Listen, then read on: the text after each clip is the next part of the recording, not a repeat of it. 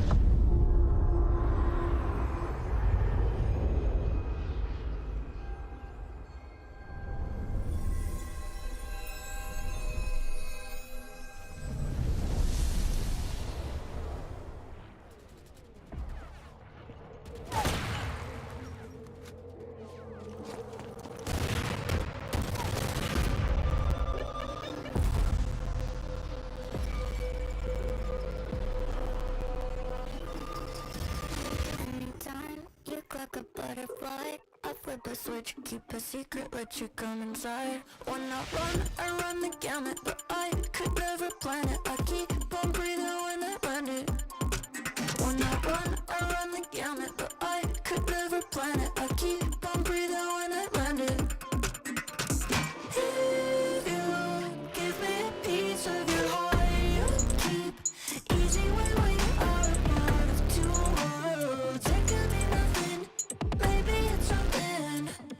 Keep your eyes on me. Keep your eyes on me. Keep your eyes on me. Me, me. Keep your eyes on me. Keep your eyes on me. Me, me, me.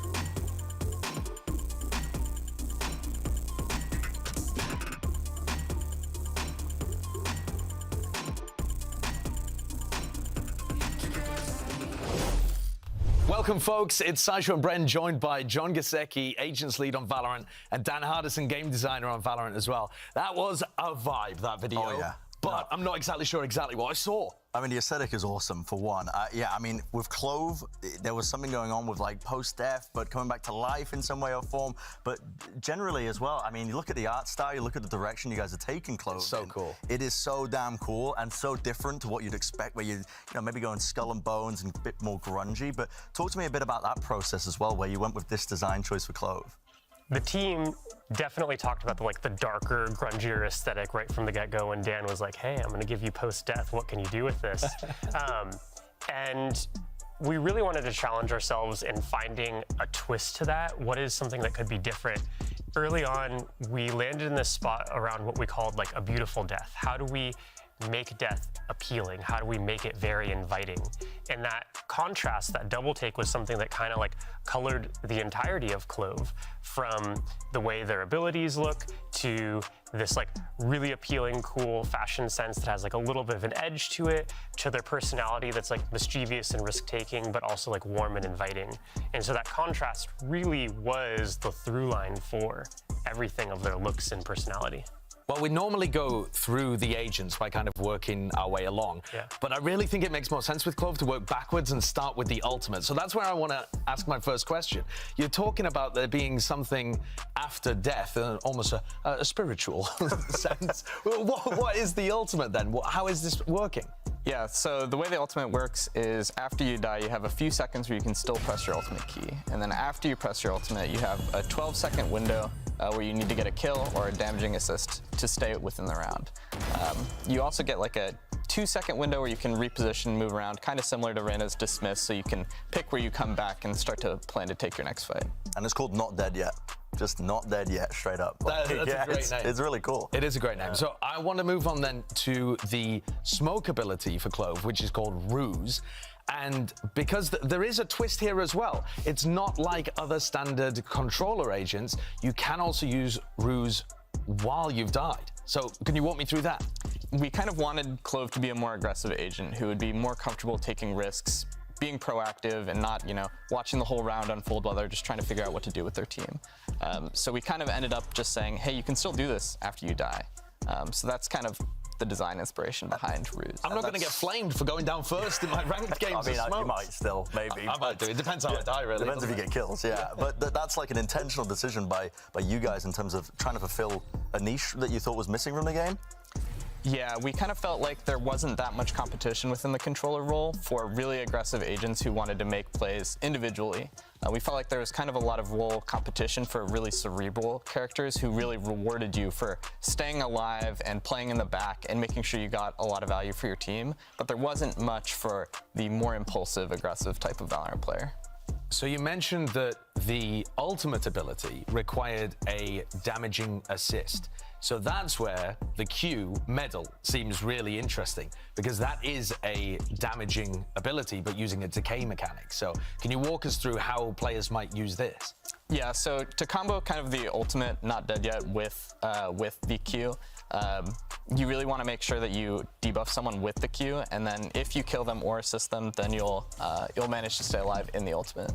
So that's kind of intended by design, that you can use this Q when you're back alive to try to get a last-minute save or stay within the round. Yeah, and it's not something you can use for lineups. It debts on a timer when you throw it, right? So yeah, it's very like intentional. Do you think people are going to be like cooking up like specific spots for it where you throw it out?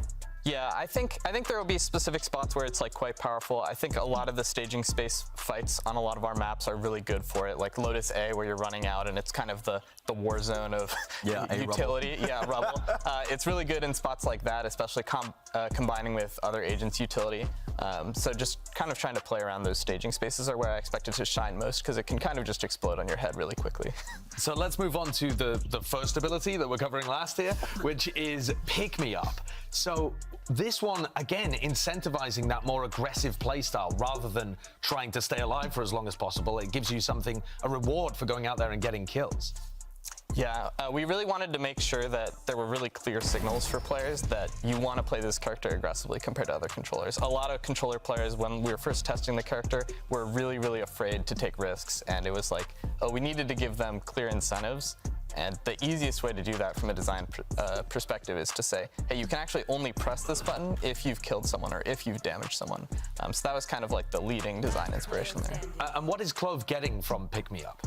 CLOVE gets a speed boost and a temporary overheal that is kind of similar to Reyna's overheal, a little bit different on the texture side of things in that all of the healing you get is temporary. So if you don't use the speed boost to go get more kills with your overheal, then it'll all go away. So you kind of have to assess if it's worth pushing the limits, and I kind of hope people decide it's worth it most of the time. I'm a smokes main because I tend to just pick what my team needs. I don't think my team's going to let me pick smokes anymore. This is going to be insta-locked immediately. Your role is going to be stolen. Yeah. Well, I'm very excited to see how it actually plays out, and I believe we've got something cooked up right after this. So thank you very much, John and Dan, for joining us. Really appreciate you explaining how CLOVE works, and we're going to send things off to a taste of how this agent is actually going to function in a real game environment.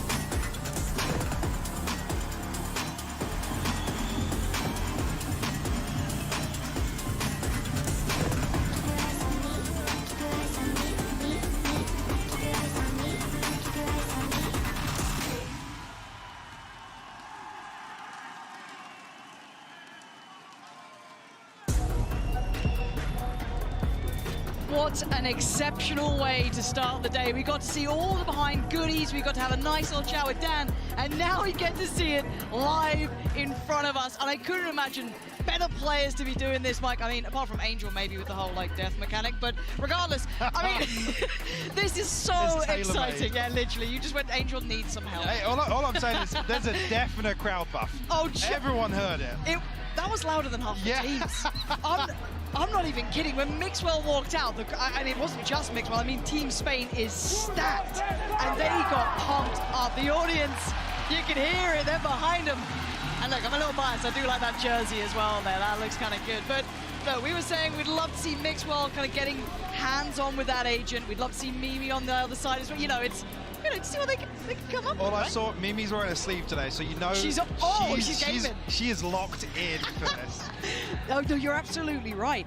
And I was trying to see if we could sneak a peek and see if they've already done the agent select. You know what I mean? Just catch a little glance. But again, so cool to have some of these creators come out here. I mean, look at Mixwell. He's already pandering to the audience, but he's brought out Wingman. He couldn't even be bothered to get the new agent scribbled out. I hope that's not a spoiler. Yeah, please don't play Gecko if you don't mind. But no, expectations here. Hopes, what are you wanting to see, Dan? If you could pick one thing to see, do you want to see that Rez come into play? What's the scenario you're looking for? What are you dreaming of here? Yeah. I think the thing I'm looking forward to the most is one of the things when you have these CLOVE mirror matchups that we saw in Dev is you do have rounds where both teams know it's very important to win. It's the important buy round. So you see some absolutely hysterical double CLOVE ult situations where everyone is trying to frag and it becomes just a huge, you know, bloodbath. Here we go, we got it locked in. Do we get our dreams? We do. Mixwell up on CLOVE. We've got the head-to-head. Let's go. Okay, so people at home, if you want to get in touch, use the hashtag. I can't remember what it is, but I'm sure you know it by now because you talk to us and we appreciate it. Thoughts, feelings, who's winning this one? And also, Mimi or Mixwell, who's going to be the better CLOVE here? Mike? Yeah, where's the CLOVE diff coming from? Well, that's what I'm saying. Like, Mike, quick prediction. Mixwell and Mimi. I'm going Mimi because of the sleeve. I see the sleeve, I'm on board. I see the sleeve. I'm a little bit worried now for Mixwell to be honest with you, but I'm still sticking with Team Spain. That crowd buff goes hard today. It's huge. How about you, Mixwell? Mimi, where are we going? Yeah, I think I'll root for Mimi individually. Okay, I'll root for Mimi. I think I agree with the sleeve. The sleeve looking very is big. dialed in. Very dialed in, but the comms buff is huge. Yeah, the comms buff, I don't even want to talk about that because it's such a real thing as well, right? It's like, we've got such a variety of players from different regions, different influences coming in to celebrate this, to show off this new agent, and I cannot wait to see this in action. Unfortunately, if you're paying attention, we've got Prius taking us through it. So you know we're going to miss a couple 1v2s here, We'd Mike. say fans, we should see all of the abilities in action, catching every single one. I'm praying Yeti or Heather's there, you know. Praying on the free cam. Yeah. You know what's up. All right, so look, before we get ourselves into trouble, because they said, look, have fun today, Lauren. You get to be funny, and Dan's going, you know, you can have some fun with it. So I'm just going to keep it a little in check. But there was something you were saying kind of while we were watching that interview is how strong some of these abilities are kind of when you look towards almost pistol rounds and how they can kind of, I guess not encourage necessarily, but it really suits it in action because you get so much more of a reward for it. So I'm kind of hoping we see off the rip. Oh my word. Holy. Yep. Gotta love being in Spain, baby. Couple seconds away now. But yeah, I'm looking for these pistol rounds to maybe highlight some of those abilities we noted in the videos.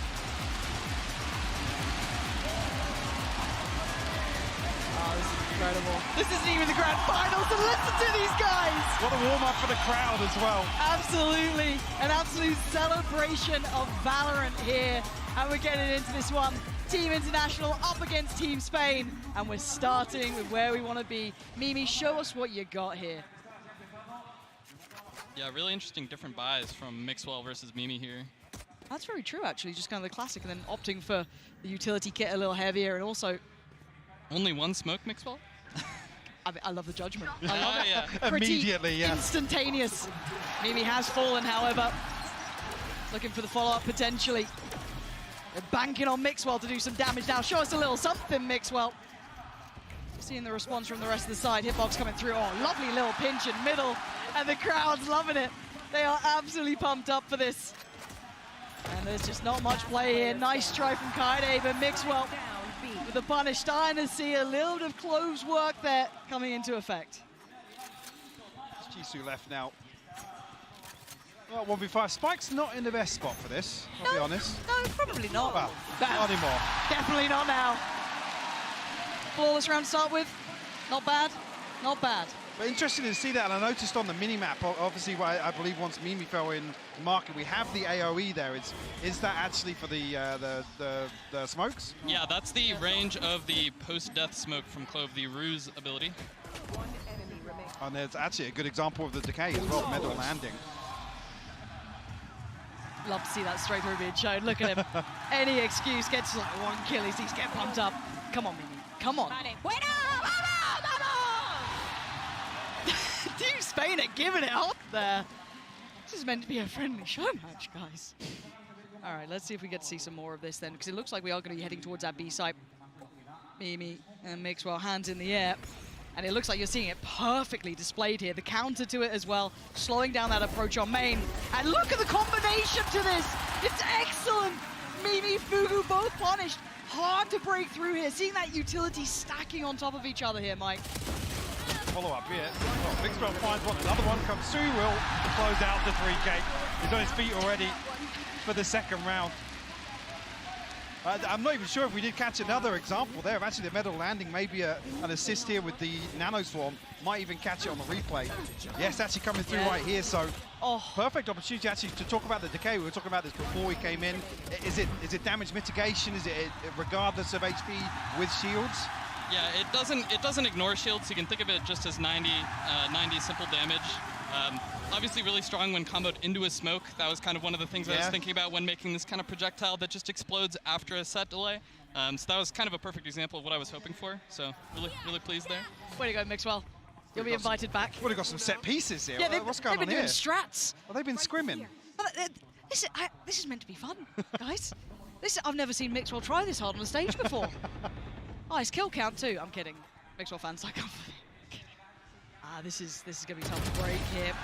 Yeah, that's the spike noted too. You already see them responding in kind. Yeah, this is a shutdown. Team Spain, relax. They've got the setups. They absolutely do.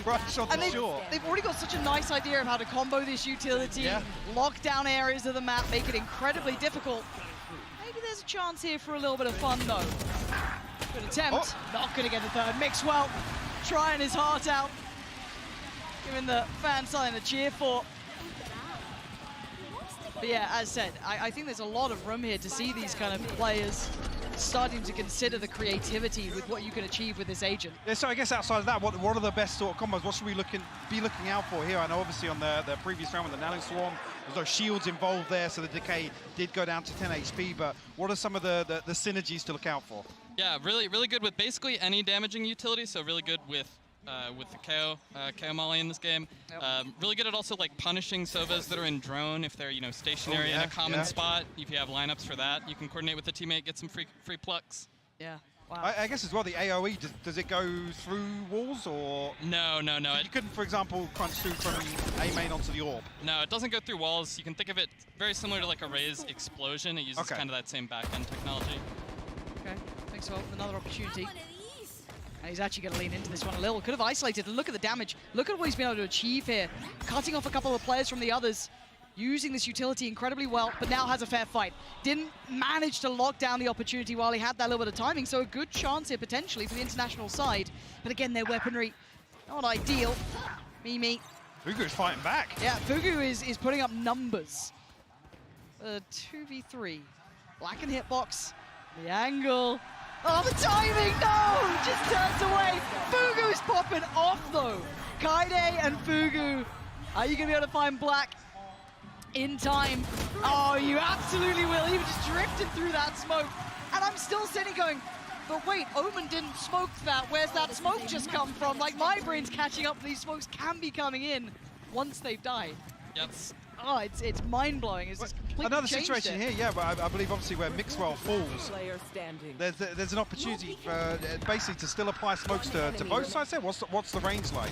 So it's a little bit smaller when you're dead, I believe by like 10 meters. So it starts at Brimstone's range and then scales down just a little bit. I just wanted to give myself a balancing lever for, future Dan if I ever had to adjust it. Future Dan. Yeah. We do have the ult coming out from Mixwell as well here. It's now online, so the opportunity to kind of show off a little. To run it down. Well, I'm hoping. With an operator, maybe. I mean, Jisoo's in the back lines here, though. Okay. Blocking off short, which is nice. Should be able to get that spike through. Looking to see if there's anything to disrupt this. I can't quite connect with that Judge already.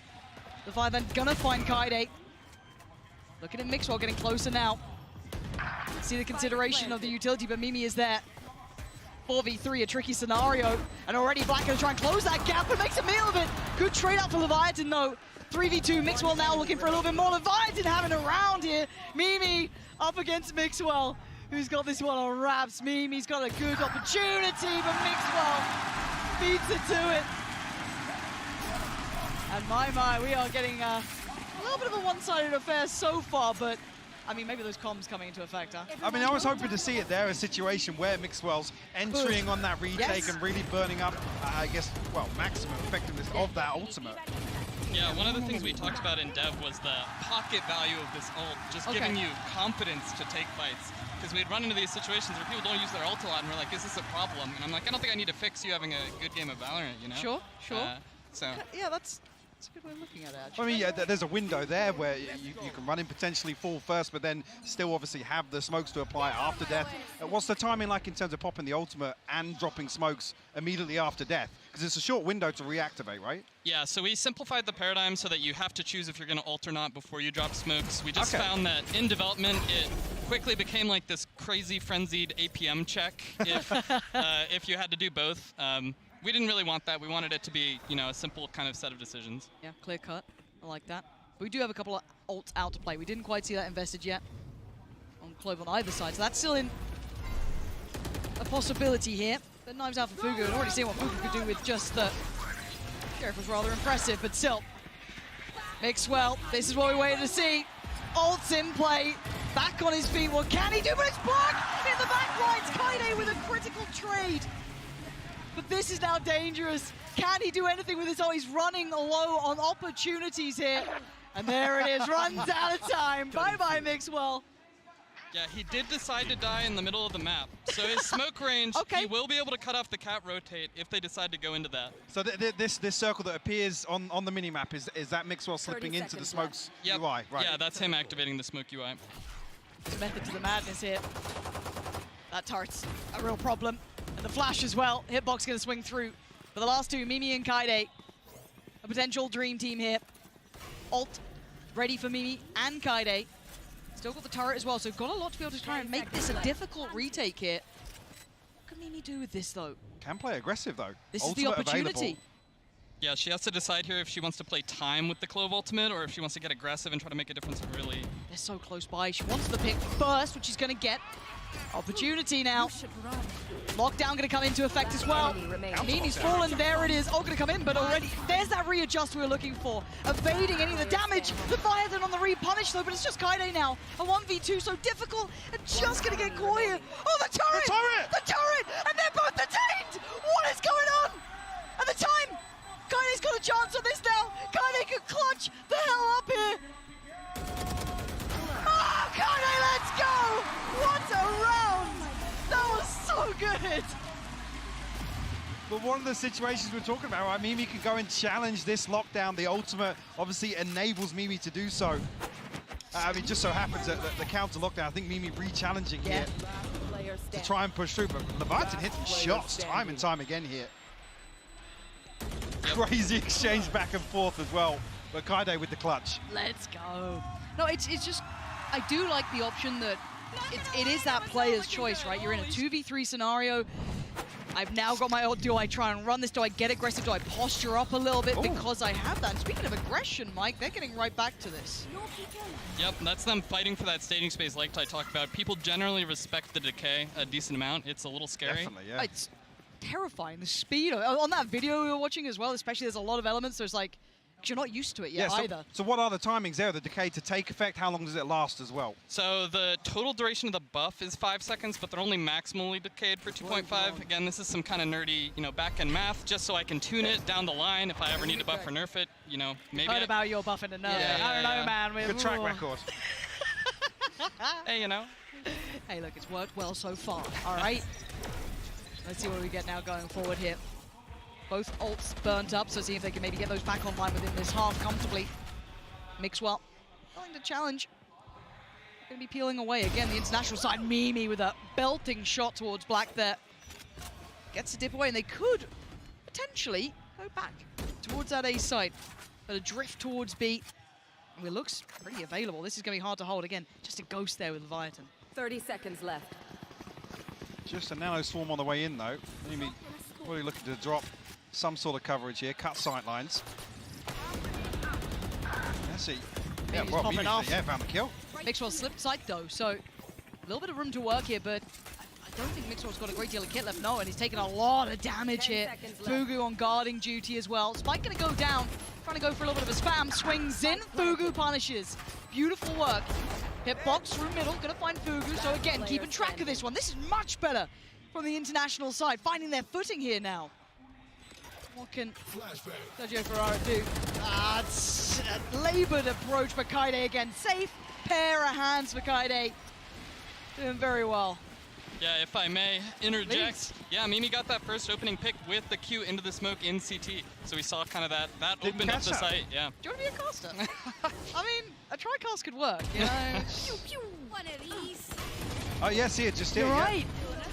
That's why Leviathan got melted. That was so good. So damage-wise for the half shield and full shield, effectively talking about that. Well, the difference between one shot with the Vandal or two shots with the rifles. So I mean that's why it makes you super squishy if you sit inside those smokes. But outside of that, you really have to respect sitting inside these smokes, challenging them, because we see that now in the meta so commonly. Yeah, that was one of the things that we kind of got. You know, we felt good about smokes in the kind of post-death world is they're usually kind of symmetric. People can sneak into them. Sometimes there are timings where things get a little spicy. So I just wanted to give CLOVE a little bit of a tool to, you know, if they have the read that there's an opponent there, use the ability to punish them. It's great to see its versatility throughout this. Already, Mimi getting relatively close to ult, 3 away. Mixwell quite some way off, smoke there towards Tree. Fugu looking to take that space potentially off the back of the owl drone as well. Not ready yet. Again, I feel like they found their rhythm towards the A site, starting to look more comfortable here, but a lovely bomb flash and the swing. Good trade though, Fugu, and the pressure. If Mimi had been able to outdo Black, that was the site on wraps. Not the case. Black holds very well. And now we've got to look towards where the hell that spike's going. Trying to find a little info. Spots no one out by Wine. So again, knowing they're still drifting around here. Mixwell making their way over towards short too. What's he got here for us? 30 seconds left. Probably looking to slip the smoke here. Yeah. Nobody looking towards. This is nice. This is Mimi's smoke too that they're creeping through in Tree. With the contact, that's it. Look at the lovely synergy, forcing Mixwell to respond and traded out by Fugu, but time. 10 seconds now. Fugu in a 1v2. Needs that plant. Fugu. There's a keyboard mash going on right now. No! Is this keybind diff? Oh no, the setup's not there. What's happened, Fugu? They had to go out and get the keybind set up earlier, man. What's happened? Whose keyboard's he got? Don't give us a technical timeout. No, I can't do it. I can't do a tech pause for a show match. Surely not. That's our final straw. That's when we walk. We'll have to bring Kevin, the producer, out to pick up. Are you ready to cast with some producers or something? Just leaving it solo down. I'm sorry, mate. Look at that. But luckily, it is just a show match, so no harm, no foul. We get to play on. And now I've got to check back in on those ults, because again, it changes the dynamic so much that I feel like I haven't kept track of an ult's progress in a long time. But actually, Mixwell catching up pretty well here, Mike. He's right back within touching distance of Mimi, who kind of went for a tear here. To hold the angle all down exceptionally low. That's a bit of a problem. Gonna hear the ult being popped. Leviathan fell there? I think he just got double shocked. Yeah, he must have done. So I've been watching Jonas's videos. I don't even know he's still got those up. It's all rust these days. Off we go, Mixwell. What are we up to now? What can you do with 3 HP in a dream? This is brutal. A stray bullet might put him down. No ult to depend on either. Gotta be so cautious, that decay. Puts him right down to 1. Not helping the HP bar, but still the possibility of getting the pick-me-up here. It's true. If Mixwell can do some damage. Looking to get proactive, here it is. That's what I'm waiting on. Ultimate, Ult there, coming in. That's beautiful work from Mimi, showing us some pure action. Stunning. Mimi flexing a little bit. Hitbox gonna give him a chance back in, 2v2. Black still low. Fugu trying to hold towards the side, gets overwhelmed. Hitbox back in, 1v1. Black already down, so low on HP. Just gotta watch that smoke. They've done it. Black Bulls game back on. And that's the scenario we were talking about earlier. Mimi obviously running forward, playing very, very aggressive because you have that get out of jail free card. Yeah, I just want to shout out YJJ also for that early opening double shock dart pick. And then the 3K to clutch out the round. That was big. Ridiculous, right? No, the dynamic of this in my head is just going to shift so many of these post plants, even in, like, as said, situations that aren't sitting favorably, maybe in, as said, a 2v3, but you got a bit of space maybe, where you feel like you could utilize this ult, and you still have that, I don't want to call it a dismiss, but that ability to kind of readjust once you come back in, so you're not instantly punished.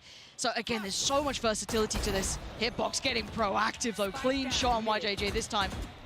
Not allowing any of those shock darts to be unleashed. Mixwell ult ready.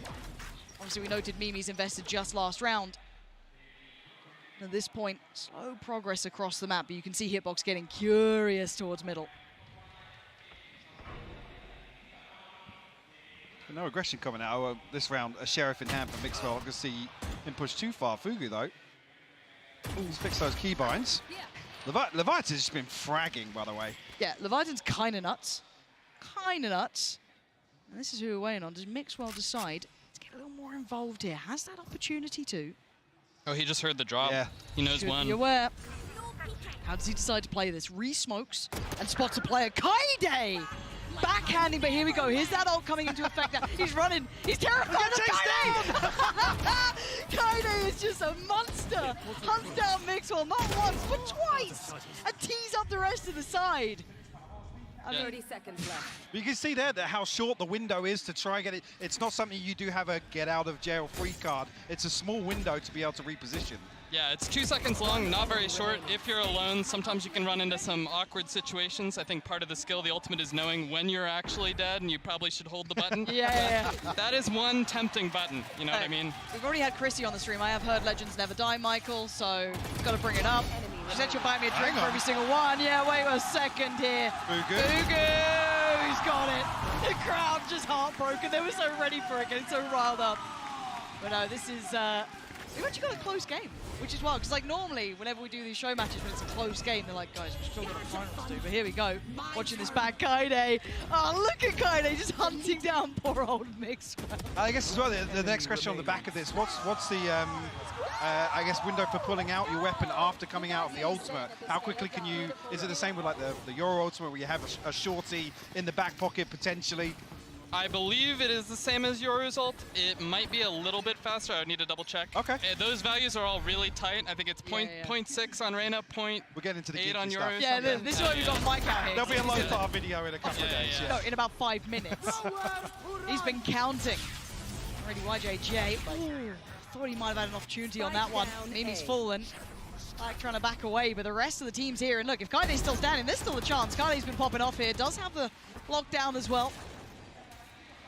But again, just so many players up against them. 5-5. Not ready. Close affair between these two. Mixwell. He's probably trying to buy a couple more seconds towards A. Yep, re-smoking. Keeping them locked out at this point. No damage coming through here, but you see Jisoo's tagged up as well. Yeah. Down to 12 HP, but ultimate available. Lockdown here as well. Black, I don't know, did you catch a glimpse there? I don't know if he caught it on the smoke fade between the reinvestment, but certainly feeling something's up. Faking the TP as well. Jisoo, that HP is scaring me. They are drifting away from this. 30 seconds there, leaving this late in the day. Left. A little nervous. Are they trying to Hitbox. split short? Might I mean, be. they have no other options if Yeah, they're they've shift walking got to here. go. Hitbox been sharp too. Just waiting around that corner.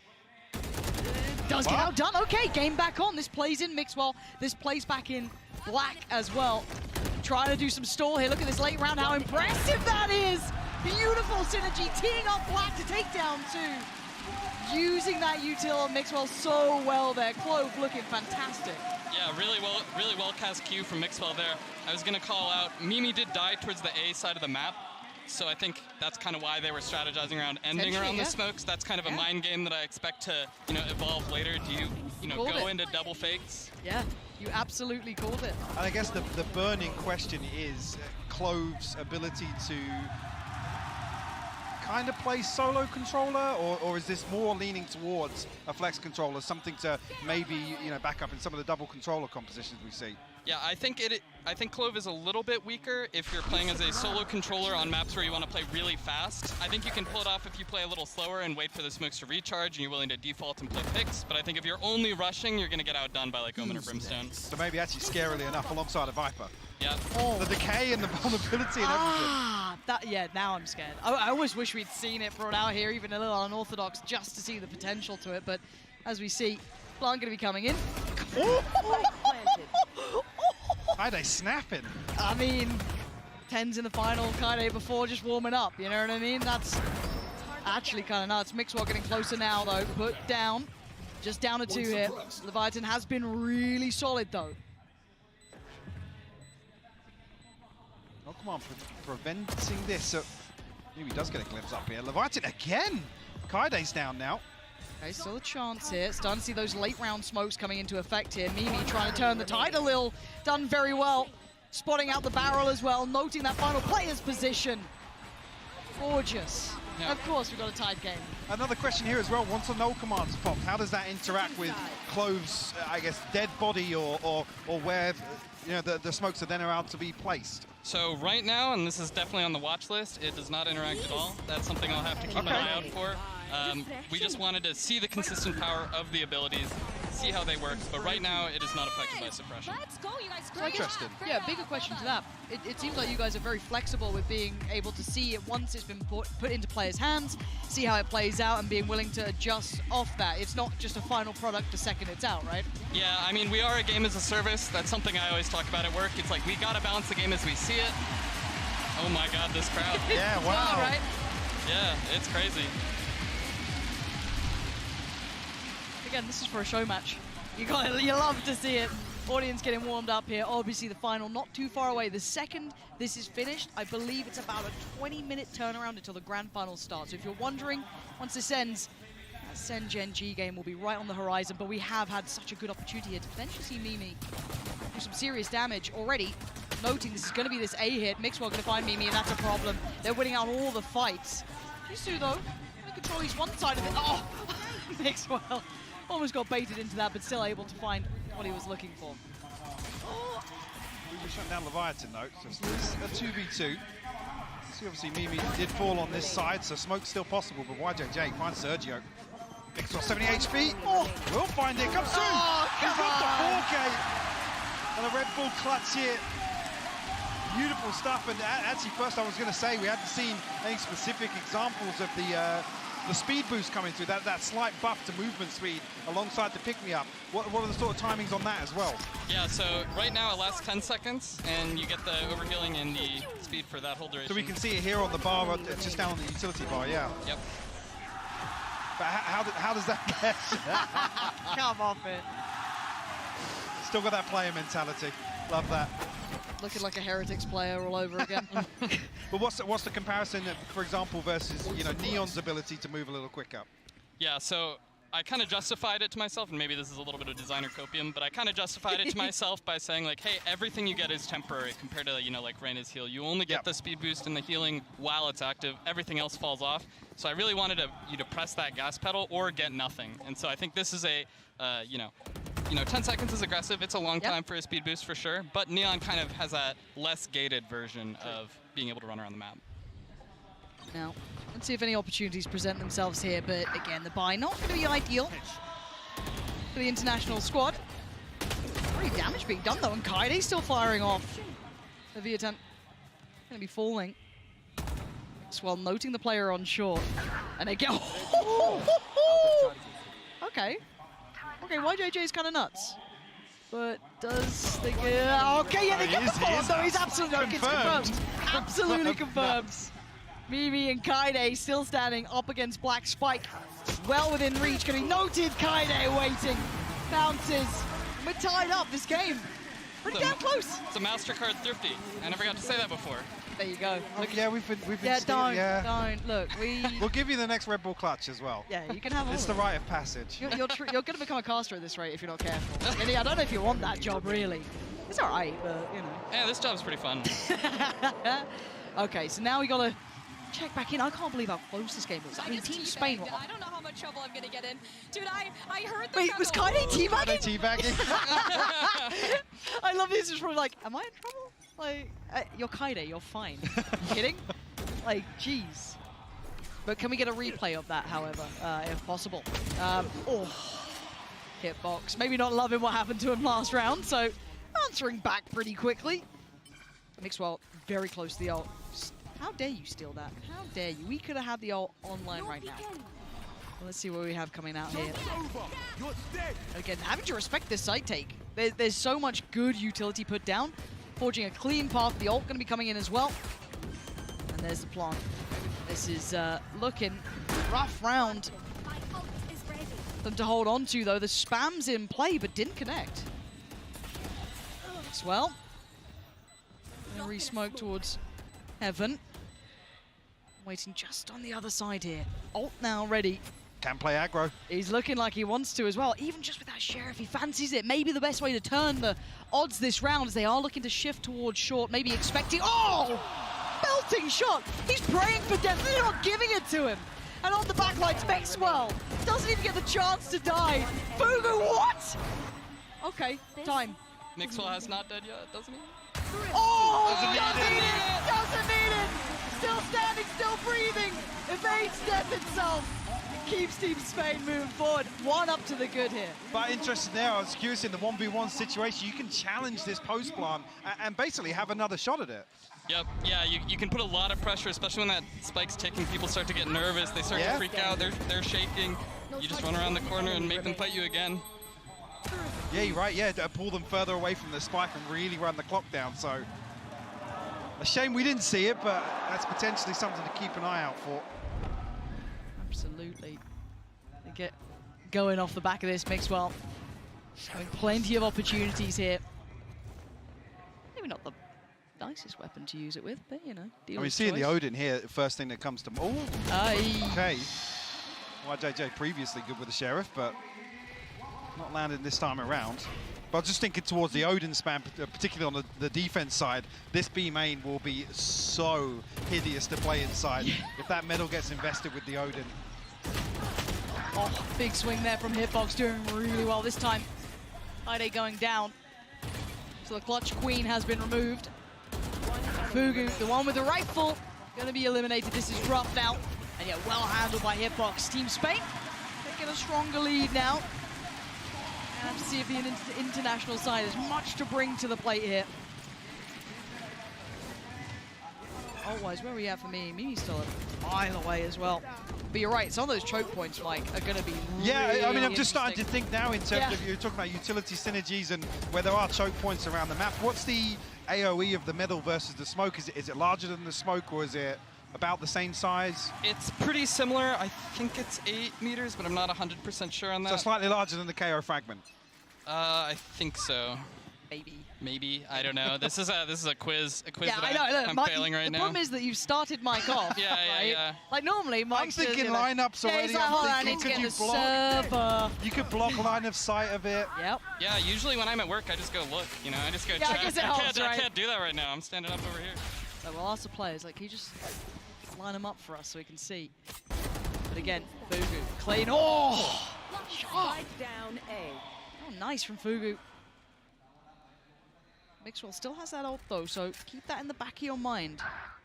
One question I was going to ask as well, with the ultimate, can you retrieve the spike?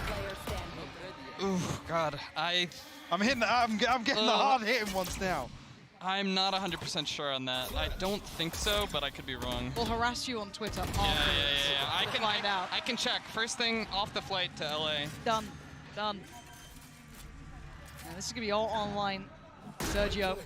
Oh, the little peek. It's perfect. Jisoo. Ultimate though. Yeah. No flashes, no TP, no decoy. Oh, this angle. He's got the. Oh, Jisoo! What a snap! I thought Sergio had that every day of the week. So yeah, that would be a really interesting interaction to see if, obviously, the spike will fall when CLOVE dies.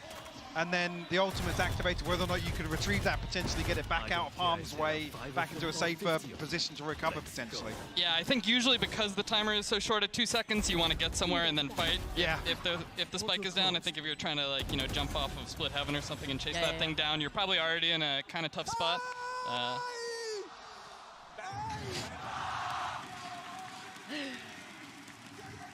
9-8. Oh man, we've actually had a good game here, which is wild. Like normally, it can be a little one-sided show matches, but whoever picked these players, picked good. Oh!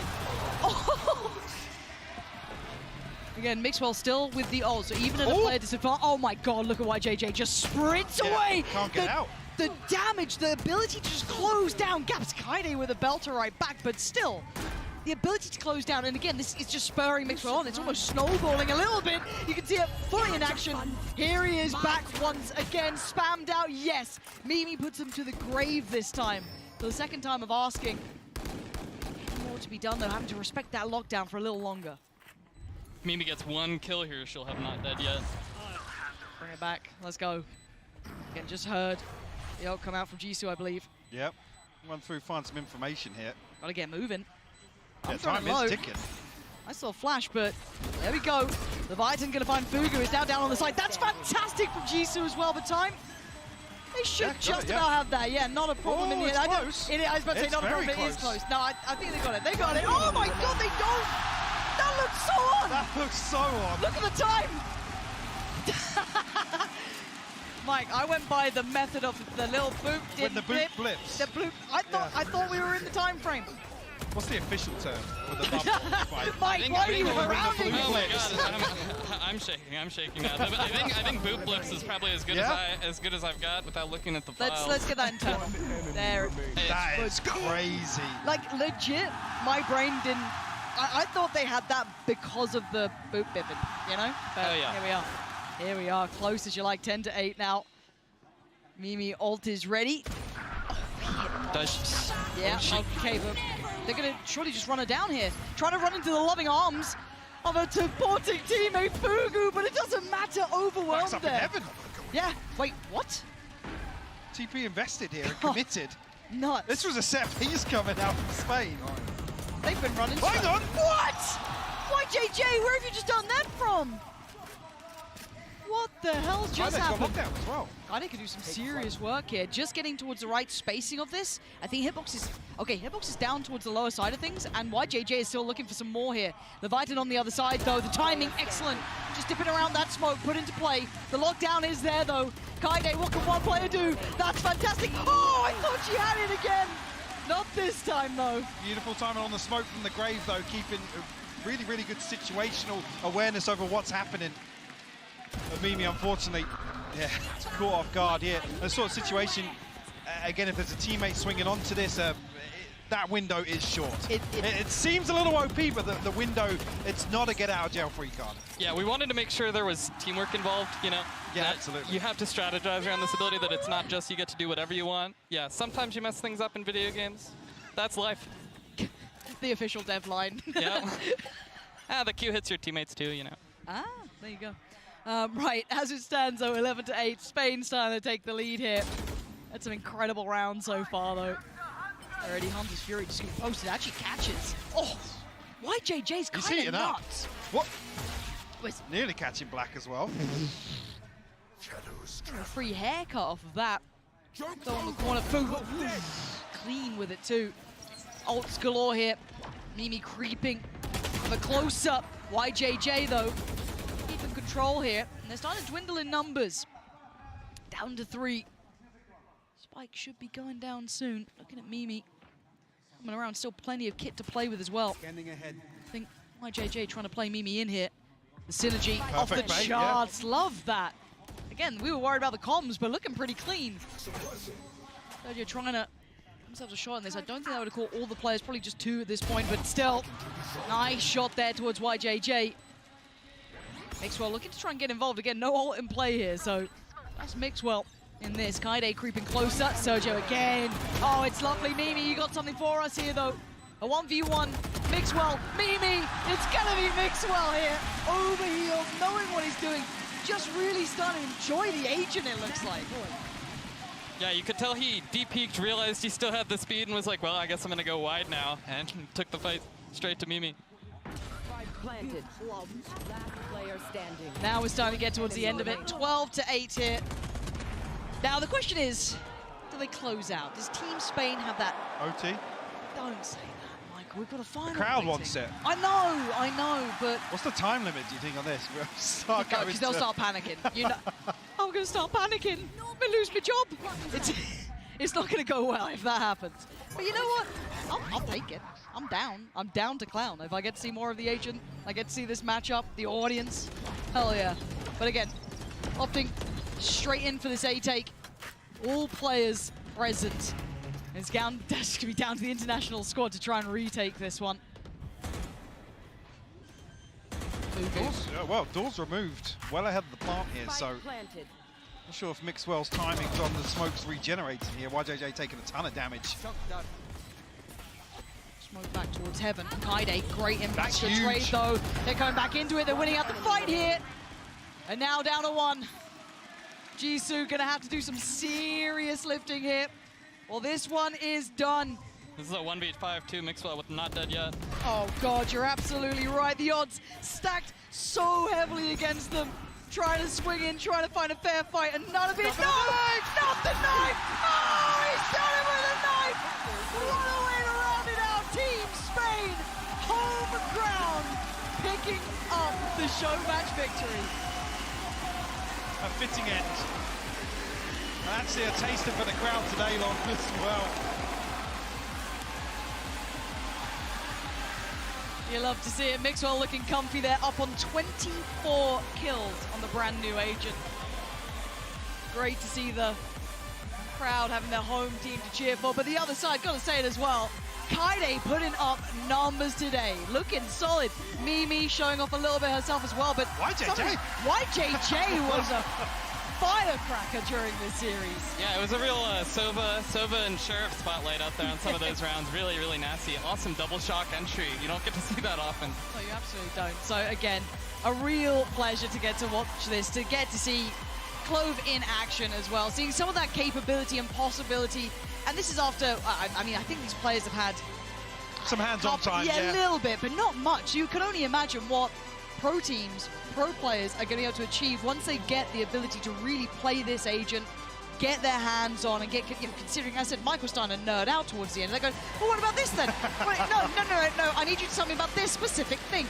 And I can imagine the players at home will be doing the same thing here, but I think we're quite lucky that we have most of the kind of, I guess, the surface level scenarios or circumstances in this game. But yeah, definitely going to be very interesting to see how CLOVE fits into the meta. You know, what are the synergies alongside some other utility? Because it's actually the trajectory of the sorry, can't remember now. The medal, sorry, apologies. The trajectory of that, it's very easy to set up fast utility combos, kind of off spawn barrier dropping. Yeah, it definitely seemed like it was putting in work. Honestly, Metal was looking really good. You happy? Yeah, I'm really happy. They had some sick trap plays, really well coordinated. Honestly, I felt like that Mixwell smoke for the Sova drone also just really well timed. Made that Killjoy push on the timing super awkward. So I think that just kind of shows what those kind of comms can help you do in those clutch situations. I was about to say, it must be somewhat nerve-wracking to see these players pick up something that you've had internal, that you've been working on, and then seeing them get their first real chance in front of the audience, bringing it out to the wider world to see what CLOVE is capable of. That's got to be a little bit nerve-wracking. So, yeah, you know, you're happy enough with the result though, right? I'm extremely happy about it. Honestly, it went far beyond my expectations. I think no game designer out there will ever be like, oh, players learn things way slower than I expected. It's like, especially in a game like this, you know, our players are so good, they're so dedicated, they put the time in. So I really felt like the character shined really well today. No, I'm incredibly happy we got to see it. Excited to see more, yeah, honestly. I just want to see what happens, because, like, again, when we see characters added to games like this, you're always curious to see how it's received. Is it viable to, especially competitive play, because there's such a different cutoff to that aspect, and I think there is a real viability here. I'd be very surprised to not see it. Yeah, I mean, even just here, theory crafting, there are so many possibilities alongside a double controller, composition, obviously, alongside other initiator utility, but also, I mean, the fact that you can just play super aggressive as a controller and still have the ability to contribute. Yeah, this has been an exceptionally fun day. Thank you so much for joining us here. We are going to hand it down to the interview with Kukuka and Mixwell. ¿Qué tal? ¿Cómo estamos después de este maravilloso showmatch? Vamos a coger unas primeras impresiones de lo que ha sido este agente. We're here to grab some first impressions by the first people who get to play it here on the stage. I'm with Mimi and Mixwell. First, Mixwell, congratulations on the win. It's lovely to see you back on the stage. Why don't you start giving us some first impressions on what the agent can do, what you think is very strong? Okay, I'm gonna speak in Spanish, so Mimi can speak in English. Mis primeras impresiones de CLOVE es un personaje muy diferente a lo que hay. Es un personaje muchísimo más agresivo, que puede entrar con el duelista y morir para poder seguir tirando smokes en el afterplant y ser muchísimo más proactivo. Así que es un personaje que yo creo que muchos duelistas que no quieren jugar smokes van a acabar jugando. Parece que es un guiño a alguien específico aquí en el torneo. He was saying that it's a very aggressive smoker. For all of those players that do want to be in the duelist but have to play a smoker, this would be a perfect addition because of the wrestling ability. Now you, Mimi, do you think that there's going to be a place in competitive for this agent, first of all? First of all, I'm gonna put my controller, Vanya, on this, this agent because I love it so much. It's gonna be so much. Okay, then follow up with that one. What other agents do you think you could combo it with? Amazing question, first of all. I'm not sure, honestly. Anything that has a like a Ryzen or a like KO Molly or something that can combine with the with the DK. Yeah, perfect. Exactly. Le estaba preguntando si creía que es una gente que se va a utilizar en el competitivo. Ella dice que Vania, una de las jugadoras de su equipo, en cuanto llegue a casa le va a poner a practicar y que hay que combarla con alguna gente que tenga daño en la utilidad, como una granada de race o todo este tipo de habilidades. Okay, last question is going to be for you, Mixwell, and it's not actually a question. I'm just going to give you some time so you can address the stage here in Madrid. Te voy a dejar que digas lo que quieras aquí al stage de Madrid en este pedazo de evento que estamos teniendo, sobre todo para crear un poco de hype en la final que se viene ahora. Hola a todos, chicos, ¿cómo estamos? Muchas gracias. Muchas gracias a todos por lo que habéis hecho por mí. Sin vosotros yo no estaría aquí jugando hoy, así que os agradezco de corazón todo lo que hacéis por mí. Sois los mejores. Y ¿estáis listos para la final o no? ¡Más fuerte! ¡Más fuerte! Así me gusta. Nos vemos ahora. Muchísimas gracias a todos. Un corto receso y ahora mismo volvemos.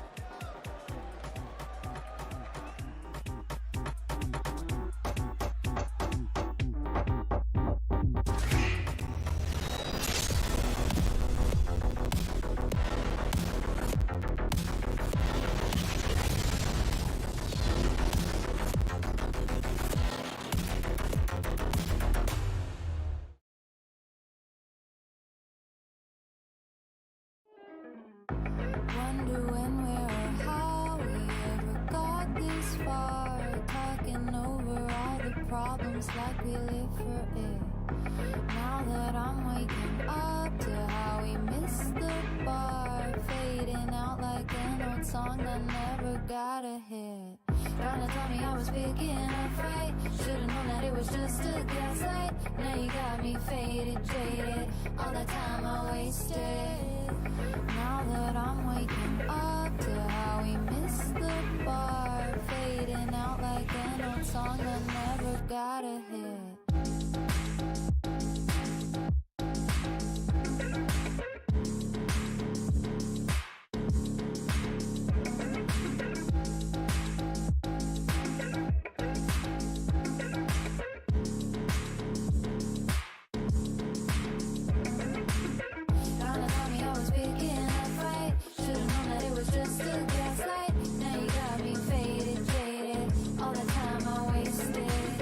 Trying to tell me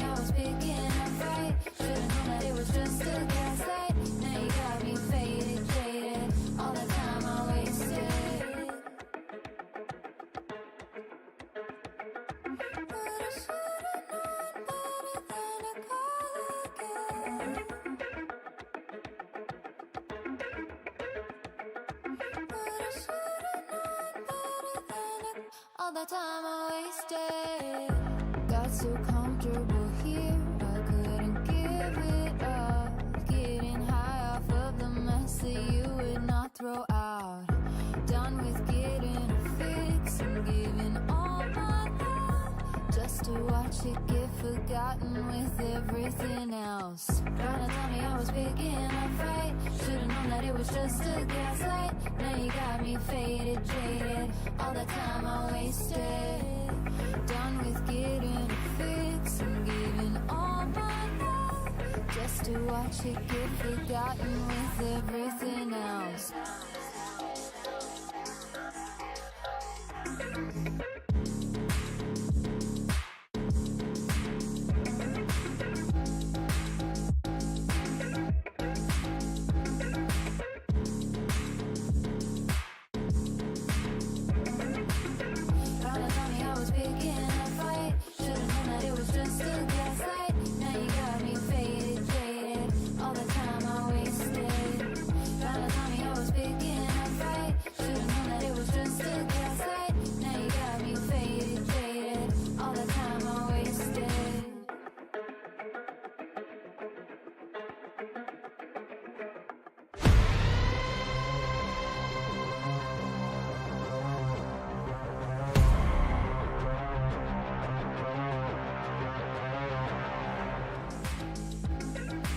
Just 2 days ago, Gen G and Sentinels met on this stage in one of the year's most hotly anticipated matches. The Pacific squad shut down the America's #1 seed, sending them back to the lower bracket. And now we find ourselves here at the grand finals for the runback of all runbacks. How will the story end? Well, just go ahead and find out. I'm Golden Boy, you got me, you got High Pocket. This is gonna be awesome. Look at this place. It's Dude, back to the brim, bro. During the show match was absolutely bonkers. What a warm-up for them for the grand final. And the game hasn't even started Yeah, yet. exactly. And they're already this loud. It's already this full. Yeah, it's unbelievable stuff. But regardless of what happens on this stage here today, history has already been made thanks to the players on Gen G. History-making performances bring them to a grand final. And not just a grand final, Hypoc. They're up from the winner's side. So they have control of how this competition's going to unfold. Yeah, and I guess the team that there were a couple of question marks about them coming into this event with, well, a little bit of a strange journey here to defeat Paper Rex in the fashion they did. Was it an off day for Paper Rex? You know, what is the real Gen G? But they've just come from strength to strength here in Madrid. They've won 9 matches in a row between this tournament and their own kickoff. And if they win today, if they could lift that trophy, they would be the first ever Asian Valorant team to do so. It's history in the making. Hey, when you think about the history and what we've seen from Korean Valorant all the way up until this time, Hypoc, we've been waiting. Is this it, bro? Is this it? I didn't think it would ever be anybody else other than DRX, I guess, after the last couple of years, but I'm so glad it's Gen G on basically the brink of achieving this, because they have been such an exciting team to watch, some fantastic individuals and personalities as well, maybe. And the thing is, last time we had a Korean team this deep, it was new turn. They went out in the upper finals all the way back in the first ever international tournament for Valorant here. I mean, it's wild that it's taken this long for a Korean squad to come back, but it has some of those same pieces. Lakia, after barely attending international events, after kind of falling off the radar, going down to tier 2, has come back to another international and is now in the finals. And Solo, who was on that new turn squad, is now the coach leading this Gen G team to the run that they've achieved. Yeah, what a journey it has been. But for more on Gen G, let's go ahead and send it over to Yinsu, who managed to get some words with Munchkin.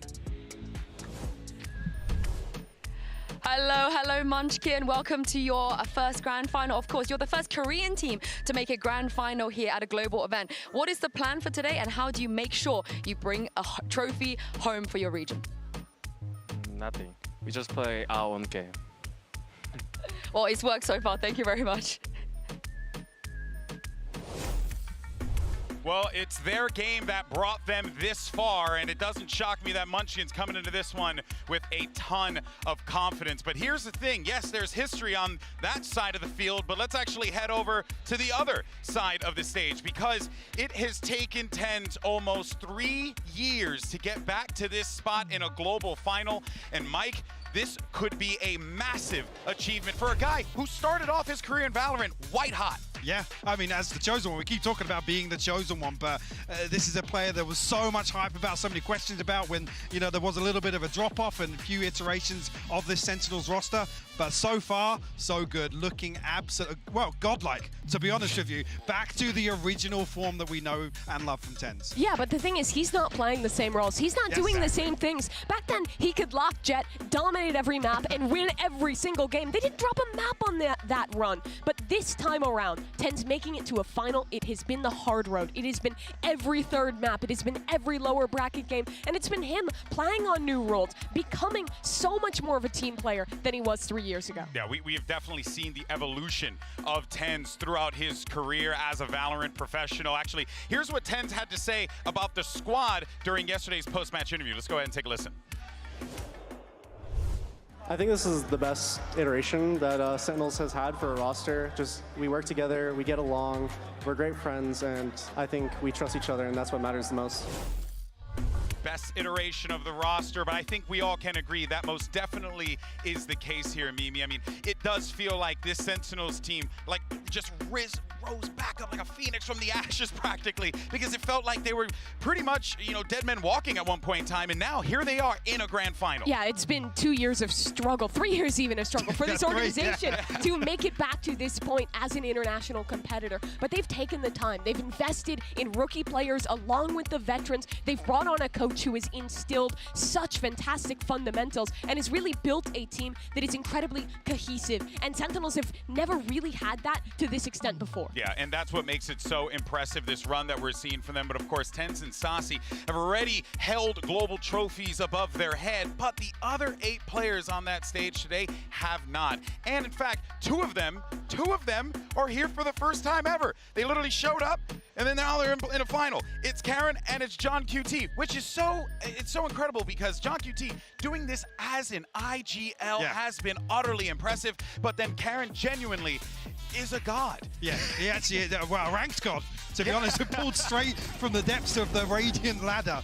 But yeah, he's looked absolutely phenomenal individually, but also just in terms of, I guess, his macro kind of input as a controller for Gen G has been absolutely pivotal to their success. And on the other side for John QT, this is a guy who has been grinding at it since the beginning. He's played in EMEA, he moved over to North America, he grinded in Tier 2, even meeting Kaplan back then. Then Kaplan gets this chance with Sentinels. He gets his opportunity on Tier 1, and for a young IGL, he goes absolutely nuclear. His first ever international event, and he's led his team to the finals. And it's not even the performance of the calling, it's also his gameplay. Dude, he's so clutch. I still think that clutch on Split, one of the coldest we've had here in Madrid. And it's the same for Karon. Both these guys, they're young, they're new to this pressure, and they're both stepping up, winning clutches, popping multi-kill after multi-kill. It is ridiculous what these rookies have achieved. Yeah, it has been mind-blowing without a doubt, but another player who has actually been shattering our brains is Zekken, and he's actually standing by with Yinsu to get some words as we get ready for this matchup.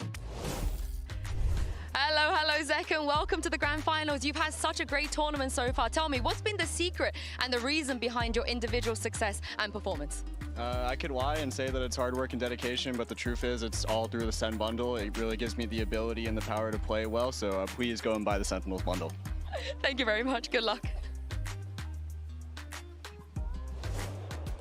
Capitalism is what powers that young man there. Maybe a little bit of hard work and maybe just a teensy bit. I guess Zekken's just had the commission changed in his contract as well. Yeah, It's I matching think so. Celsius, yeah. My guy's making plays out there. Make sure he getting paid. In any case, though, folks, there's so much to discuss regarding this game. We genuinely can be up here the entire time. But for now, though, I want to turn the question over to the community. Earlier on, we asked you wonderful people about our MasterCard fan poll. Who do you think is walking away a Masters champion here in Madrid?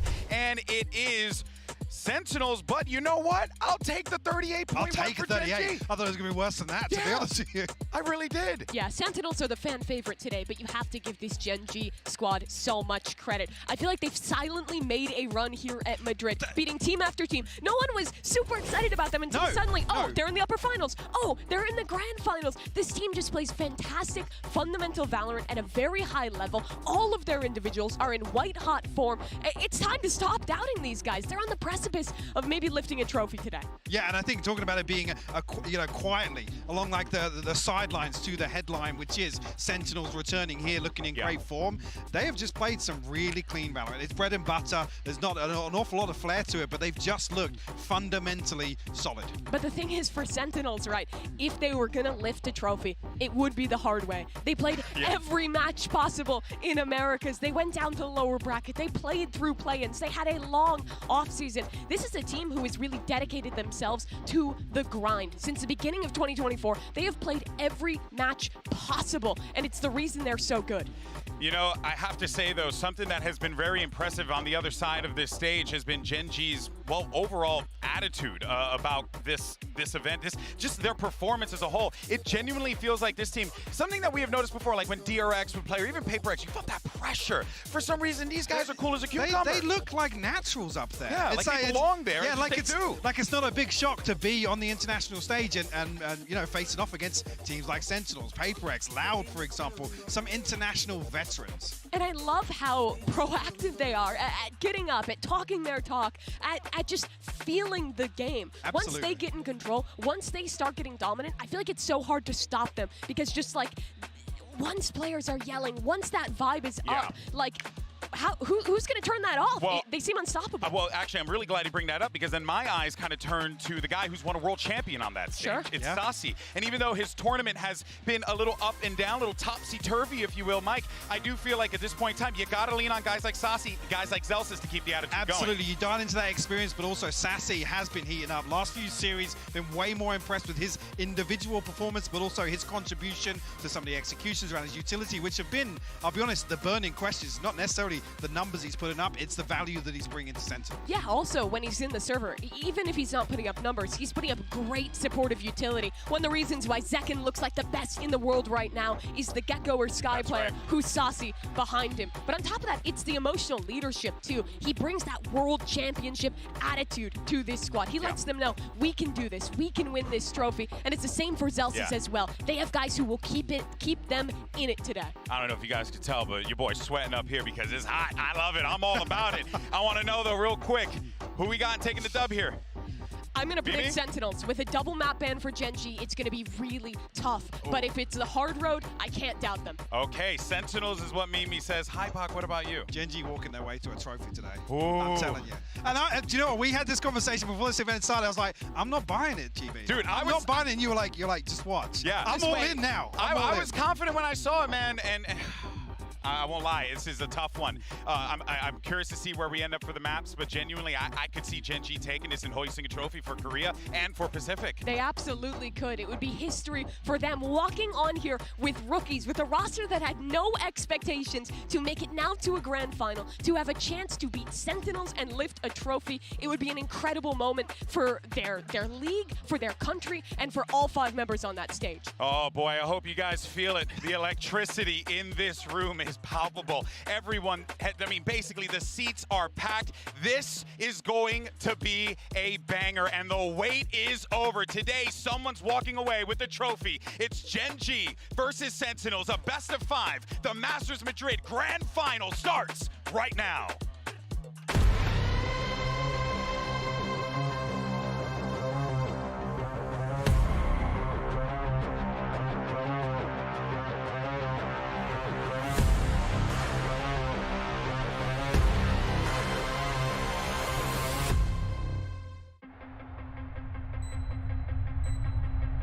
He's going to hear this. Did he spot him? Did he see him?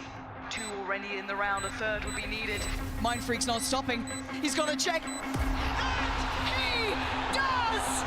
Sentinels are going to the grand finals! It's good to see them back as well. It's been a while. Looking back at my career as a whole, things don't always go your way. It's not always a perfect road. Hopes and dreams of building a dynasty this year left in tatters. The Sentinels are sent home. They only win a single map in the entire stage. Super disappointing. That's been the story of their year, really, hasn't it? Sentinels are out of LCQ. But I am thankful for the opportunities I've been given. Just the path that has allowed me to be the person, the player I am today. Sentinels are going to be your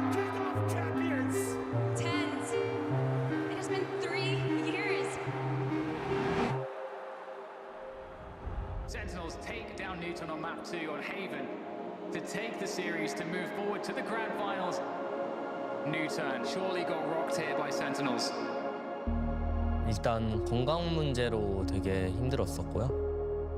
힘들었고 포기하고 싶었던 순간은 당연히 엄청나게 많았지만 네, 결국에 끝까지 제가 프로를 시작했었던 첫 이유가 이제 엄청나게 큰 무대에서 우승이었기 때문에 History for Korean Valorant as Gen G 13-3 Sentinels. They booked their spot in the grand final. Estamos aquí en directo en Masters Madrid. Los fans acuden del mundo entero para apoyar. For my premier team, I'm the IGL. Are you planning to make it a pro? Is that Yeah, that's the plan. I actually came here from the United States to come see Masters. First Korean team in the grand finals. 진짜 너무 팬이에요. 공부하러 왔다가 원래 한국으로 3월에 가려고 했는데 급하게 꺾어가지고 경기 전부 예매했습니다. 이거 원치킨 선수 신발. 신발을 네? 이거는 라키아 선수 옷이랑 서 선수 옷백이 안 가져오셨다가지고. 진짜 개꿀. 감사합니다. 일단 저희가 팀 창단 첫 초기에 되게 저희들끼리 친목을 중요시했어요. 특징을 잘 살린다. 저희가 운이나 그런 게 아닌 진짜 피땀 나는 노력과 그리고 마음속에 쌓여져 있던 응어리들이 늘 전부 다 해소하면서 여기까지 오게 된 걸 알아주셨으면 좋겠습니다. I always kind of dreamed about having Kaide at an event, being able to watch me win it. Just the fact that she's present here now, it means a lot to me. This match is a redemption for us. I've been a fan of tenz since 2021 when I watched them in Reykjavik. Trio Sentinels, I'm calling it. Go Sentinels, Sun City. Go Sentinels! Gen G, they're changed their setups to be specifically against what Sentinels does to entry. So meticulous. 젠지 화이팅 대왕제. 아직 자랑스러울 순 없다 생각하고요. 트로피를 거머쥔다면은 어찌 됐든 자랑스러울 것 같습니다. It's not always a perfect road. I'm just really thankful. May the best team win.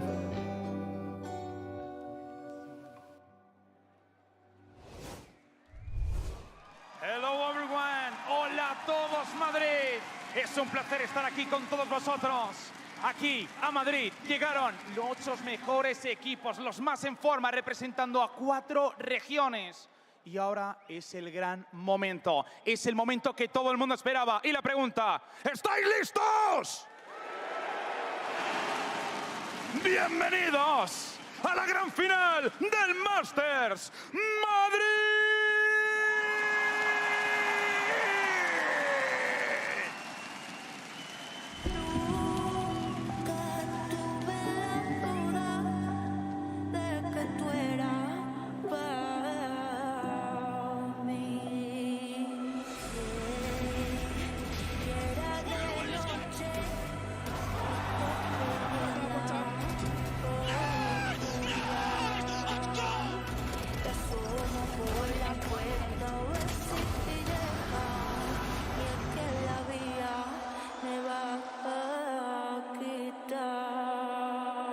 ¡Campeón de América Sentinels!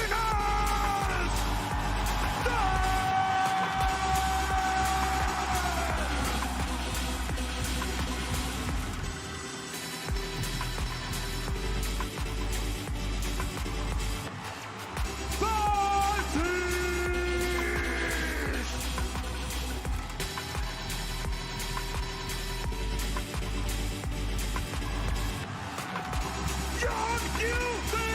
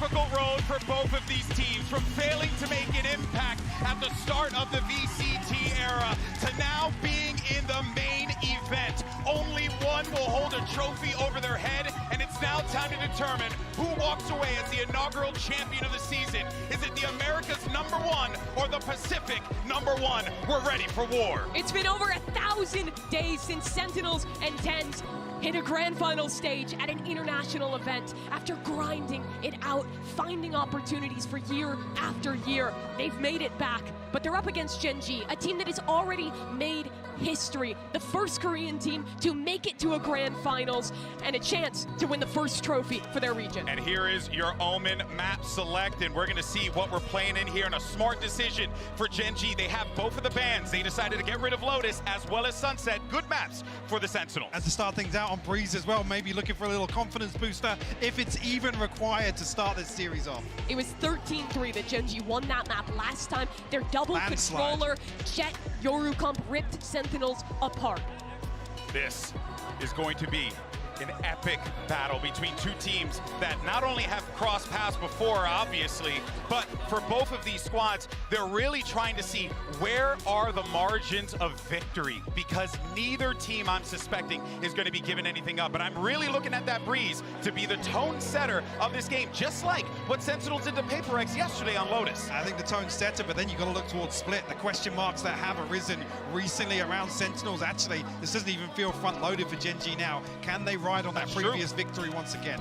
Kaplan did say that Sentinels were ready for anything, that give them Breeze, give them Icebox, they just want to play. They're trying to focus more on their own game today, and that's the same focus that Gen G said thereafter. Still, it's going to be brutal. Back-to-back BO5s, game after game for the Sentinels, while Gen G has had time to study their opponent and prepare for this rematch. But one has to wonder, though, that lower bracket run, right, gives you the confidence, especially taking out a PaperX team that I think were just shooting out of their minds in this tournament, especially toward the later end. One has to wonder if that kind of warm-up, if that initial battle could actually pay off for them here in the grand final. I mean, scorelines aside, it's an exhausting series to play against a team like PaperX, but whether or not that now, you know, kind of puts them in a position to be ready for what Gen G's going to pull out here in the grand finals. You really have to focus on how incredible it is that Sentinels even made it here right through that BO5. This is John QT's first international event as an IGL at this level. He played Ascension before, fell flat there, but now he's managed to keep up the calls for so many matches on end. Is it enough today, though? That's the question. We're into the agent select, and there's no surprises. Both teams returning to their same comps, but I imagine Sentinels going to have a new game plan today, Mike. I mean, the other thing being there's some tape now for this Gen G composition. There's an opportunity to go back and study where things went wrong, where there's some possibilities or opportunities to really make some impact on the side of Sentinels. So we know that the Pacific teams really do like this Breeze. They like to play aggressive. They like to catch you off guard. Very loosey-goosey. I think the strong suit for Gen G in their last match was how disruptive they were in their post-plants, fighting forward, not letting Sentinels play the set structured retakes that they love to play. Sentinels, honestly, I feel like have a chance to kind of get dragged down into the chaos here by Gen G with this comp. It's going to be tough for them to take home Breeze, though. Well, this is it. It's now time for the Madrid Grand Final. And let's go ahead and send it over to your casters. It's your boys, Bren and Sideshow. Thank you very much. Let's get this one started in the Madrid arena. What a stage that's been set up, man. The scintillating Sen City trying to pave that road for a bit of redemption, but they got the pride of Pacific on the other side and a hell of an advantage waiting for them. That double map ban looks brutal to try and get through. And it starts off here on Breeze. A rematch of our upper bracket finals, and this was the decider. Instead of to close, it's now to open. Side swap though. So what can Sen learn? They barely played any defense the last times that these two teams clashed, but there is footage out there. And another thing to note, Bren, Gen G won all 6 pistols last time they played. That's an almost insurmountable advantage. Something that's got to be turned around if you are Sentinels heading into these series. They've, mentioned that they're putting a lot of focus on themselves, not too much on the counter-stratting. I think that might be wise as well. Breeze is going to be a map that really comes down to a bit of form factor. Can you hit your shots? Can you try and take down the big dogs that is Gen G? Because they got some heavy hitters. Munchkin now setting up for the wall. Looks like a bit of an A split. Going straight into John QD's setup. John QT just crouched behind this one. Still flash. Molly coming through. Trip as well. And the counter play in order. There it is. Trip kill. Trip kill. Never seen that one before, at least on the big stage. Here it is, though. It slowed down Gen G to a crawl. Lakia in through the back of the site, though, and there's the response, the return of firepower. Zelsis left to pick up those pieces, but already a site has been gained and granted. Shock dart kills, 2 versus 2. And now, as Gen G have to return to grab this spike, Zeken's gone to make the play, wrapping all the way around. He's got a Sheriff favored for long-range fights. And that shock not quite as successful as the prior. Sassy's been locked out and has given away his position, and Caron, new to the big stage, so aware, but he's missed the timing. Just barely. From ranked to rookie to tier 1 stage to the chance to lift the trophy, Caron looking like he might take that first contact dart. Supportive util, Sassy finding it difficult to really get himself into the position. Second, walking wide, now the dart finally ready, clearing it. At least onto one position here, but time's starting to work and tick against them. A face from all of them. On top now, Sassy versus Lakia. And they're all players against one another. It's Lakia who cleans it up for the pistol. And another one of those pistol rounds going the way of Gen G. The individual skill on this team is so high. Even after you see this ridiculous opener for John Cutie. Clearly anticipating an A-split from coming through, Sentinels simply couldn't capitalize on it. Lakia, one of those players with a lot of focus on him, was there to open up global events in Valorant, and is here now at our most recent, looking in incredible form. Looking like he wants to have that second shot of revenge. I mean, he's already got it the first time in the upper bracket. Now a chance to really knock them down and deep. Now there's a flash play here with a util.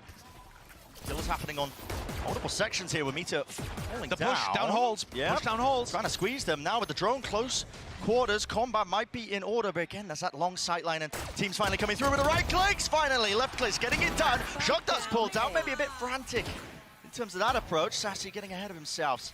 Zelsis doesn't choose to peek his cranium out wide. Still going to be playing his life now. It feels a little bit like a comm was missed there because the spike was dropped, and yet tenz is going for a repush elbow, almost anticipating that Gen G would pick the timing to rotate, but they had to recover that spike and had to be cautious doing so. Has tenz read this play perfectly, though. Guardian in hand, and the rest of Gen G are coming towards him. Wouldn't this be something here? And he's going to be hearing it. Again, the rumble of the footsteps. He tries to take the timing just before anybody was set up for it. And they run him down. All grouped up now. 3 players. Munchkin taking that forward angle. And what could have been a possibility now is just looking just more unlikely. Zelsis with the outlaw. Everybody dies in a single shot, but it's a 1v3. He's already been spotted out. Beautiful work from the IGL. So 3 players surviving. Making it nice and clean here for Gen G off the back of that pistol round. A map that, again, have to iterate here that they are favored in this situation. They've already played SEN on this map here. They absolutely trounced them. That was a dismantling. One that had Appling claiming full responsibility for the choice to end up here. Had no choice whatsoever when it came to the grand finals, with Gen G having that double map back. Heading into the bonus round. Meteor not too far away from being able to get close to his Yoru ult, which is super effective to be able to get into these sites. Even the information alone, little jump up, Zeken. Yeah, he's pushed up deep here. Not too much to support him, not too much to trade him, but he sees it, hears it, and there's the kill. Collected onto Munchkin, but it's offset. Immediately onto the other side of the map. No fast pace increase here from Gen G. Happy to just play for that pick, play for the orb, and now slow it down once more. And not prioritizing the orb on Meteor, as I suspected they might, to try to get the dimensional drift online. Instead, just going for texture. And SEN have been picking these kind of timings in the first 2 rounds to go for little explorations to see if they can get some more info. Instead, though, Zeken and Zelsis doubling up over towards A, anticipating that this would be a re-hit. Just confident that John could hold down the other side. Just that, though, massive map control that's been lost here for Sentinels. You can feel it just through the positioning of Sassy. He's having to watch halls in case that lurk comes through with 40 seconds left. Gen G now fully grouped up. Starting to hit into this side. John QT is going to be sitting side by with his rifle. Might have to try and put a stop to this one, but it's difficult. A lot of adversaries to try and overcome here. Still not showing his hand. Dart Potential there to set that one up, but finally a few shots fired, and Rattle Texture's been creeping and crawling up onto the angle. Finally there, and releases it. The trigger straight to the dome there. Sassy dropping into the back of the site. 2 left standing here for Sentinels. Disadvantaged position. Gotta watch that one though. ADS second. And that's 8 seconds left. A round-winning play perhaps, but now a safe plan position for Meteor, tucked right behind the pillar. We'll be able to get the extension into the round, but can he survive the 1v2? Already through, and second! Nasty work there. Zekken got shut down completely in the upper bracket final when these two teams played against each other. But you can't keep Zekken down for long. What we saw him do to PaperX, he tore them to pieces. 3 out of 4 of the maps, he was clearly the best player in the server. Dominating not just on Raze, as he has been doing all year, but also finding his form and his footing on Jet, especially with rifle in hand. The timing on the cloudburst dropping, just giving him the perfect moment to deny the plant. And grabbing 2 on the back of it as well. Enormous play, and also demonstrating once more, Bren, that SEN are looking to play this defense aggressively. Not at the beginning of the round, not trying to force the fight, but looking for those mid-round timings to soak up a flank or a bit more info. And Zekken is going to be crucial to that. It's a good adjustment as well, something to just upset those timings. But Gen G, they play pretty close together. Look at this. Drone into elbow really makes it feel like Zekken could be pushing behind this. So everybody on Gen G scared. Instead, the double push coming down halls. Great distraction play from Sassy. Meteor, though, potentially getting some of that information over towards the one side with a nice Blade Storm. Running them through, and the IGL dropped. And now a scurry and scatter. Everybody running over towards that A site, seeing if they can at least reinforce Meteor's position. He's going to be tucked close. Can they get a double face going with Zekken updrafting? Instead, just choosing to face it. TP with a gate crash, not going to be baited out from that one still. Lackey is also getting a move on through halls. Could be that late lurk play in that position. Meteor going to be cleaned up there with the trade still. A tap. No one forced out wide. Lackey, though, gaining that kill and closing the door in front of him. Neural theft, giving the info. Texture. Now the emphasis placed on him. A dash to the side here, but a pull on line, not half. Onto the spike. Could be a big difference maker. Could be a massive one, in fact. Gen G have got them surrounded on almost every single front right now, picking them apart, the threads unraveling. Leave it to just John QT, but again, the time ticking away. And it's just far too late for it. Gen G find themselves up nice and easy onto that third. John not even able to secure the rifle, which could have made a huge difference for Sentinel's economy. If he had been able to keep it, perhaps they would have still been able to buy into the next. I love the play at the beginning of the round from SEN. I think it's really smart. Fake like Zekken's pushing in one direction, get the pick over towards halls. But they also just allowed Meteor to run in with his ult and get the plant down. And he essentially did that just all on his own. Yeah. And once you're in an afterplant situation and Gen G are walking all over the space, it's much more difficult to clean up. And SEN's retake protocols do not look as good here as on some of their other maps. Definitely tell it's a map that's just been, less honed over time. From Sentinels, just missing a jump there. I mean, a deep dart, I believe, broken early, so Zekken didn't want to take the peak timing. So they're just holding down towards elbow. For Gen G again, happy to play this one nice and slowly. I believe Texture's positioning, he would have heard John QD use the aggressive cam over towards B. And that info may well get relayed to the rest of the team. Yeah, you can see it being pinged out here, actually, on the mini-map. And so they're expecting the stack to be over towards mid and A. Incredibly deep positioning here. Hunter's Fury going to be offloaded from this particular position. That's Lakia returning it, see if he can get a kill, but only to one tag, spotting out the positioning of Zelsis. Interesting usage of the ult, but with 50 seconds left now, starting to make their way and meander over towards that B side. Cosmic Divide will cut this one up nicely. Paul aimed for where John QD has been anchoring in previous rounds. And this composition has so many different ways of getting into B. The Jet and the Yoru, very difficult to deny, especially when you have so many smokes online. That pit did not cover the spike. Oh, and a lot of respect as well being showcased as well to a weaker buy of Sentinels, but Zekken. See what damage he can do here, still with the rifle in his hand. They found the first one, but again, a lot to get through. It's murky territory, a blight onto the B site with that pit, but they really wrangled control of this one. They found Charon, but again, Munchkin is the player that needs to fall to really stand a chance into this one. Yes, it doesn't cover it. Texture alive and kicking, working his way around, but he's being found. Sassy drops him, and one player left to stand as Lakia crouched, cowering, fear in his heart. He cannot face them. A thrifty win for Sentinels.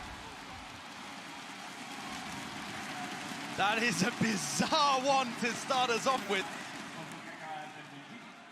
With a pit being invested as well, you think Gen G have just got that wrapped up. It's a gorgeous flash recon play that catches Meteor, but then there's just a lot of timing plays all around the spot. No way. All of these Gen G players dying whilst looking the other way. Not being able to use the eco advantage that they had, and actually the pit there ended up hurting them. Not something that's that replicable, but certainly one that SEN can take to the bank. They will be moving forwards now, plenty of money left waiting, and a lot of equipment comes with it, full weaponry. Zekken, so damn aggressive. Now, seems to have an inkling that maybe Karon's there, possibly from a cam aggressively getting broken. Yeah, for sure. John Cudy's cam got broken in that spot. Now he knows where Karon basically is. The rest of Gen G working their way up mid. One of the things that SEN said in their press conference was it was difficult playing against Gen G, hard to isolate your ones when they travel around in such a pack. But Gen G are running a 1-3-1 default here. Smoking it up, looking to take a little bit of mid. But tenz has gone walking all the way down halls here, getting good info for his team. That's fantastic info. He's going to be hearing the scurry of the footsteps from Munchkin, maybe even seeking to punish, but he's going to be calling this now for his team. Look at this. Sassy starts to go. Yeah, good maneuvers all around the map. Can really follow those sound cues and follow them well straight towards the B side, but it's going to be setting up for that B split. Out through tunnel. tenz has got to be careful here not to overflank. He just needs to play to contain. He grabs one, No grabs way! two. And the heads will roll before that space gains. And guess what? Gen G just sent rattling now all the way, man! The movement looking clean with it. Texture's got something to say still. Only one blade left. Rest of them finding it into the back wall, but there's the refresh and shut down. Traded time. Really, really quite low. Only 11 seconds left. It's going to be barely able to get onto the side, but Karon has to clear a little bit. He might just have some time spare, barely a second.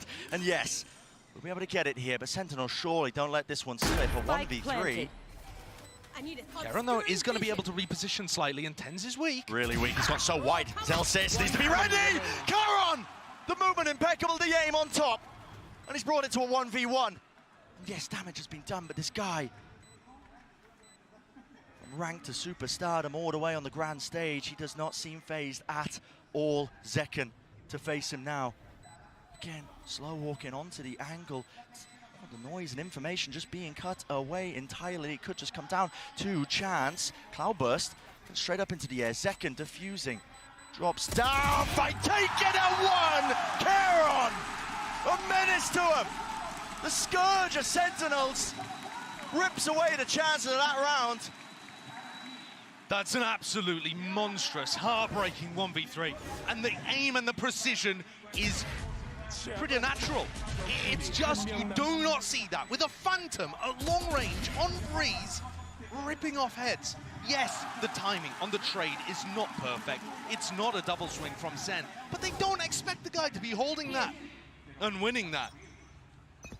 Karon is just that guy. I mean, he just seems unshaken throughout this entire tournament, throughout all of kickoff. Doesn't matter the obstacles that you've thrown at the guy. The entire team as well have just been persevering. Sassy is gonna have a hell of a lot to deal with here. Drone gets all the info he's looking for, possibly seeing multiple targets. Now the Hunter's Fury of his own. That is gonna be let rip, and look at the targets! It just cleaved right through them. What a perfect counter to what Gen G were going for. Immaculate stuff from SEN. And still throughout all of this, they're looking to go aggressive in other places. tenz has gotten deep. He's going to be able to hear rotations. I think that's such a pivotal part of SEN playing in this finals. Gen G love to rotate around the map on their attack side and their defense side, getting people into good positions like that for info. Impeccable. Seems like a clear game plan, just disrespecting them. But also Sassy, really, the playmaker there. Of course. I thought he was going to get overwhelmed. You saw him get the tag onto Meteor, and I thought that SEN were going to get baited into the fact that there was only one there. Clearly, a better read than it appeared.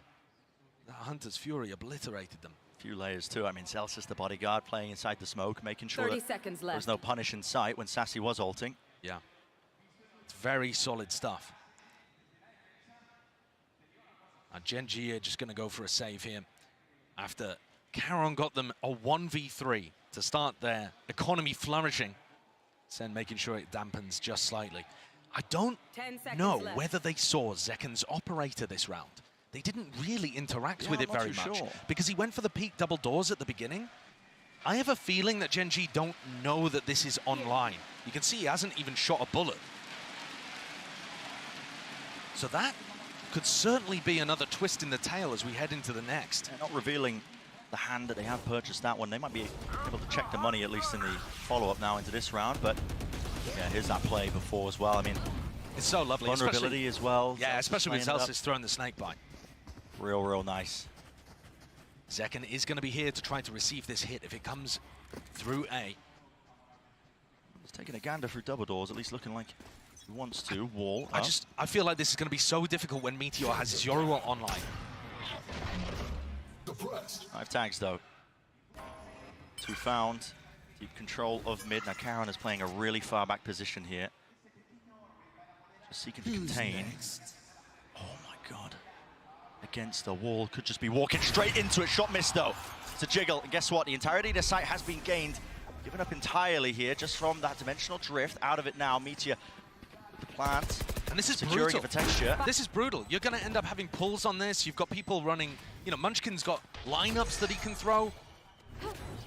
Off-site post-plants buy time for post-plant lurks to come through, and this is the game plan for Gen G. SEN are not in a position to play this quickly. They have to clear so many areas and then put pressure so deep to punish Karen and Munchkin. Already the lineup sailing across. Dart not quite broken. Reveal onto multitudes of targets. Again, this all causing issues, and it is too much to overcome, too much to clear. Ults are being rattled off here. Texture from the high ground, eventually traded, and now the flash, pop flash, round the corner. tenz, it was on dodge. Meteor! Massive play. Second sticking inside the cage. Broken. Destroyed and dropped. Gen G finding that fifth, but you're right, Josh.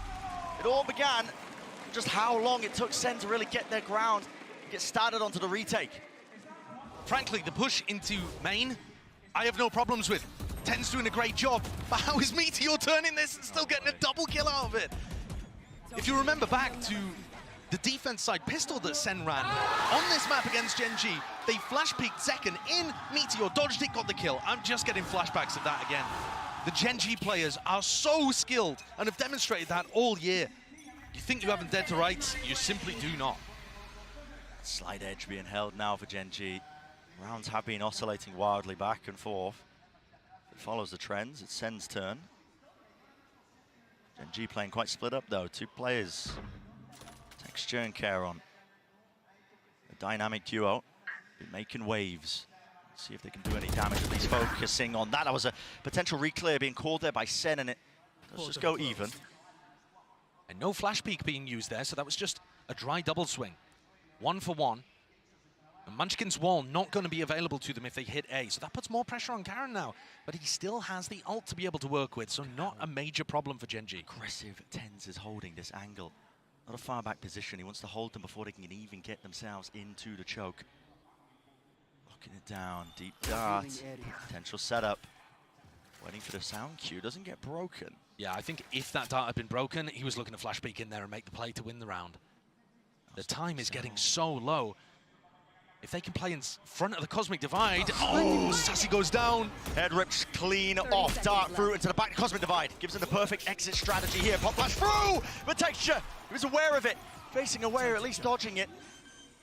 And any chances for Sentinels into this round crumbled once more before our eyes. Again, Gen G in astounding control. Commanding position there. Having lost the Viper early on, to still be able to deal with that A-main aggression and come out on top is pretty excellent. Gen G, we're talking about the fact that their composition, honestly, they're happier with it on the attack side, or at least people expect them to do more on the attack side with this comp. And that was what blew us all away when SEN played against Gen G last. Now we're really seeing how comfortable they are in these spots. It doesn't all have to be fast execs with the Jet and the Yoru. Zelsis would love to keep the weaponry. Oh, no way. Flash through. He spotted texture. Plenty more players though. Texture spotted him. QT, last one left, slowly being hunted. We'll push back the enemies and adversaries, so they do keep at least 1 gun into the round, but already you're looking at almost similar scenes here. Here's that opening when they try to re-clear out through. An unbelievable shot onto Munchkin, but the trade's still coming through.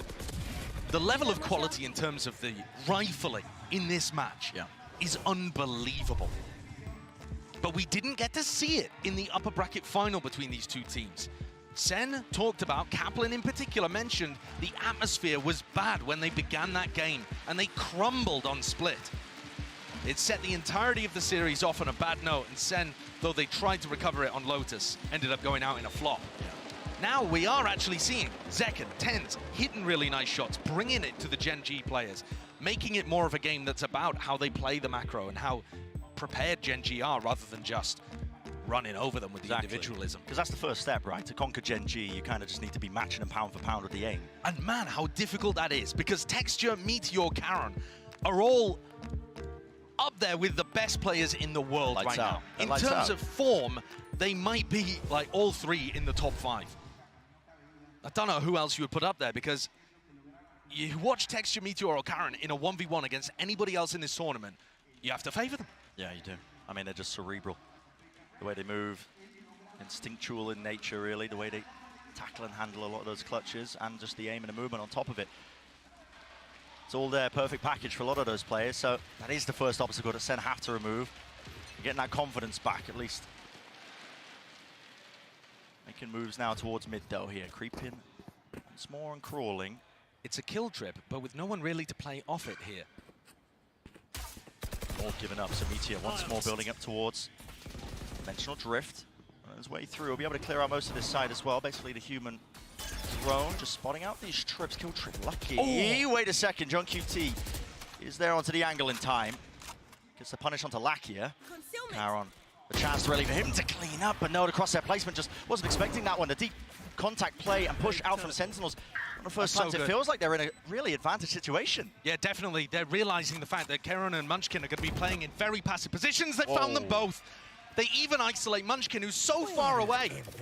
And yes, this has taken a lot of time, but it's set them up in a great situation to win the round. Chance of playing the lineups anymore for Munchkin. Meteor, Texture have to go absolutely massive, but he instantaneous there with the trade and shut down in time. So the Sentinels are willing to make it that repeat of what happened last time these two teams clashed here. That 4th one on the board, steadily, slowly but surely, chipping away, trying to make it at least even at the half. Look how John gets at it. It's after the kill trip came through, but it's this repush, not looking to try to go for the retake at all, fully waiting to try to flush out Karon and Munchkin before they ever go towards site. It's a great adaptation. It shows that they understand how Gen G are playing the post plans. This is the kind of stuff that made Sentinel Split so scary. You know, we'll forget about the last 2 times we played it. Yeah, I mean, they've had their confidence knocked there as well. That just from the way that the map veto ended up shaking out. Wasn't the first map that they ended up picking. Deep dart here, Texture want to take advantage of this one, but it's broken. Sassy using it. They did miss second. Hello, spots it. Up in the air. It's all about the reactions. Follow through there. Just a CLOVE, but a shorty. Defending the area and teammates flooding back in. All to his avail. Munchkin, though, has managed to get himself a gap into the A site, but the spike has been dropped down into the center of the mid, and it's all down to the individual plays. You can see Karon also thinking about the same thing here, and Munchkin. Full territory gain down into mid for SEN, but they need to keep their eye on almost every single angle here. And guess what? Plenty of backs facing away from them. Karon, it's majestic! And just like that, turned away, ripped away. What should have been a slam dunk, SEN left looking in every possible direction, barely able to get it, but they do in the end. Karon with another one, another death blow, a dagger to the heart of SEN. Another round where SEN getting themselves into a hugely advantaged position, but because they played this specific style of using second as bait and everybody flooding through from tunnel and double doors to try to help, they gave up the sights, and Gen G are just too smart with it. They read it, they react so quickly and get into positions where their players can pull off magic like that. Final round, Zek and Glass Cannon Operator. You're watching here as he tries to take contact. Dodging that initial wave of utility. Won't be too many targets. Now, once more, Brent. Sassy drones out through B main, making it feel like perhaps there's some level of aggression happening over there. They're trying to prompt the reactions out of Gen G. But this team is so smart. They wait for a full commitment before they decide to do stuff like that. And Munchkin's the playmaker actually here, making his way all the way up through halls. It's not a full commitment on the A split just yet. Not quite. Trying to make a play or get some info. He does like to take the initiative though. That player to watch for here, Meteor. Holding. Kabir's a util, potentially the flash there, I believe, in his hands, but thinking twice about it. And again, it's just pure silence. They're letting Sentinels stew, hoping that they make a mistake. No real reaction though from Sen. They're not going to get baited into defensive aggression. Now the drone at least should trigger that reaction with the knife down. Cancels it! Reactions there from Zekken. Repositions there with a dash, but might want another go. I think still with the door opened wide, he realizes it is back. It's open to two different directions, and he's really got to try and watch this one here, at least get some help from the rest of his team. Genji are moving into the opposite side of the map. Yeah, they're going towards Zelsis, who's reinforced with John Cudy's utility. Players haven't budged, snared into space. Zelsis hearing that one broken, now wants to take the fight to him. Out wide, onto the wall here, Karon. He's worked and wiggled his way into the back of the side again. Back to it, reload! Oh my! 7 seconds left with the spike drop down. Sentinels surely are favored, and yes, indeed they are. No chances here in the final round of this first half. Not for Munchkin. So maybe, gotta think it's a better look for Sentinels here on Breeze. A much more competitive opening to this game on a map where most would write them off. Genji dominated this map when the sides were flipped last time we saw it. He had great awareness, dodged the drone, used the knife to cancel it, punished the player coming in. There was a trip there onto Texture. He had to kind of adjust in mid-air, and Zelsis caught him, plucked him out the air like a butterfly. Absolutely insane stuff for the first half. Guess what? Plenty more left to go in Breeze. Let's send it down to the analyst desk to discuss everything so far. Thank you so much. Wow, what a way to start things off. But let's just jump right into it. Our Verizon high-speed moment of the match came in the first half. We had multiple, as a matter of fact. It was kind of, your choice, pick of the litter here, Hypoc, because Zekken, this kid's putting on a show today. Yeah, I mean, just looks so clean time and time again in these high-pressure scenarios as well. Last alive here, like back against the wall to try and find a bailout round to really try and recover this. We're so used to seeing him now in this scenario. Yeah. And it's ridiculous because this guy just turned 19 in his first international final. He had that birthday while he was here in Spain. And the journey for this guy has been long. When we first saw him internationally, he was only 17 years old, playing with Exet on stage. At the time I talked to, his parents were there with him, going along to Istanbul, but they've been with him the whole way. This is a picture from Americas of his grandma out with him, supporting in the crowd. He's a young guy, but he's had his family all the way behind him throughout his journey here in Valorant. And now he's at a point where he's in an international final and really in that discussion for best player in the world. Yeah, what's so impressive here about Zekken is just not only does he carry himself like an absolute pro, but the man is just so meticulous in the server, Hypoc, but he's going to need to continue to output more if this team wants to get back into it. Yeah, definitely. I mean, Josh was leaning on this in the cast as well. You've got people on the other side, Texture and Meteor to really overcome. Karen obviously being the clutch master on that controller role. Zekken's definitely going to have his hands full today if he wants to continue frontline versus this Genji roster. Genji's post plan's got them a great half here, but their comp also excels in the retakes. They have a lot of util to bully Sentinels out. Genji looking strong in this first map. Yeah, it's going to be very, very difficult here for Sentinels. And for Genji, hey, it ain't going to be a walk in the park either. I'm expecting some fireworks in this second half. Let's send it back over to Brennan Sideshow. The pistol round is where it really needs to start here for Sentinels. I mean, we've already been highlighting the real importance of it. Genji winning, was it 6 out of 6 when they last played each other? So now 7 out of 7. And heading into the 8th, Sen need to be able to get some of those online. And this is the half where we saw Sen have no success. Kaplan said that they came in with an anti-strat that they thought would work, but called it wishful thinking in hindsight. Oh, ways Meteor just taking that fight straight up. Good punish, though. A lot of damage. Yeah, it's not the kill, but they forced that back. Denied Genji a little bit of space. And now this drone's really going to make it feel like it's a commitment into B. Instead, the spike is going in the completely opposite direction. I think this is looking more like an A-split where you rely on the fact that Zekken has holes control. Genji, they do play to those sound cues. Oh my, just missing a chance and the timing there for tenz, but with the orb now bloomed and blossomed, can start to get a move onto the A side still. It's Karon. It's locked down into the corner position. Guess what? Zekken punishing the rotation! And 3 heads roll. Down and out here. Karon blinded as anything. Cannot win his fight out. Zekken, they're chanting for it. He can feel it, the roar of the crowd behind him. And he knows what they want. Tenz spots him. Munchkin spotted. Ow! Wow! Denied, but that is the first pistol that SEN have put on the board in the rivalry that's blossoming between these two teams. And what a fantastic attack side strat that is. So much better against Gen G than what they were pulling out in the third map of the upper bracket final. They call a fake, they use the advantage of having map control, they use halls against a team that has a solo initiator. It just ticks every single box to me. Learning from the failures of before. Of how rotate heavy Gen G play, I mean, maybe a bit of fakes and finesse might be just exactly what Sentinels ordered.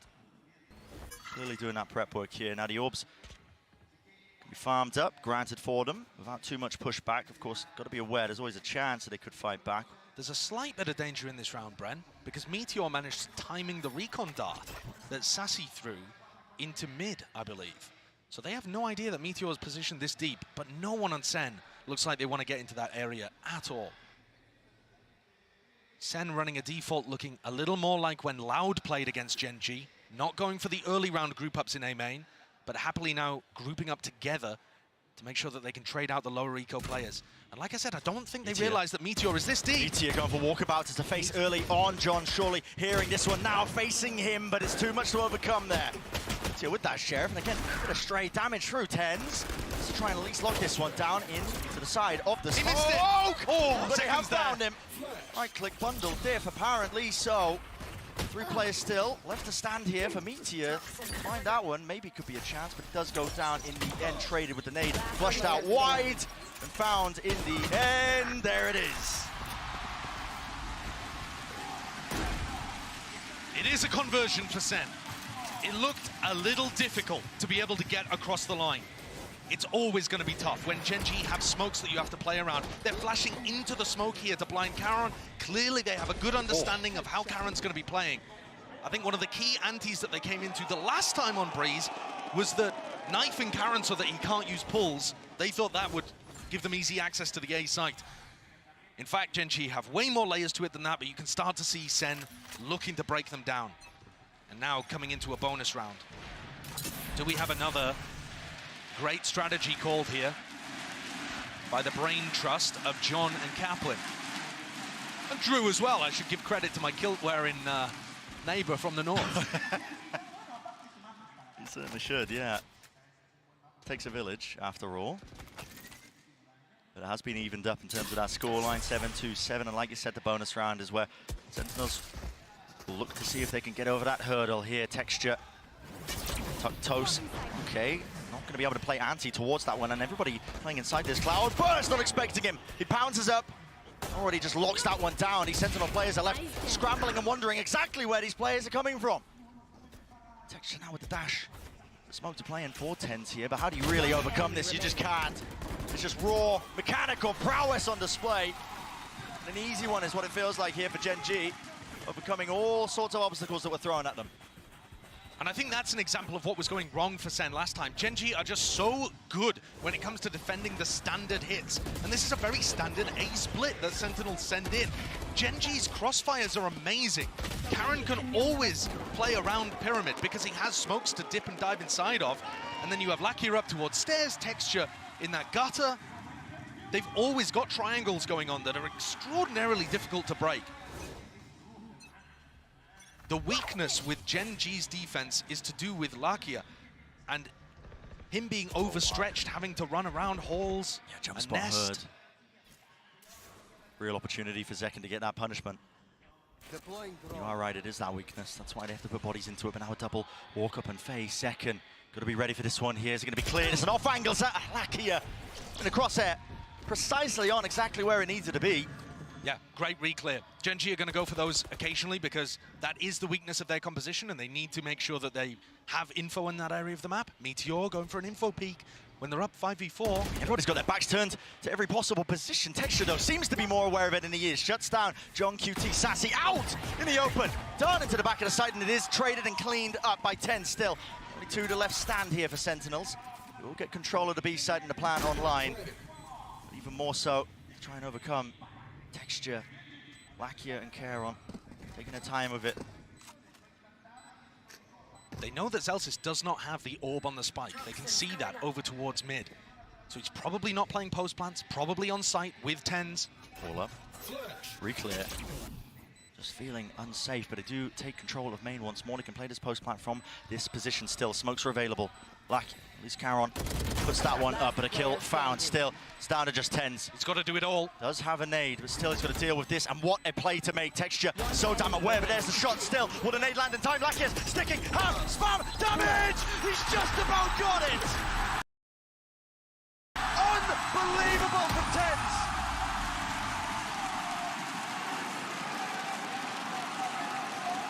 That is cold! That split-second decision to pull out the fragment grenade and make sure that you have additional damage. What a 1v3! That's on a knife's edge though, isn't it? Look at it. But my God. Look at it slow down. Oh, very, very close. He's drawn the game back 8-8, where SEN actually have the economy advantage, putting together much better rounds, using more of the map. And Gen G, even though they're finding advantages, letting that one slip away. This time, Munchkin going wandering, tucking underneath where John Cudy's playing. This is always a dangerous spot. It's obviously a risk. If the player on window checks, you're just 100% dead. But taking a risk on a round like this where you have lower economy is absolutely worthwhile. Oh yeah, the time to do it. And of course, he will be able to hear rotates if they go heavy towards B. And he'll hear them early enough to call those defensive positions. Back here with the Bucky.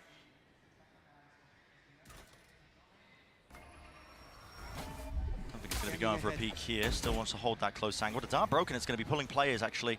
Reaction out of Gen G, thinking that, okay, well, his presence there, but now the drone adds another level to it. A bit of confusion into the camp for Gen G, wondering where the hell are these players landing with only 40 seconds left. Time could start to become a problem, but Texture, he was the real danger in this round, at least with those knives, and with him shut down, now it opens wide, but Munchkin immediately there. No command sent, flying Bucky, gaming! Lakia dropping tenz straight down to it. Removes him from the fight, A main control. Granted and gained, tucks it up and doubles up. Now with the drone over, an attempt to punish Caron, running and gunning. Zellsis time, 12 seconds left. He needs to find this kill, but the rifle has been handed over, and so is the spike. John QT, head on a swivel. Too much to deal with, too much to overcome, and surrounded, man, surrounded. That's the value of Gen G taking risks. I'm telling you, Munchkin tucking into that spot. You won't see him do it often on a rifle round. But what a timing to do it, and Lakia, he gets the perfect glimpse of tenz right before that. But also, they had no idea that Caron had already pushed down through halls and was in this position. tenz is coming that there's only one person in A main there for sure, because they just had no clue that the Astra was also ready, holding Lakia's back during the drone. And just like that, all of tenz's good work in the 1v3 undone in a moment. Right back at it with the economical disadvantage. And from watching Gen G, they love using Meteor's ult to help them defend sites. It might seem weird using the Oro ult. That means there's another player that can't. Oh, hello. Huge pick. Against his adversary as well. The Nemesis on the other side of things. A clear win con is that Zekken can shut down Texture as a player. It's a fast reaction going to be called here with the neural theft. Gives him a lot of information. Hunter's Fury. Sassy's hoping that he can at least set this one up. Meteor. Out wide here with a dimensional drift. He was hoping for a chance to really get that punish onto Sassy, but it's all cancelled in time, and now the rest of his team flooding in. Munchkin spots it, just the shoulder, and finally the kill. Straight to the dome, a wider peak indeed, but this is going to be face down and sprayed through entirely. tenz finally deals with him. The pesky intruder to a site that should have been theirs. And Lakia is out wide, firing that util. A pull already going to be used and utilised, but 3 players left standing now for Gen G. Meteor already in position. A 1v2 for Zellsis. Doesn't know where they are. Wall up, reposition spots. Caron, splash. Blinded himself. Caron with the follow-up. Gen G bailing themselves out of a rough spot there. But I think one of the key problems is that when Sentinels got in position to try to hit the B site, I believe Zekken's waiting for another piece of utility there. He's just delaying, waiting to peek at the right time and sets up Munchkin for the triple kill. If they had been able to move a little faster and had that set up a little quicker, Munchkin probably ends up just going something like 1-for-1. SEN are in a much better spot. Nevertheless, that was an eco round for them. We come in 8-10. Rifles again online. And SEN on an eco swing round with big ults for Gen G. Massive ults. So far this map, I mean, it's just been a tenuous tightrope walk, hasn't it? Either side, just Thrifty's making it nice and even, a potential chance, but overall Gen G just holding that edge. They saw Lakia droning through double doors there, so they should have an idea that there aren't too many players halls unless it's being pushed. But that's not where Sentinels are going. Looking instead to dominate mid and set up this line. Karen is sometimes going to peek that, but it doesn't look like this round. Textures planted himself onto the half wall. He's locking directly down into the tunnel angle. Can they cause a distraction in B main that pushes people into Zeken's crosshair? Oh, Zeken. It's all about the reactions, but Texture, of course, he's favored. On LAN, already in position. It was all on Zeken. Zelsis seeking to just sow that chaos and discord into the map, at least with the pit laid down. Gen G feel it really imperative to try and clear this one, but they're already just losing players. Sentinels toppling like flies. Tenz, he has worked his way deep. Gate crash now into the back of the site, so Meteor's going to be rejoining his team, and they have reinforced that area with 20 seconds left. What is the call? Jumping away and on high, but still they're surrounded with this pit. How did they even get themselves into the site? It's 12 seconds, time working against them again. Lakia to play to do the most. Spoiler, there it is. Branley spraying them through with 5 seconds down. No chance of sticking. I don't believe there's any time, and even if there was, Lakia could have absolutely sealed it up anyway. Beautiful work from Gen G. And that round should be the first nail in the coffin here for map 1. They're going to push Sentinel's economy down into a really rough spot again. And Texture opening things up. It just looks so simple from his point of view. All of these Gen G players, they're so skilled, they make it look easy. It certainly isn't. Almost every other team has struggled to deal with Sentinels. Gen G are wiping them out. This is a map where they're favored. And sure, it's closer than it was last time. But it's remarkable as SEN take a timeout, what Gen G have done with this squad. Yeah. This is not like SEN, where it's big, heavy hitters returning to the stage looking for redemption. Gen G, this is a new roster. Sure, some people have been here before, but others brand new to a stage like this. And Gen G are on a 9-match win streak, beating out DRX, becoming the top Korean team, beating PaperX, becoming the top Pacific team, and then beating every other team in Madrid playoffs to find themselves here with map V2 advantage in the grand finals, 2 rounds away from locking up map 1. To say the pressure doesn't faze them, I think would be an understatement. They look elated on stage. Just having fun. They're happy to be here, absorbing it all up. And yeah, I mean, listen, the pressure probably would have gotten to some of these players a little bit ahead of time when they're playing against the top, at the time, Korean team. That was DRX, even in just the kickoffs. I mean, Gen G, this is a squad that was put together and really had a tremendous amount of doubters.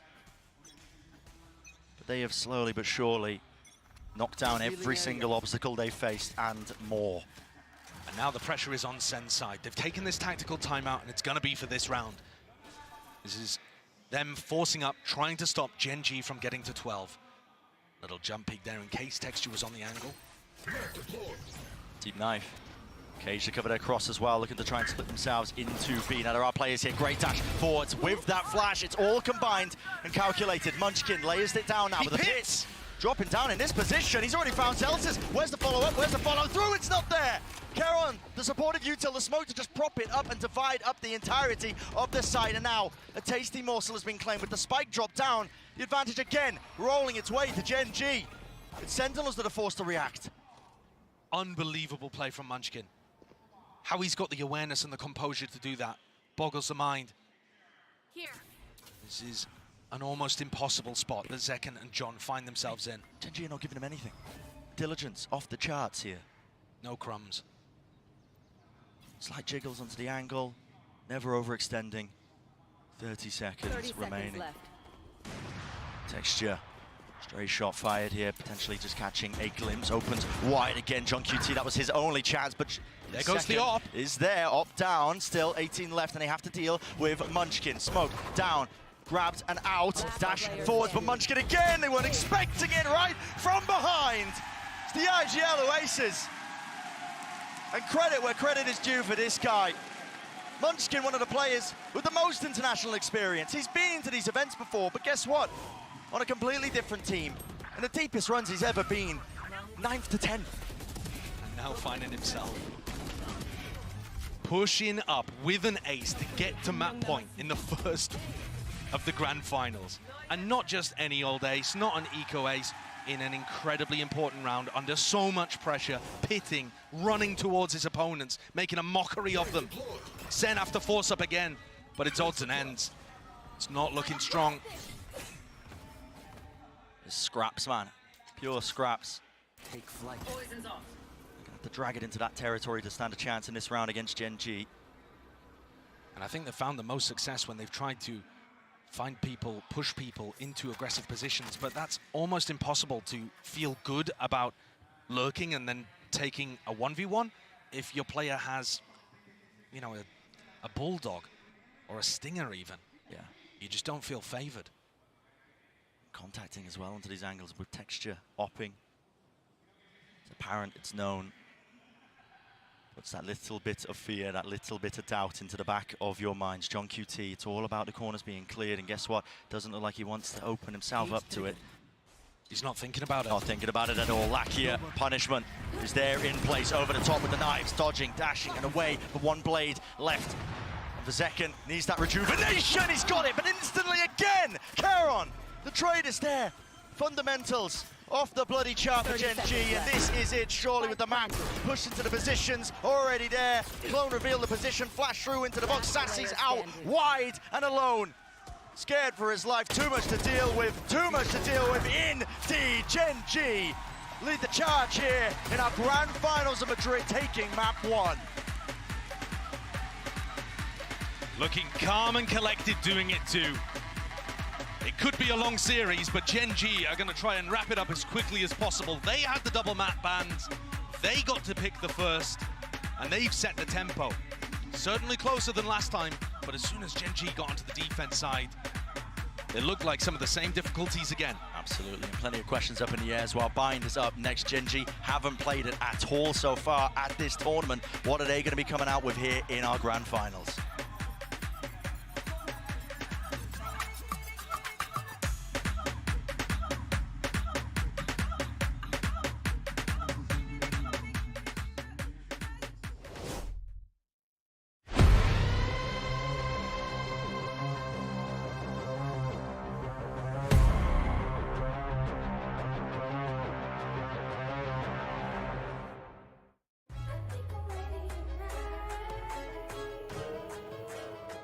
Hey guys, it's Jimmy Lin. In this series, I'm going to walk you through attack on Pearl. Watch out for the stairs, clear this angle. You're going to be able to fight this.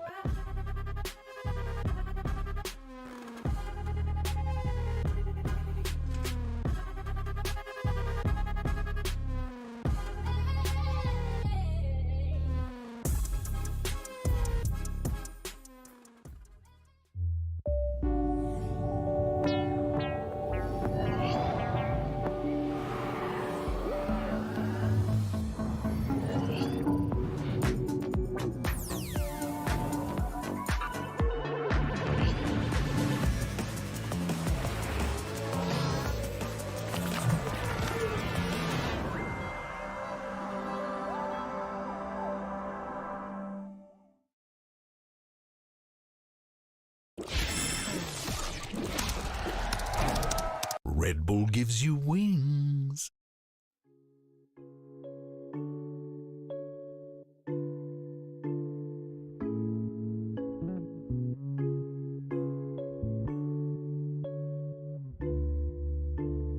Tengo muchas cosas que decirte ahora, pero antes de empezar quiero que le demos sin freno. Si tú quieres podemos empezar desde cero.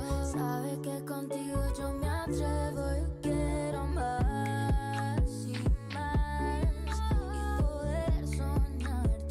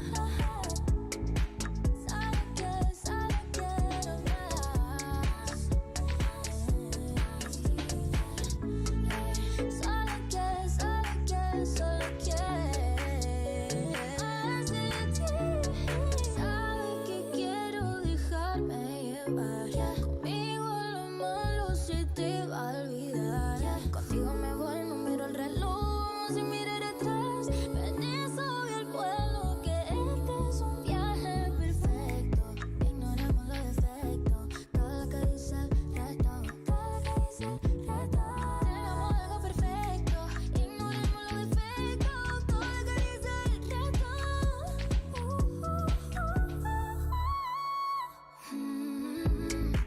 Solo quiero más de ti. Hey, no. Solo quiero más de ti.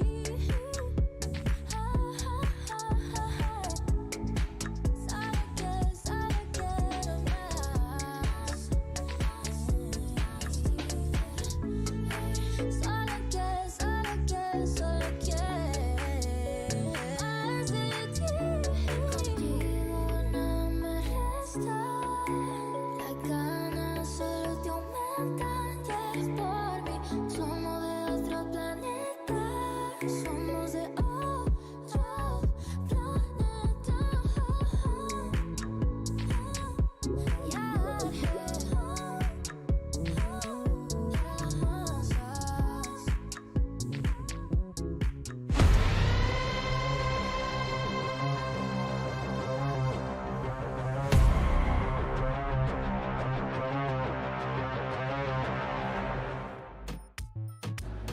What a fantastic start it is for Gen G. I'm now joined by their coach Solo and Jen to do some translations. Now, the last time you faced them on this map, it wasn't as competitive. They clearly made some adjustments coming into this. Did you guys also have to make some adjustments on Breeze as well?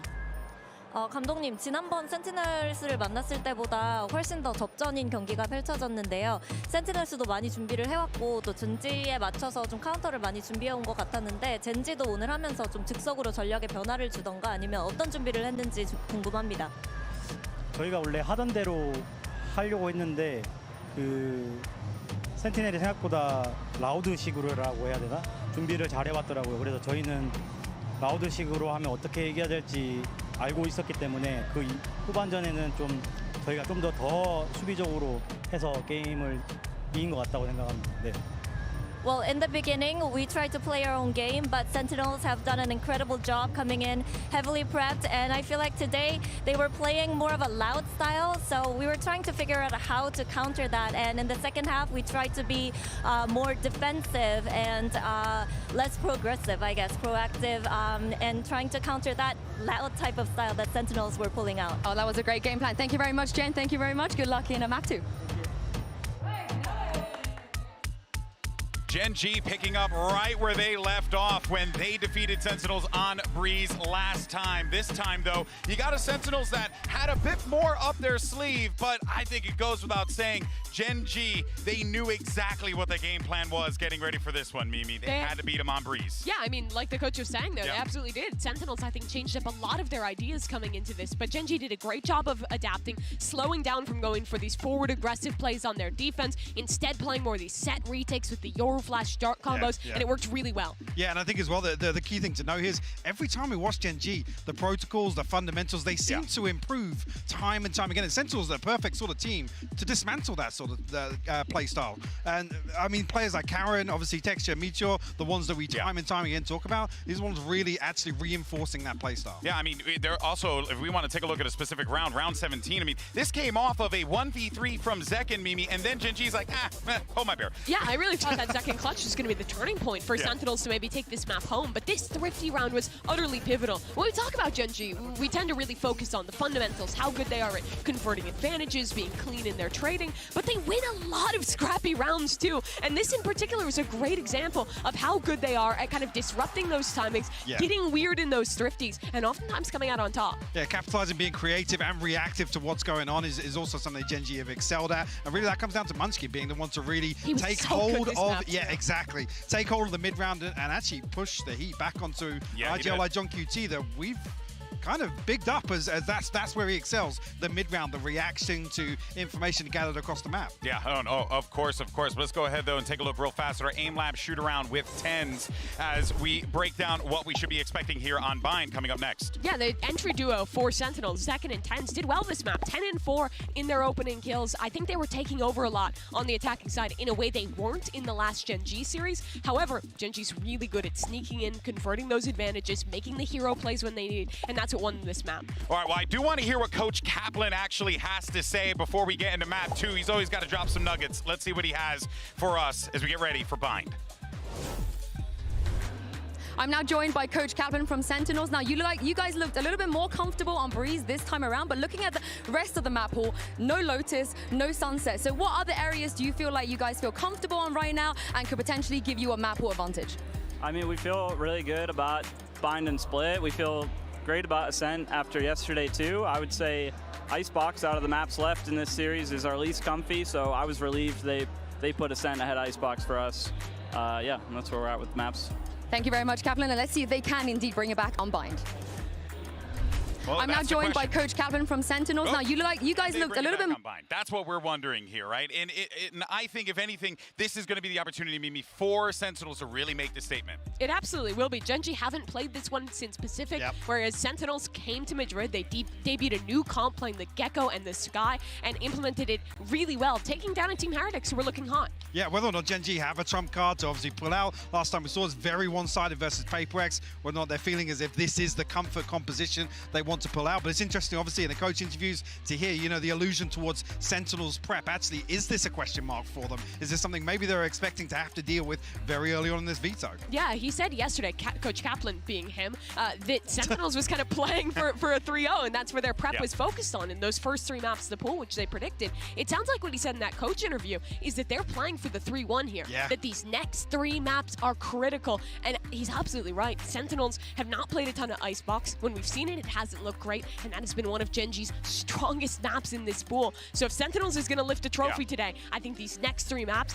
have to be where it happens. Yeah, there's a method to this madness. You love to see it. There's a game of I mean, you know, there's the battle of the coaches and the picks and where we're going to end up in this game, and that is also part of this journey that we've been seeing both of these teams go on, where they're not just trying to, especially with the format, try and like counter pick against their opponent. They're trying to play their game, but in this format right now, you kind of have to manipulate it to your favor. Yeah, I mean, but it's a big question mark for me. You talk about expected results and expected scenarios with the map pool.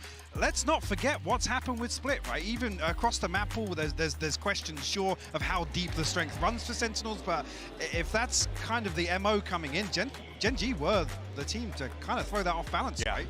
Yeah, I mean, they were the team who dominated them on Split. Yeah, exactly, the map that has been their home this entire tournament. Even back in Americas, they looked incredible there. So honestly, I mean, they rattled them so much that they gave PaperX the playbook when they played against them last time. I mean, it is crazy to think that Sen has lost their best map twice in a row now, and I'm not going to focus on hindsight because they were amazing at that map, and they still are. It takes nothing away, but I think it gives massive credit to the teams that can dislodge that sort of statement. And it really goes to show how close all these top teams are, that you can big up all the fundamentals, all the ideas Sentinels take, but it just takes one good day of prep, one good team showing up, and that can really change. All right, well, we do have the Agent Select coming up here. We'll see what we end up getting. And again, I think really it's just, as we keep saying, you know, High Pocket, it's just going to come down to the margins really at the end of the day, the small details between these two teams. Yeah, don't expect any changes here. We're not seeing any, obviously, Gen.G previously. Whether or not this is a comfort pick for them coming out of the grand finals. Only saw 2 occurrences of it regionally, but they look damn good at it. A close fought affair with DRX, sure, but that finals versus PaperX, this was the home stretch for them. I think the struggle for Gen.G will be playing the solo Sky here, not having that refreshable utility that the Gecko gives you. Sentinels can re-clear extremities, can have that Dizzy back online. Gen.G, on the other hand, doesn't. It's time to see who has the better ideas here on Bind. And let's go ahead and send it to your cast. You got Sideshow, and I had to say it, Bren, the birthday boy. Love you, buddy. Have fun. Thank you very much. Yeah, Bind being a stage that has been set here between these two teams now for map number 2, and it's a series of unknowns really for Gen.G. I mean, we haven't seen them pull this out in quite some time. They are running the same comp as they did when they qualified for this event of Madrid, just before it all occurred in the kickoff. And yeah, some question marks really about their play, about Sen's preparation, how comfortable they are going to be heading into this. Now, clearly, there is some level of that. It was the first map the Sentinels got their pick of when they actually got to, wrangle that map, pull that map veto out of the hands of Gen.G. Pissed around again. Very clear focus. Gen.G looking to fight over Shower's control. That's where tenz and Second both are. They are rapid onto the corner here. White face, 3 players now left to fight them. tenz hightailing it out of there. Backs away. Does smoke drop down at his feet as well, just to cover that retreat.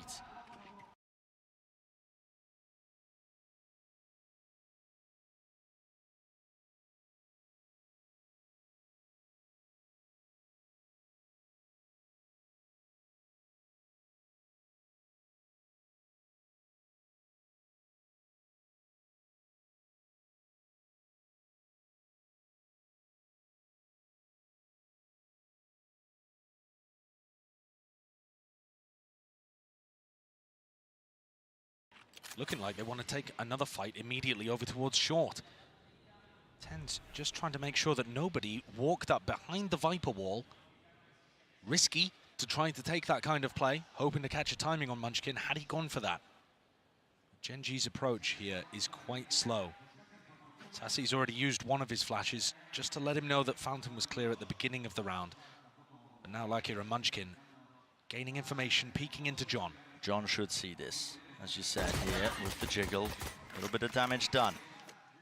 But John, look, not pushed off that angle. So still getting information that Hookah is clear. That's going to keep two players over towards A. Right here. So if Gen.G were hoping that that play would open up A as the weak site, it's not going to be the case. Zels is still with Molly.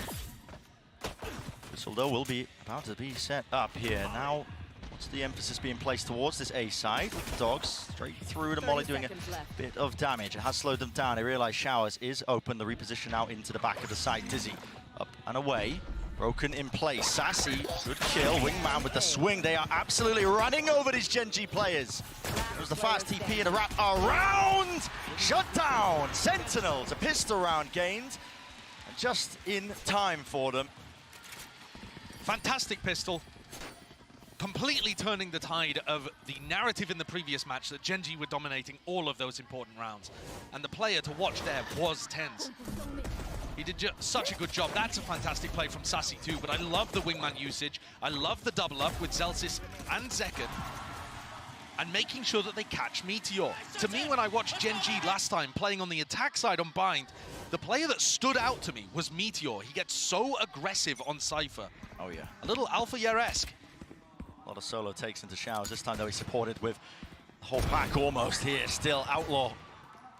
Texture meets his match, drops to the floor, and these are kills that you don't really want to be funneling into Zekken.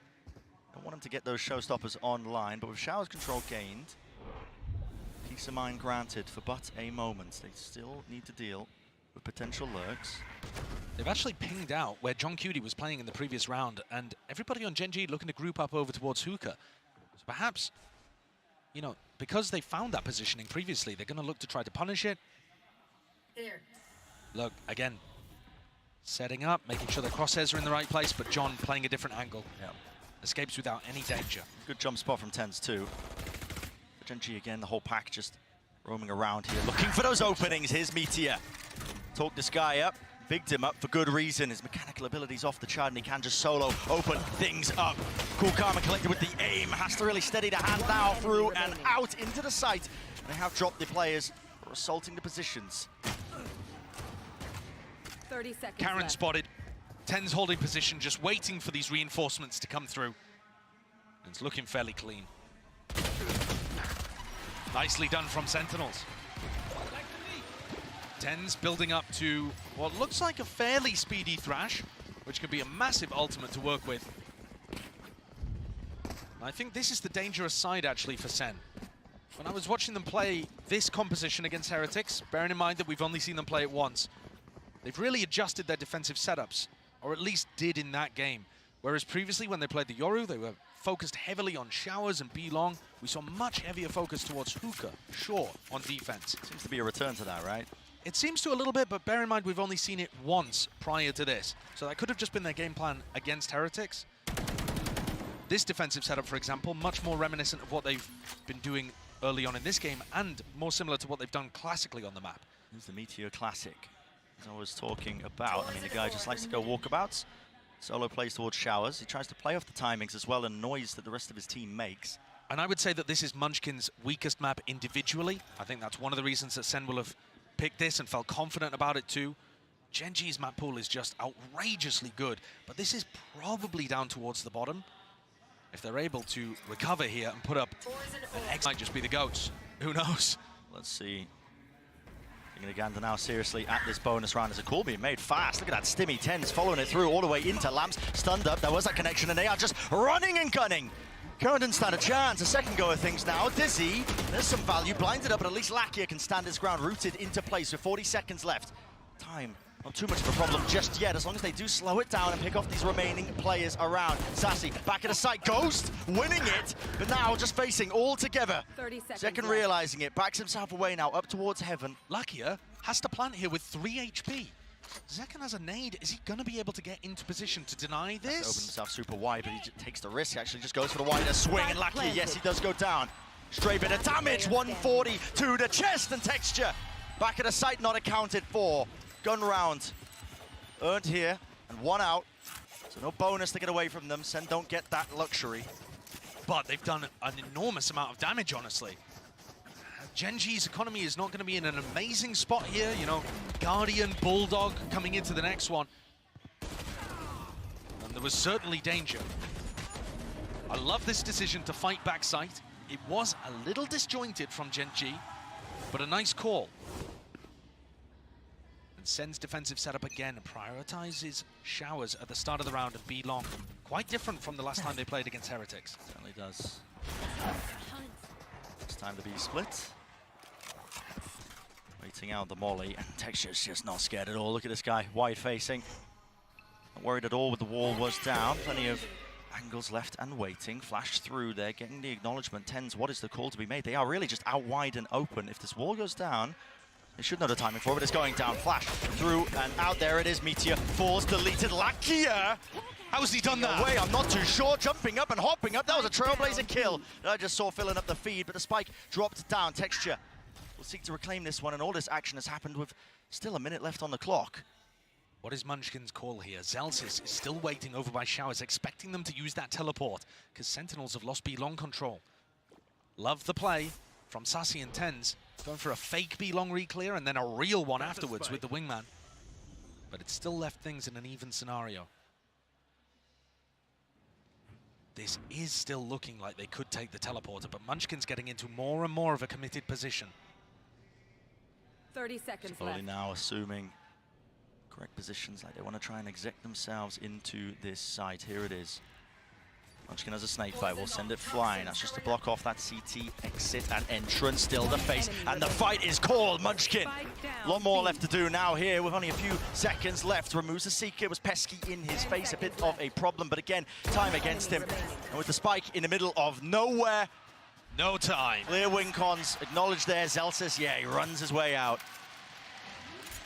Very well handled from Sentinels in this round, and Sassy stepping up.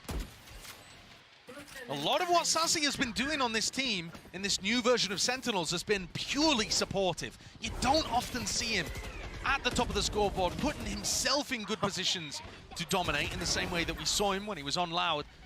But this round, finding great impact. With the re-clear, with the swings as well, shutting down Gen.G. And all of that economic damage that Sentinels did on the bonus now really paying dividends. Stacking up. It's a much weaker buy-in approach here for Gen.G. They're sending out that cross-map molly. Should be familiar with it by now. It's going to be landing onto B long. Allows Texture to claim that ground. Slowing it down. In the right moment, waiting for the team to back him up right behind him here. Classic playbook of Gen.G, just contacting in, hoping that they can take a fight and trade it out if it goes poorly. Sassy is the one to watch for here, and look at that Texture. I mean, insane awareness, shots fired and rattled, but there it is, Zelsis returning. A few of his own, the spam battle 1 out, or at least evened out. Evened out, and Munchkin is looking to try to take this timing down short. He's posted himself in an aggressive position. Second and Tenz want to re-clear. Oh, theft. Molly was sent flying. Oh, they missed it! Oh, he missed it! Still walking into the molly. How are Gen.G finding all of these kills? Are onto the A side already. That is ridiculous! I thought Tenz and Zekken had the awareness that Munchkin was there, and Zekken, he ends up getting caught as well, so giving away his positioning. He's going to have to pull out heroics to get this. It's looking awesome for Gen.G. Yep, doesn't do anything there. Gen.G doubled up. Almost every position accounted for. Sentinels. Yeah, decisions be made for them. Backing away from this one. Brutal decision that they have to make in this spot. But terrible economy on Tenz, Zelsis, Sassy as well. How have Gen.G managed to pull that one away? That's a confusing one. It felt very similar, though, to that eco round that ended up swinging things when the score was something like 8-8, 8, you know. I think it was round 17, actually, yeah, on Breeze, where Munchkin tucked underneath window over towards B, and he made that aggressive move, and he got rewarded for it. And this is similar again. There's a distraction play over towards B, and Munchkin gets into position. This opener is lovely. But I think what actually ruins them, oh, that's brutal. He just didn't hear the molly or realize. But this is the play that I think wins the round for them. Munchkin finds the timing to be able to punish tenz and opens up the A site for his team to rotate. SEN have been aware of that before. tenz was looking to re-clear, but they just didn't go deep enough down short to catch Munchkin hiding behind that box. Flips the economy on its head. But actually, Gen.G are taking 2 Guardians into the round. 3 players that'll die to a double tap.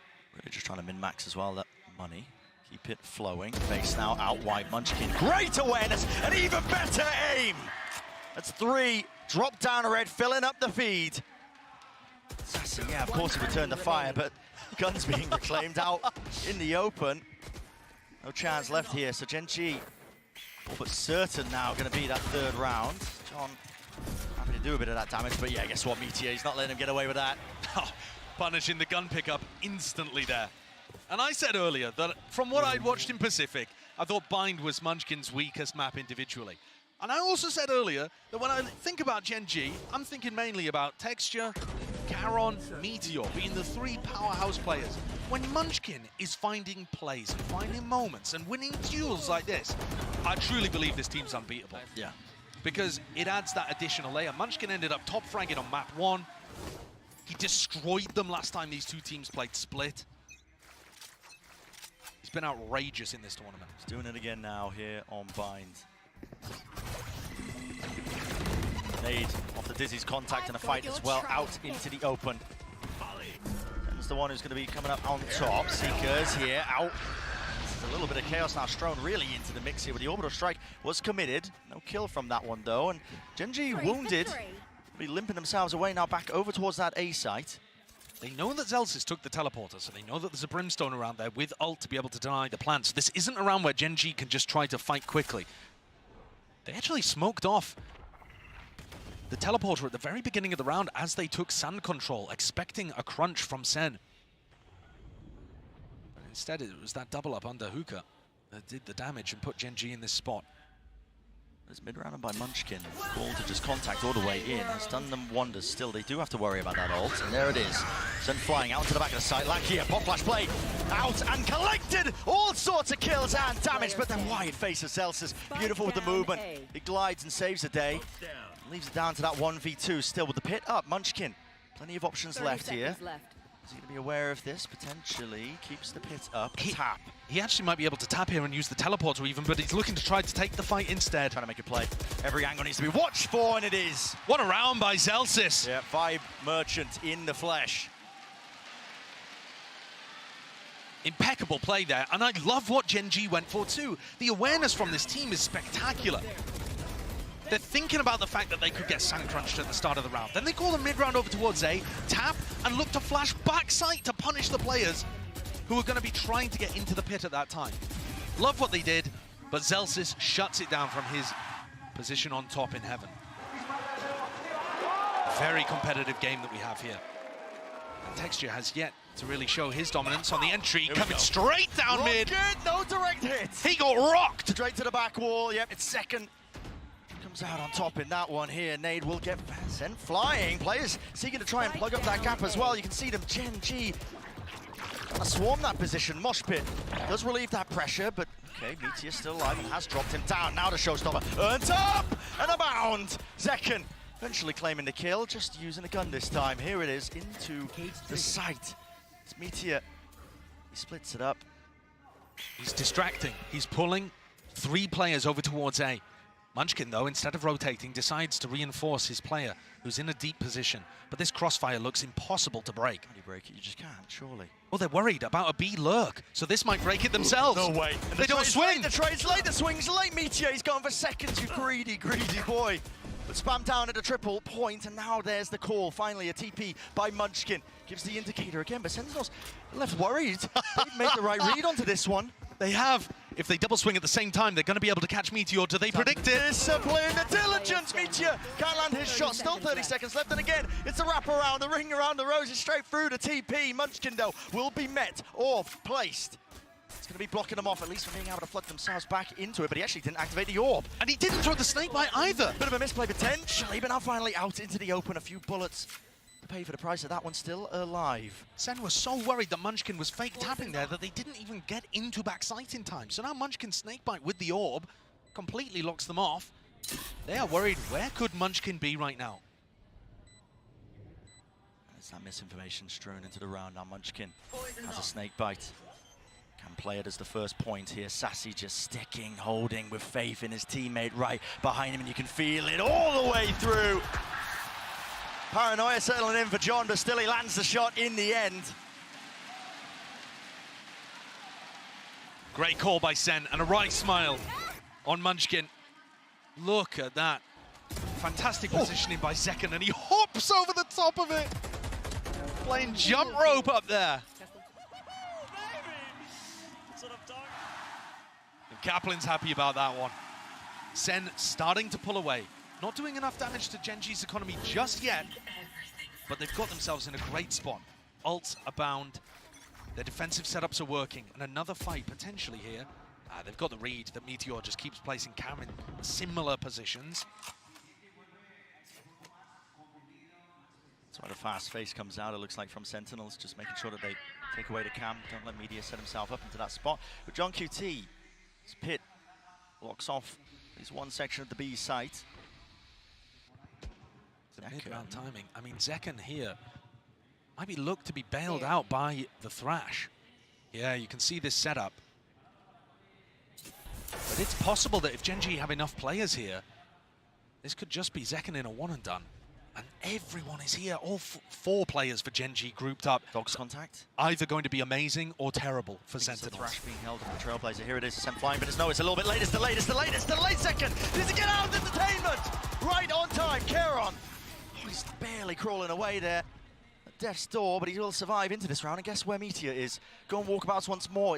He made a noise. So damn good at trying to play the map into this fashion. But yes, he did make a noise. And now the Seeker's being used. It will point him towards him. Has to break it. Drops down the cage. Direction. Genji turning in and facing over towards the B side. And again, Sentinels will be running and following them fast on them, hot onto the heels. Inside the smoke. Meteor dominates the angle and dominates the space of his own neural fifth down. Genji stand a chance and more. The decision to be made. They fight into the back of the site. And it is going beautifully for them. Spike planted. The pace from Genji is just far too much for Sentinels to deal with. This team reacts so quickly. The calls are amazing. The decision there, realizing that the solo play from Meteor had taken enough space to get in, and instead of doing something simple, like throwing Karen's molly over towards that smoke and stopping the Sen flood retake, they get inside it themselves. And I was seeing this all the time when these two teams played on Split. To me, one of the biggest issues was Sen could not keep up with the pace of decision-making from Genji. Like there, tenz throws the wingman because he's thinking, I'm going to stop somebody from getting inside this smoke, and I'm going to get into it first. And he doesn't realize they've already thought of it and got there quicker. And these tiny adjustments in timing be all the difference. Cool idea as well from Sentinels on that short hold. Just not quite enough. Look at it as well, the extra layer of flashing through the smoke. It's just so good. And while Sen felt like they were pulling away with their wins in round 7 and 8, it's actually them with a battered economy now. Shoddy by. Now Zelzis can still be a real difference maker with the judge in Hookah. Do not count that out. Oh my goodness, you do not want to be standing there. Yeah, they're expecting somebody to be playing for the orb, but nobody's won away, so just a hard read perhaps that they were going to go for that on the eco. Sassy and tenz set up to go for that re-clear down B long again. Texture though, he's in an anti-flash. Yeah, it definitely feels like Genji are aware of it. Sassy's out wide here. He's jiggling all that information. Trailblazer, this timing could be absolutely everything. It's broken up close and personal. He knows that Genji have come knocking. Seems like they want nothing to do with it. Dizzy, flash play. But only around, they've called to go back again. Yeah, Dizzy only shot one person. So Genji might be thinking, right, they think we've left, let's re-hit B now. Rooted in place. Maybe the noise. Dog taking ground there. Lakia faking like there could be more presence over towards it. Sentinels making calls of their own to just triple up into hookah, but with Lakia not spotting anything, now the call has been made again. Of a pivot here by Munchkin. He's cementing this idea that it's going to be that open site for them. They're not worried at all, are they? Nade, almost a punishment on it. Caron gets out alive. Heal on line 2, so he will be topped all the way back up. And this is where the Judge and the Stinger don't look so good anymore. The post-plan position is immaculate. Munchkin playing a deep angle into Showers, even just Lakia with a late rotate now doubled up with him. Too much to deal with here for Sentinels, surely. They'd have to just some absolute miracle shots, and they're already setting up and gearing up for it now. Out wide again, but guess what? Yeah, Meteor is too fast onto the approach. Inside the smokes, inside every possible option that could have been there for Sentinels. And second, the only thing is focused on his mind is trying to get out with that gun, but even that is denied. 5-5, Gen G making it nice and even here. I'm loving this attack side calling from Gen G. I think they're playing the macro game really, really nicely. It's been one of the things I'm most impressed with this team. And one of the reasons is, I had no idea Munchkin was capable of this. No.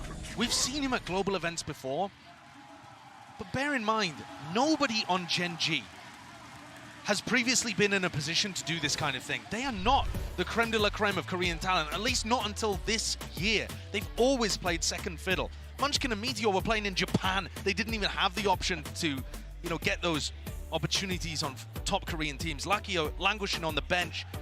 Texture off Duelist. Karen not even a pro player, for God's sake. And every time Munchkin had turned up, there'd be a language issue and the attack side calling didn't look very good. This team has come together with HSK prepping the roster, setting the groundwork, and just exceeded every expectation, even the coaches.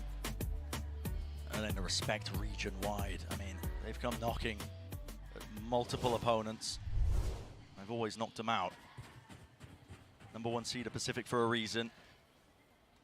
And it's not so much, in my opinion, that they're standing on the shoulders of giants and building on what Pacific have done before. They look to be straight up leapfrogging them. Oh, yeah. How many times have we seen DRX and PaperX try to break through that glass ceiling? And yet Gen G, what ceiling? Wait, you guys couldn't win before? Why not? It's actually kind of easy. It's unbelievable. Double outlaw here for Gen G on the attack side, predicting the fact that SEN are going to be on an eco. Maybe right. It would be right. Deep smoke dropped down here for Sentinels just to try and at least hold on to control of bathroom Showers. Up towards that A-long angle, but B-long, I have a question entirely here, because again, walking slowly up towards it. Reactions on point for Texture. Just sit through the wall. Sassy barely survives. Very lucky for Sassy there.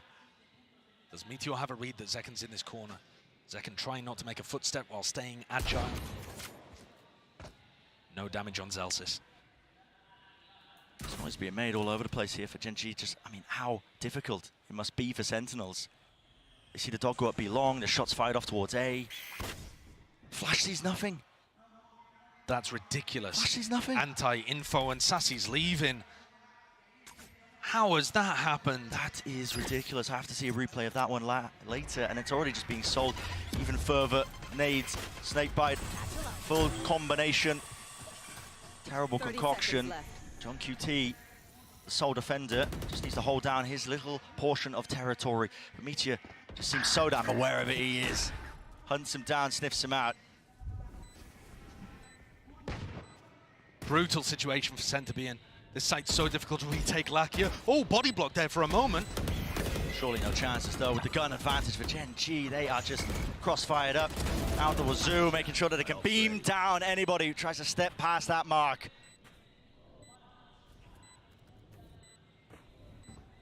Zekan will take the death to be able to, oh, the kill, sure, to be able to get his ult online for the next round. But it's just all focus on round 12 here. Oh, and they're just playing with Sassy. Dude, I thought he was going to go for it. I really did. And any danger in the round for Gen G, completely upset by that bird telling lies over towards B long. Let's see this one. Yeah.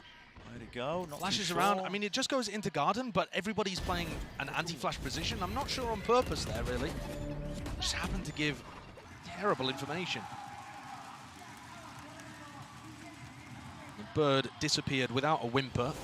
A canary in the coal mine as Sentinels quickly did the same. 3 ops online for Gen G here, looking to try to close things out if Sen get aggressive. Okay. Let's get silly.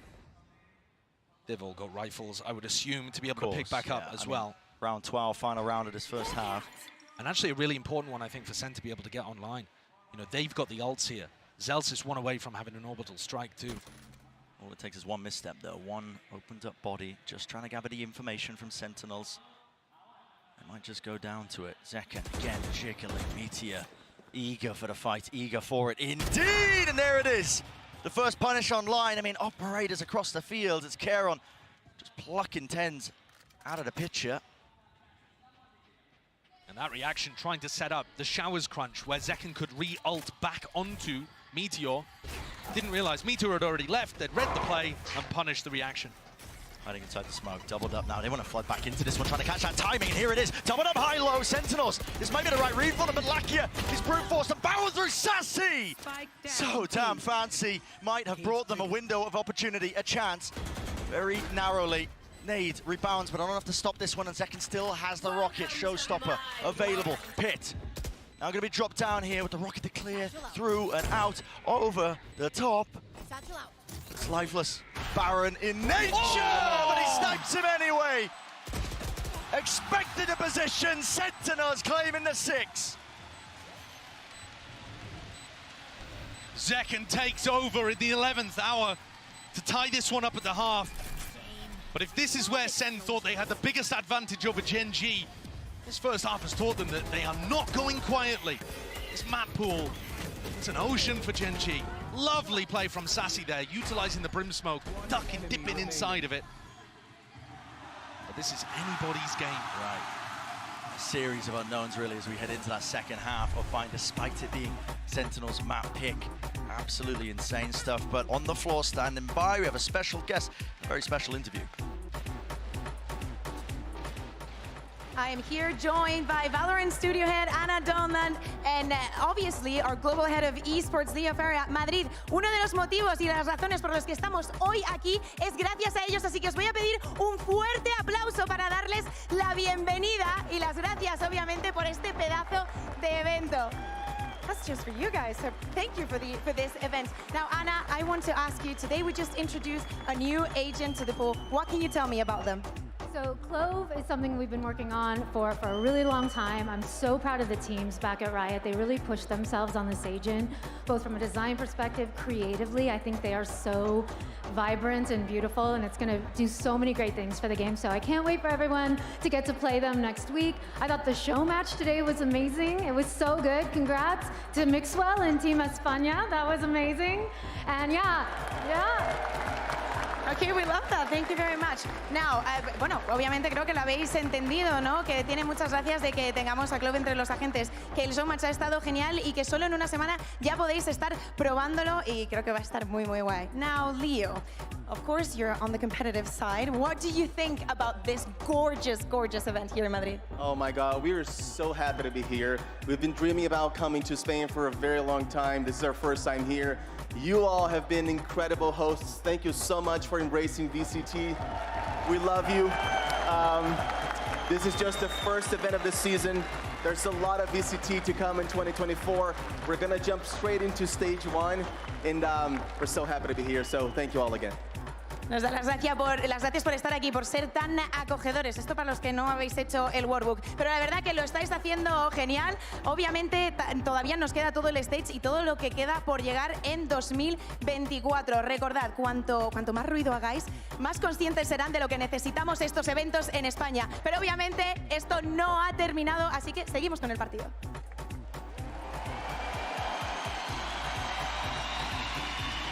Do love a bit of crowd work. People riled up here for the second half of Bind. Full importance.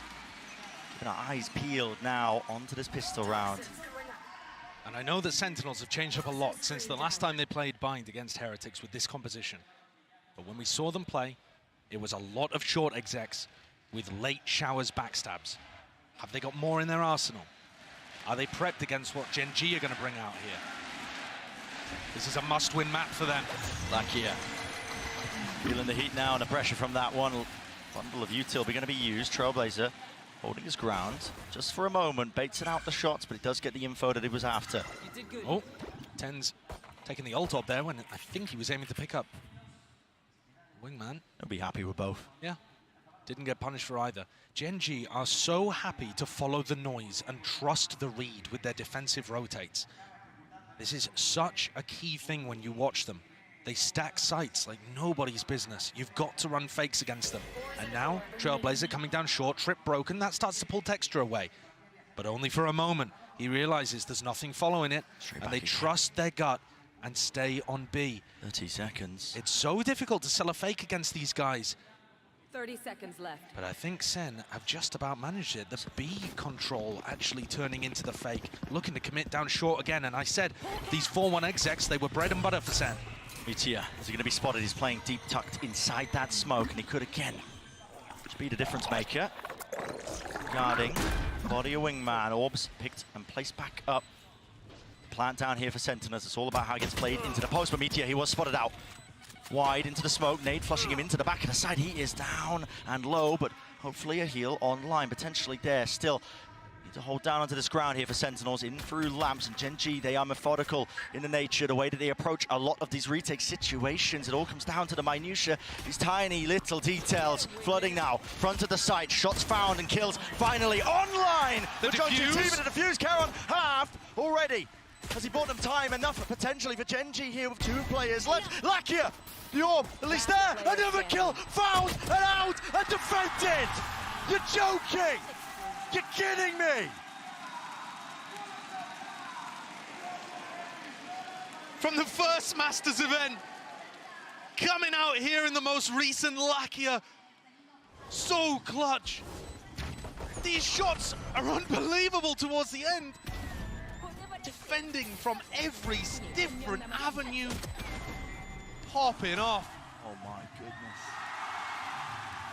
Redgear himself said in a recent interview with Pedro Romero that his biggest mistake in his career was joining DRX, then known as Vision Strikers, after having that success in his first Masters event. That is gold. Yeah, imagine that. Gold. And now, he's overtaken that team that he ended up joining and having more success here in a grand finals. Potential off the charge, but Sentinels is a great charge out wide and open. Look at the volley, the damage all combined and collected. Rallied into it. Gen.G obviously favoured. He's got the spike and he's in their spawn. It's a weird one. It is a really strange one. Actually, if Karon ends up going down, although I don't see how he possibly could. Not with the judge, surely not. But the A site would be open. And there is simply no way. Just understands the timings inherently. All left on Zekken. I knew his back sight. Call being made from his teammate. Second. Earns himself a plant at least here. Really, shouldn't be any opportunities for him to win it out. It'd have to be a bundle of mishaps and mistakes here from Gen.G to really topple this one. So.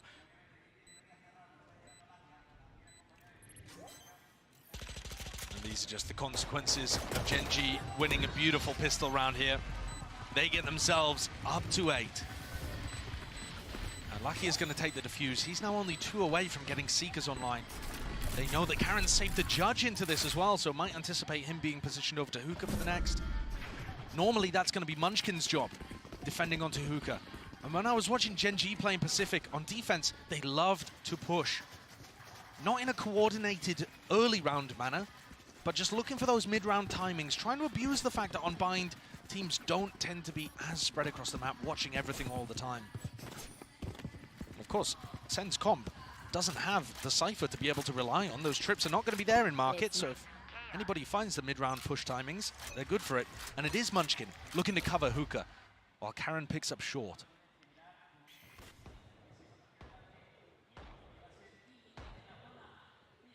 Sentinels.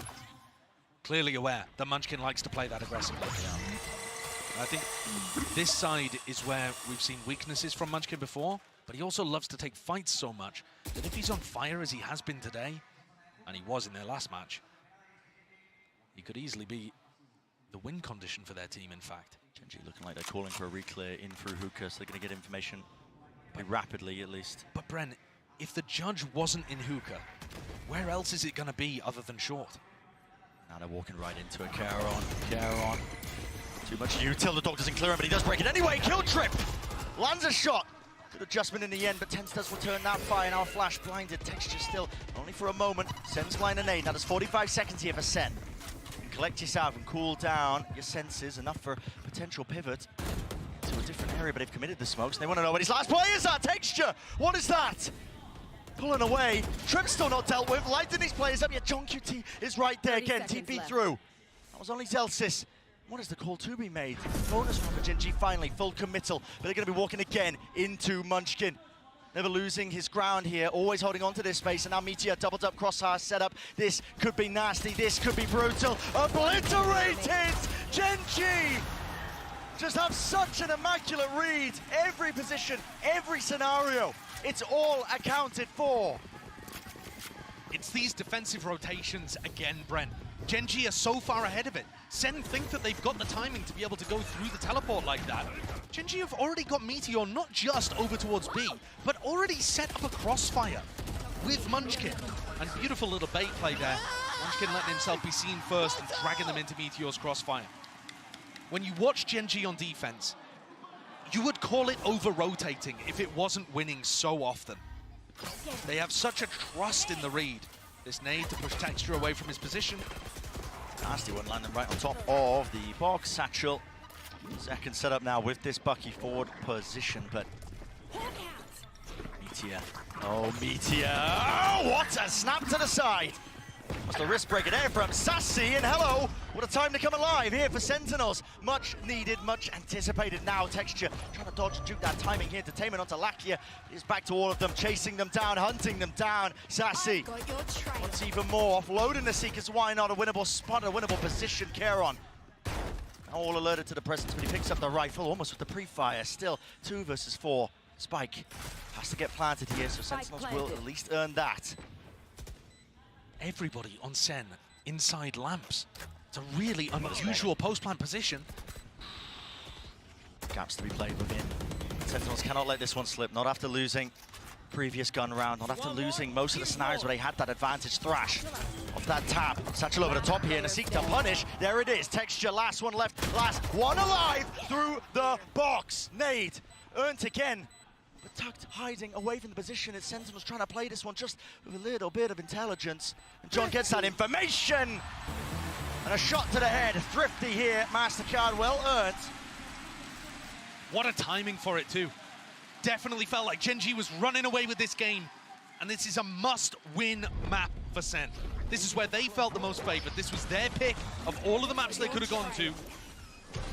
And as the desk was mentioning earlier, they're kind of playing for the 3-1, hoping they don't even need to get to Icebox. Incredible shots being hit there, and Sassy on fire here on Blind. We expect to see those a little more, I think, from the Gen.G players. But here it is.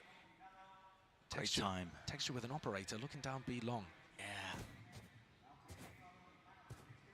He's got himself onto a really nice forward angle. Spotting out this operator is going to be pretty key and essential here for Sentinels, but they don't have anything concrete to clear it out. Look, even the Dizzy just clears it. Jump spot from second was really out wide, but giving up that space. But Gen.G putting such a heavy premium on control of just both B long and showers. Even got the cam set up. Munchkin willing to hold it down.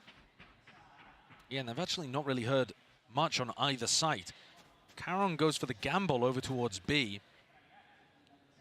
I'm interested. Munchkin didn't quite find the timing to take a duel, but he's now tucked in a position going to get cleared by that flash. Yeah, certainly should be. Zekin eager to take the fight there with a boombot just right behind him. He knows the rough position here of Munchkin. Caron's back immediately over towards A, so there's still 3 players defending this. But only 30 seconds roughly left here. Mosh Pit sent flying over the top now as well.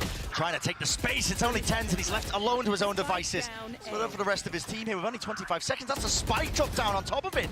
It needs to be heroics, and it needs to be masterful play at that. Munchkin almost going down to the stray Satchel, but it matters not. Overwhelming aggression from Gen.G. Full lockdown in approach and play. And seconds dwindling down to nothing. It's Gen.G up to 10. The stack, the crossfire, way too much for Sen to deal with. And not just that, Gen.G fighting close. Not trying to hold into backside and rely on the fact that, you know, they'll give Sen the play and try to push through smokes or anything like that. They fought almost even before Meteor was taking contact from the short trips. Look, they pick off tenz here. They're looking to try to fight them in short. They mollied off showers as well, so Zekken couldn't help. They picked that apart and fought aggressively. There's a really interesting quote from HSK, actually, during another interview where he said that Gen.G tries to make the plays that other teams would hesitate to make. That's a very conscious thing that they've come into this year trying to do. We are going to try to be the team that picks that timing and fights you. Been working so damn well for them here, Gen.G. Look at the rotates, Brent. Look at the rotates. Set up and There is less than 10 seconds into the round, and they're planning to 5-stack B. Second showstopper. Loose here, was vulnerable, but up close to the corner to clear. Lakia! Blinded! What? Found what? Snaps it! Sentinels. They found an advantage, but it's about converting it now into a round win. And they've got an inkling that there's a ton of players here stacking the site, but they're not fast enough to pull the trigger and go for the rotate through the teleport, which would have been a play to open up the A site for a free plant. They found themselves that player advantage, and now Gen.G, with the players stacked, looking to re-explore. Oh man, look at this call to contact re-clear. Are they going to be ready with the rightful play? It needs to be online. It is Sentinels. Clean sweep there, out towards it, forcing Gen.G out into the open. That slight pause keeps them alive for now, and it was really necessary, Josh. I mean, you end up losing that one. Gen.G up to 11. The economy just been dwindling. Sentinels getting rocked left, right, and center. But what is this? The timing on that dizzy. It just blinds Lakia right. Yeah. Well, he was 1 HP, I think, after he went through the Viper wall as well. Yeah, so just, but still, caught down extraordinarily low. And the crowd here behind Sentinels, willing them forwards. They're not easy rounds that Sentinels are winning. They're not at all. Again, Gen.G had 5 players B. That's fast though. Zekken is in front of the snakebite as well. A little bit of damage, almost a kill onto Lakia. It's good damage. It's going to be permanent. There's no heal online. At least he can't heal himself. Now the Trailblazer for the re-clear. Munchkin, you can't be calling for that one again. He just goes down with it. Yeah, and these are the times when Munchkin ends up getting punished, and it's looked rough for Gen.G. We haven't seen very much of it. Munchkin's been playing a superb game, but that's the kind of stuff that was happening in Pacific, and SEN have taken full advantage. There's 3 players very close to key ultimates as well, though the orb is not here. SEN put another pause in the round, maybe hoping that Gen.G would do another exploration. They've got to be cautious about Texture's ultimate, and Garon's, for that matter. The more they let the time click, the more that those ults could just win it for Gen.G. Josh is waiting for the fuel here, just to prop both of it up, make sure he can clear some of this util. Trip. Spotted and broken. Not be pulling any of the Gen.G players away. It looks like positioning is being shifted. No, still a reclear of Texture. He's happy to hold this close angle. 30 seconds left. This one he has the rocket available to him. Another trip. This time. Noise pressure on either side. The TP rotation is now core with 20 seconds left. Guess what? What about gone now? What about Karon's ult? Karon's ult, yeah, it's not really going to be handled here at all, and that's going to be sending it out with Wingman. He's going to be broken. No, they can scaled it correctly, but it does catch on the second. So the plan is online. 4v4 though. A must win for Sentinels. Must win indeed. The flank. Fast wrap around flanks on flanks. Lakia punished for it. At least recognizing SEN the weaknesses of their own compositions, but it's immediately answered and evened back out. Celsius got ult. So advantage now for Gen.G here with the ult. That's the first tap, but he's waiting for the second point. Karon's fast onto him. Karon's fast onto him. Already approaching and expecting that position, and he just has to let it rip anyway before anybody even taps. Gen.G so fast with the moves, yet Sentinels shut it down.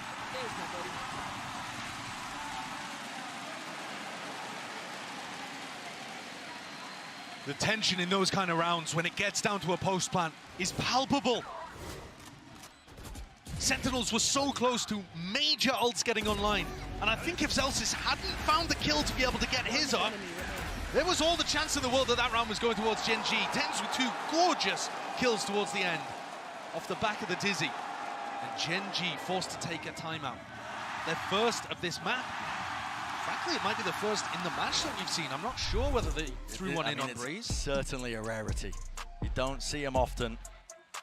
Calling for that timeout, cool down in the play here, because this is Sentinels actually making a very decent go of it. Yes, you know, they won here and there a couple of half-buy rounds when the economy wasn't too good, but that was, you know, full-on gunplay occurring.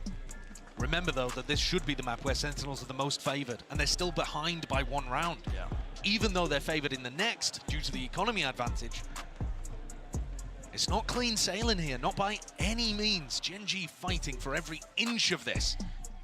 Not willing to give up any of these maps that they so carefully selected. Now, in terms of what Gen.G are going to be talking about in the timeout here, I think it's going to be about those defensive rotations. They've been stacking the opposite site to the lurk. So when John QT goes and puts pressure and breaks that trip, if it doesn't feel like an exec down short, they still keep players on B. And this time, John QT took the space and called for the rotate over. So that's kind of the opposite, I think, of what Gen.G were expecting. And it's possible that Solo and HSK are just addressing that and coming up with a slight variation in how they play the defense. We'll have to keep an eye. Lakia now eager for this orb, looking one away from the ultimate, but again, might just earn it himself, he does, with him dropping, sent to the spectator seat. He's gonna have to sit on the sidelines and really fester and wonder about what went wrong there. Now it is explosive second, through and out into the elbow position, spraying down texture. This is explosive into the back of the side. They try and stand their ground, but they can't hold their candle. Not against the weapons. Huge one, clean one. SEN tie the game up. And those ults that were close to being able to be put online a couple of rounds ago, where Zelz's orbital strike made all the difference. Now look at them. Huge tools available to SEN. If they're able to lean on those, it will knock the Gen.G economy once more. And the game, which Gen.G had under some level of control, will start spiraling away from them. Gen.G machine just churning them up now. The stack, 3 players over towards B to start, and Karen in a very committed position. Super committed, but he backs away now with the knife out. Close tucked here. Sentinels. I mean, this is looking like you thrash to try to put pressure on people, yep. And Zekken follows it up. Mosh and Seekers with a thrash on top, like you said, Josh here, sending it flying. Zekken is eager for the engagement, even more so, spots it out, Munchkin. First one to fall, fills up that feed for them nicely here, but Gen.G might even look to just try and fight back with the pit down. Something has to really dislodge this one here, maybe even a few stray bullets. Sassy finally planting, elbow control for them. On top of that, it's Hookah. They didn't plant though. They're still getting it down now, and Gen.G are taking elbow control in the meantime. It might work against them because it has cut off these angles, and the core made to contact works out beautifully. Thrash through with the flash as well. On top of it, it comes down to how can they win these kills out? Second, as the Wrangler the Beast that is his rifle, lit up like beacons, but it matters not. Sentinels. It feels like almost the first time here in this series. I'm sure it's not, but they get that lead, at least by 1. And relying so heavily on getting those ults up. Look at this play, Munchkin stuck while the rest of his team ended up playing for retake. He was just hoping to go 1-for-1 in this spot.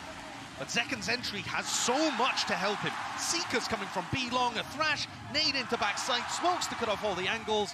SEN just decided to drop the nuclear codes and just send that one into B. And it's a great time to do it too. Oh, the punish on Lakia. Huge. Great read that he was going to be going for the ult orb at the start of the round. And that's play just going their way. Yeah, that's what you need. You need to keep these anti-ecos clean for SEN if you want them to start building up. Because Gen.G are super dangerous in these kind of moments. You cannot count them out. They're so apt to take risks in these rounds that have paid off well in the series so far. Clearly ignoring Hookah. It's a smart call as well. You don't want to walk into those shotguns, but the trips close will cause some issues here. Zelsis has just used all 3 of his smokes, one, I believe, to drop off Hookah, so they've got to commit while these smokes are up. Fine with a trip get any values, just over, above the top of it here. Second satchel now to see the ball position. We'll meet you down. Really no more danger. Sentinels. They are steady as anything here. They can feel it on the precipice of getting that 12th round here. A critical map in the juncture that is this series. Texture and Munchkin really with no chances in the round. Though Sassy looks to take the fight instead of relying on the double up. Zelsis, safe pair of hands there. Rifle in them, make sure that there's no funny business. And Munchkin, you can see the motor mouth popping off there. Just gonna save and take this time to address with his team what the game plan is once rifles get online in round 23, because this is crunch time. Gen G need 2 in a row to just drag this to overtime.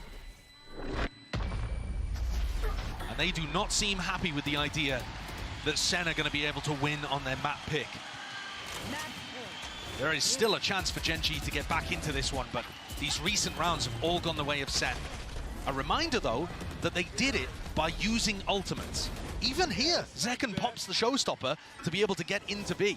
So Gen G, do they actually need an adjustment? Wow. Not just the save for Munchkin to talk, now a timeout called, the second of the map, to allow their coaches a bit of input too. But Bren, what I'm saying here is, yes, it's been 5 in a row for Sentinels, but crucial rounds have been won off the back of ultimates. Yeah. And SEN do not have access to those anymore. I mean, they're one away from getting Seekers back up because Sassy is frying. But I think Gen G's game plan has not necessarily been the issue so much as them fighting an uneven war. Finally, there's going to be a bit of that parity. Even guns on Gen G's side. Sentinels running out of those ultimates. I think you are right. I mean, you're right on the money in terms of just talking about the game plan for Gen G. It hasn't really been going amiss. They've just been getting ran over, steamrolled almost by just that sheer ult economy that's just been churning, generating constantly for Sentinels, but it has run out. And Gen G have to put a stop to it here if they want to stop Sentinels on their map pick. Yeah, and we're talking about it running out, but Sassy could certainly play for the Showers Orb here. It looks like SEN are set up for a fast Showers take. And unless Meteor's able to pull off some magic, because he's going to be vastly outnumbered. Let's see it. Seekers are going to be online, surely. What have you got up your sleeve, Meteor? Team needs some magic. We need it now. He's backing away. It's just that aggressive cam. He's been putting that there a lot, though. Yeah. They've already seen that in a couple of post-plant situations. SEN are going to know. It could trigger some kind of Showers crunch, though, so they've got to be a bit cautious. Look, Tenz, Zekken, ready to punish the players that might come through the teleport, using Sassy as bait. And now they walk forward, get Seekers online. Texture. Close, up onto the angle, dog broken. Boombot as the first layer of contact. Munchkin here. pushing out through sand, His Munchkin, and he's been doing this at least in the qualifiers. It could be a punishable element. They have to be aware of it.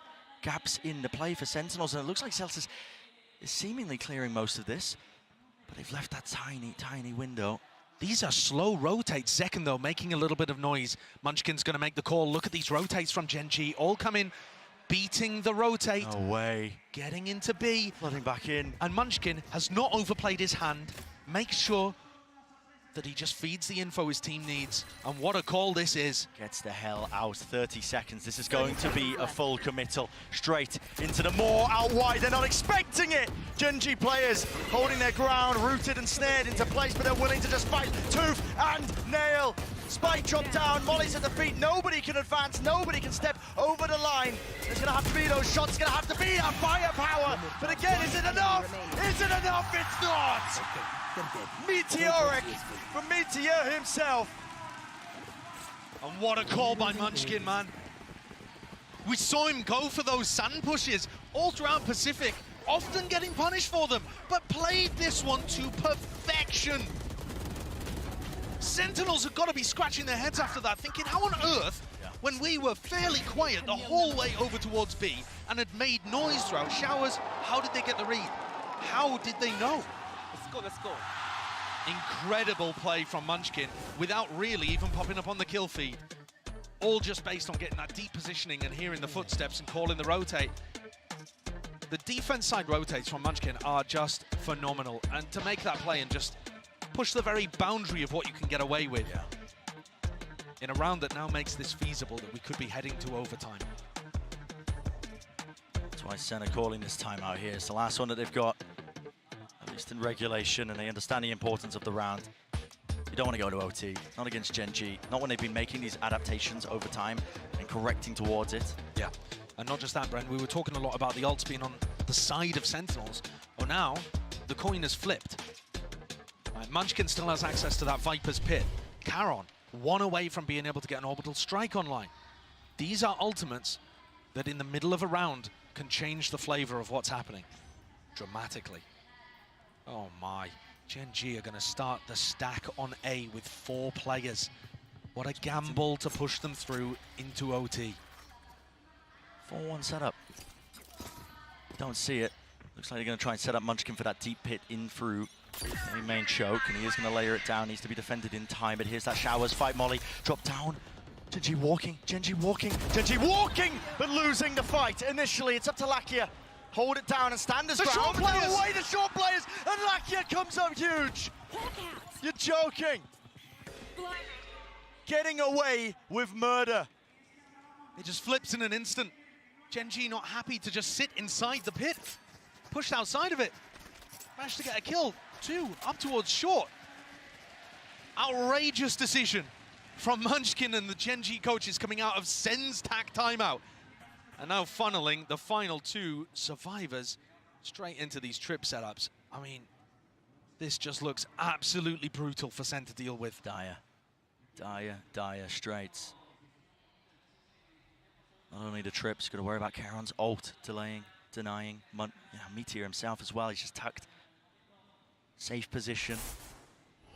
But out wide, there won't be any punish onto these trips, but they're not going to walk into it anyway. It's just concealed, but that TP through Munchkin.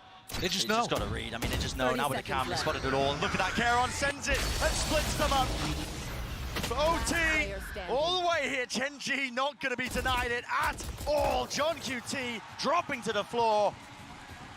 And let's go again, shall we?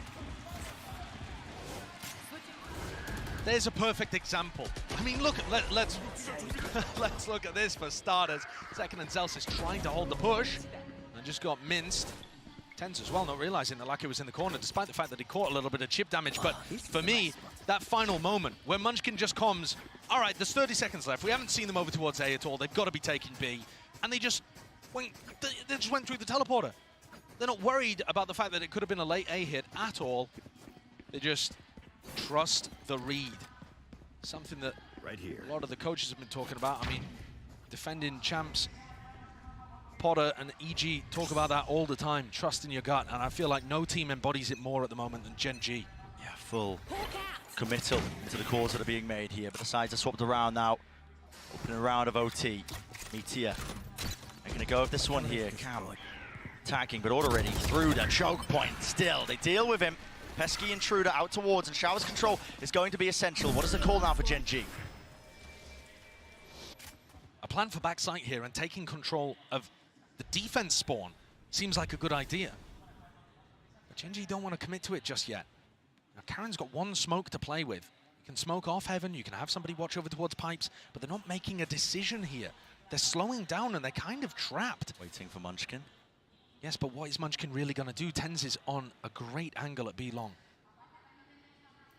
It's just all hinging on this, isn't it? It's an off angle at that. I just don't see how Munchkin clears this. Yeah, an ADS. Spoils it for Munchkin here, Tenz. It's weird though, because they don't know where Gen G are. They could be all the way up Heaven, all sorts of spots. It's going to cause the push out here by Sentinels, meeting them right into texture, but he wasn't waiting for it. It's a trade attempt by Caron. He will fall too. Everybody topples. Sentinels flawless here. The first round of OT, and another chance to seal up this map. Rare moment of hesitation, I think, from Gen G there. Munchkin clearly wanted to take matters into his own hands and was hoping that Gen G would find Sentinels making a mistake, going and re-exploring A for information. But Sen was so happy on B. Just one watching spawn, one watching B long. Very good patience and diligence from Sen to get themselves up to yet another map point. They've got to start closing these, though. It's integral. You look at the overall map pool in this best-of-5 grand finals. It's an uphill battle almost all the way through. Bind is a necessary component that they need to take away. Brent, Munchkin's in a really committed position here at Hookah. I don't see how he dodges Boombot Dizzy. Here it is. He's out wide anyway. Just hates to fight to him. No way. How are you doing something like that, Munchkin? The two best players, arguably, on Sentinels. Put down like nothing. Finds that timing before the utility's used perfectly. This is going to get scrappy though, because they want to fight over the spike. They're not content with just playing the numbers advantage. He's willing to join them, but he has cut off that angle here with the Trailblazer not broken down. Is he actually going to be stunned up? Bullets raining through. TP core texture is right there, fast in it. Here's the reinforcements. Here's the whole bloody team. Everybody joining the fight and the fray. Fast rotation, stimmy, evacuation. That's an amazing read by Sentinels. They know that all three players are there, and this is a race that SEN have won. Rare for them to be able to beat the defensive rotates, but wait a moment. A rare mistake as well from Gen G. They Here haven't got the plant down. Sassy hears the noise cues, but he just pre-fires and guesses incorrectly. The gamble not paying off still, not willing to give up that space, but finally here, Mazaus is out in the but still, the kill found 2v2, running and gunning to just retreat and cover that section. Now the defuse, Meteor sticking all the way! Sprayed down, hand-burned, but that will be it! Sentinels, even it up 1-2-1, and I said it was necessary. And it certainly was necessary.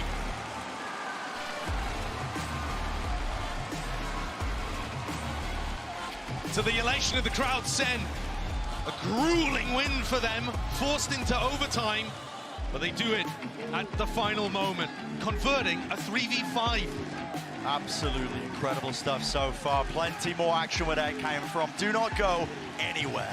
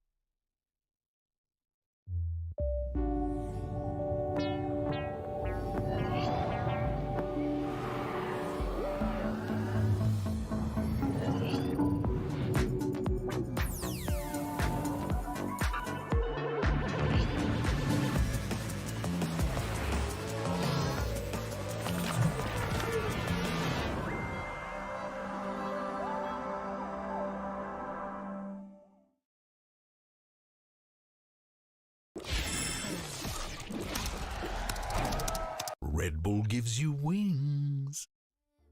Listen up, says my teacher. In front of the class, he says if you're not a believer, of you is that's on you. Better shape up and pay your dues. Of you is that's on you.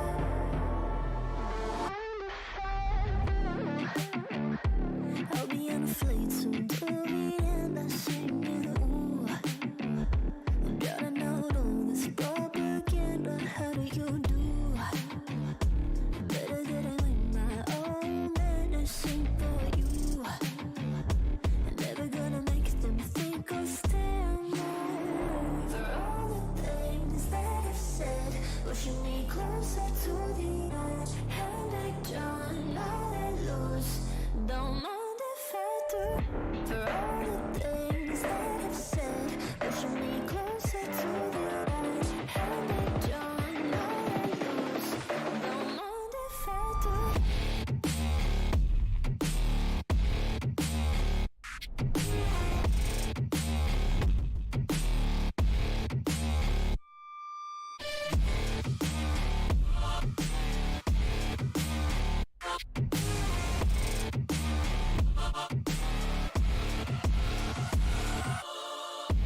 Free as the wind, and as strong as a piece of amber.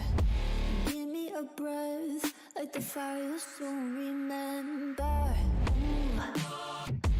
I'll be on a fleece until the end. I'm singing. Ooh.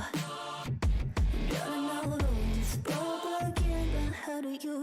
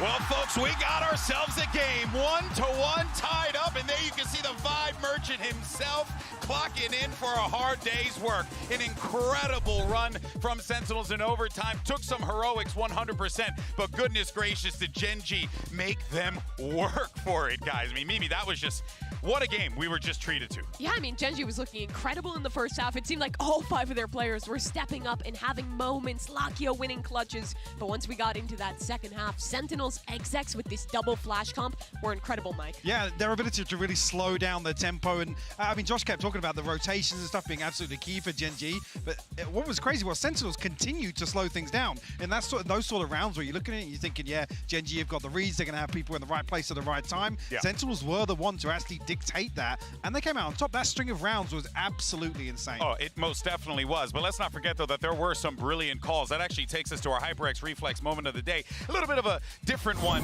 this time around. Mimi, why don't you go ahead and walk us through it? Yeah, so this round, I think the real reflex of it is just showing how good the timings on utility is for Sentinels. Zekken using one satchel to get over that molly, and then waiting for the second one. But right as that happens, you see that Sky Flash Dizzy combo coming in from long and from short. Perfectly catches that player in hookah and blinds everyone on site as well. So these traders from Sentinels can swing out together and win this round. Their synergy on those are incredible, and it really relies on these two guys on your screen, Mike. Absolutely does. I mean, Zekken, we keep talking about how he's so explosive. I mean, no questions about it now. The most explosive player in terms of impact, in terms of what you see him doing on screen. And I think so far, it's 51% overall round win rate for Sentinels. It's 70% when Zekken gets the first blood. He's dropping, literally, there's a 1 in 4 chance of him getting a multi-kill. He has over 80 multi-kills already at this event, topping the charts. It's just insane to watch. And I love watching him and tenz play together. No matter the agent, that duo's synergy is absolutely on point in the server. But you know who I got to give some love to here? I got to give love to my ball brother over there, Sassy. My guy's holding it down.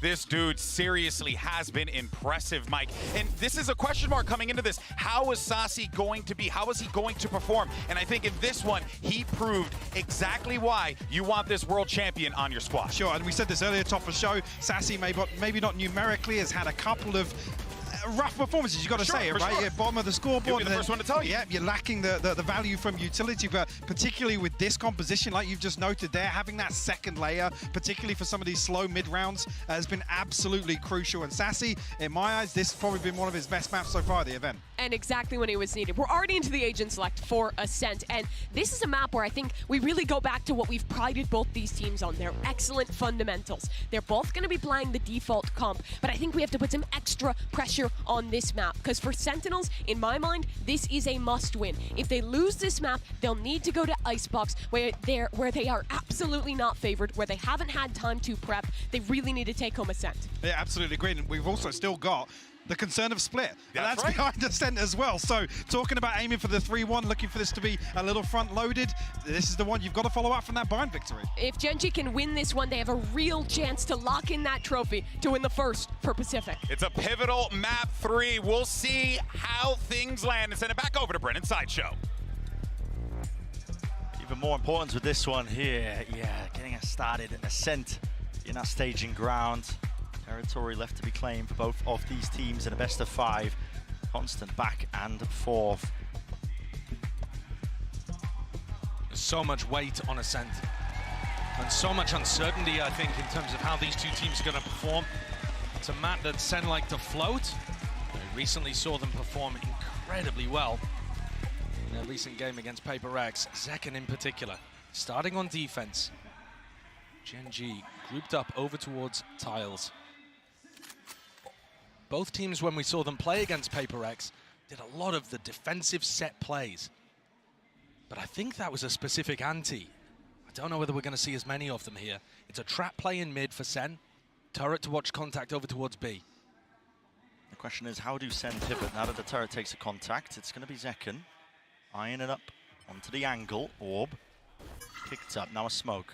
And this is quite nice because once you break the turret, you actually break the trap setup in mid as well. So SEN's setup that was dangerous to walk mid on, dangerous to walk cat on, now gets dismantled a little. The macro game continues to be played really beautifully by Gen.G. Taking a bit of a wander now, straight down mid. Don't have the alarm bot to notify them of this one here. Sentinel's potential chance of the reclear, but no, just a shock dart. Bit of damage now onto Munchkin.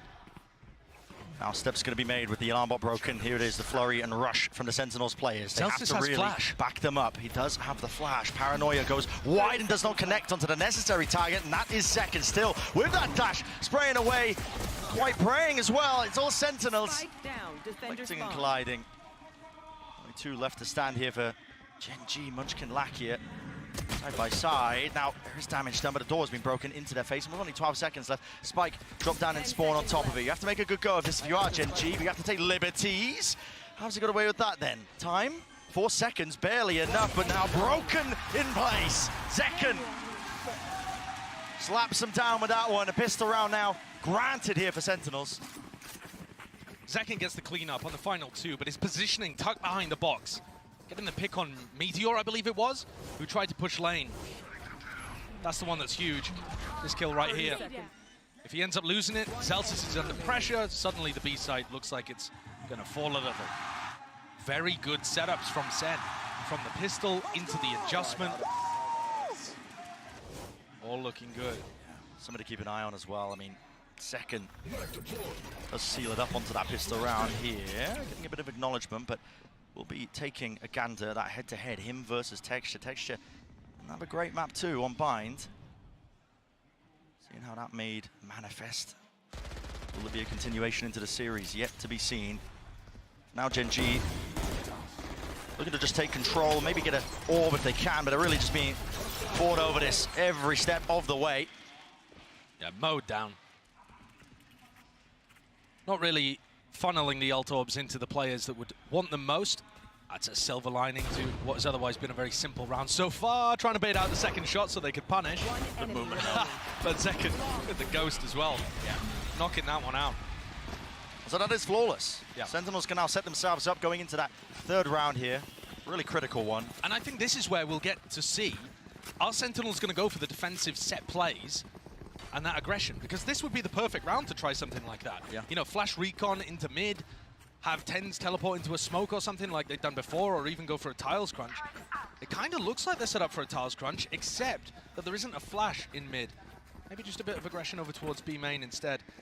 Doesn't particularly matter anyway, because Gen.G, all 5 players grouped up as if they want to go for a fast A. Stacked up. No time wasted with that one, just a flash to get them control towards A main. Deep knife.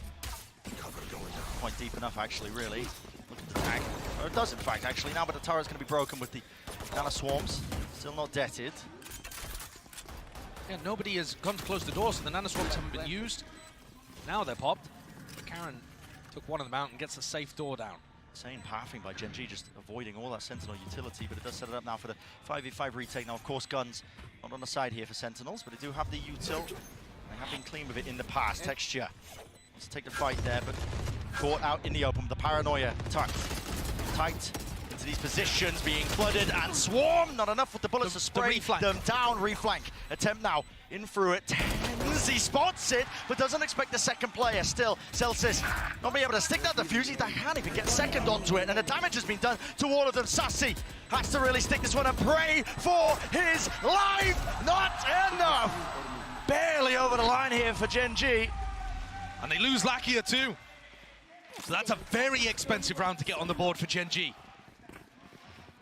I like the idea that they went for there. 2 players, Munchkin calling it, going for the wrap, back down through Catwalk, and then playing it one at a time, so tenz thinks he's dealt with that post-plant lurk. And Meteor's able to pop through.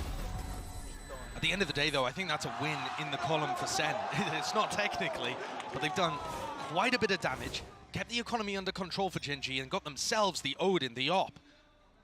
Big tools to work with. Massive tools. Essential, really, to any good hold of Ascent on the defensive side. Zekken took an early peek down mid, but thinking twice about it, I think, off the back of all that noise that Gen.G are making. Open for a bit of a tussle here. Now, the drone does tag. Will there be any danger for tenz? Inside the position, this time Texture aware of it, flashed through around the back as well, but he can't quite lend a second one, at least his teammates can. Lakia cleaning up duty for him, and now retaking with the operator. Zekken, a stray shot. A gamble in that position. Spike planted. Oh! Ridiculous. I think this is one of the situations where you just need to save the op and Odin. Yeah. Get out of there. Not a fan of that defensive hold. The smoke that tenz is using, got no problem with that. The one-way used to be more standard, but plenty of teams running the full smoke that blocks up A main. It's really annoying for the attacks to deal with. You're seeing that Lakia is investing the drone pretty much every time. And actually, if they start to get the read on that, you know, tenz or Celsius could start dominating that smoke and trying to spam him down when he's going for the drone. Standing ahead.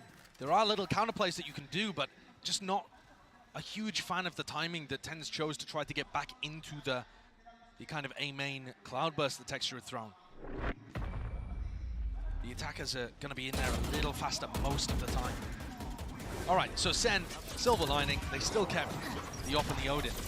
There it is, that entry. It just puts a lot of pressure on Celsius then. Backpedaling. Yeah, that's fair. That's fair and honest Valorant. We have the devs in house. I'm sure they're working on it as we speak. Yeah, we'll see.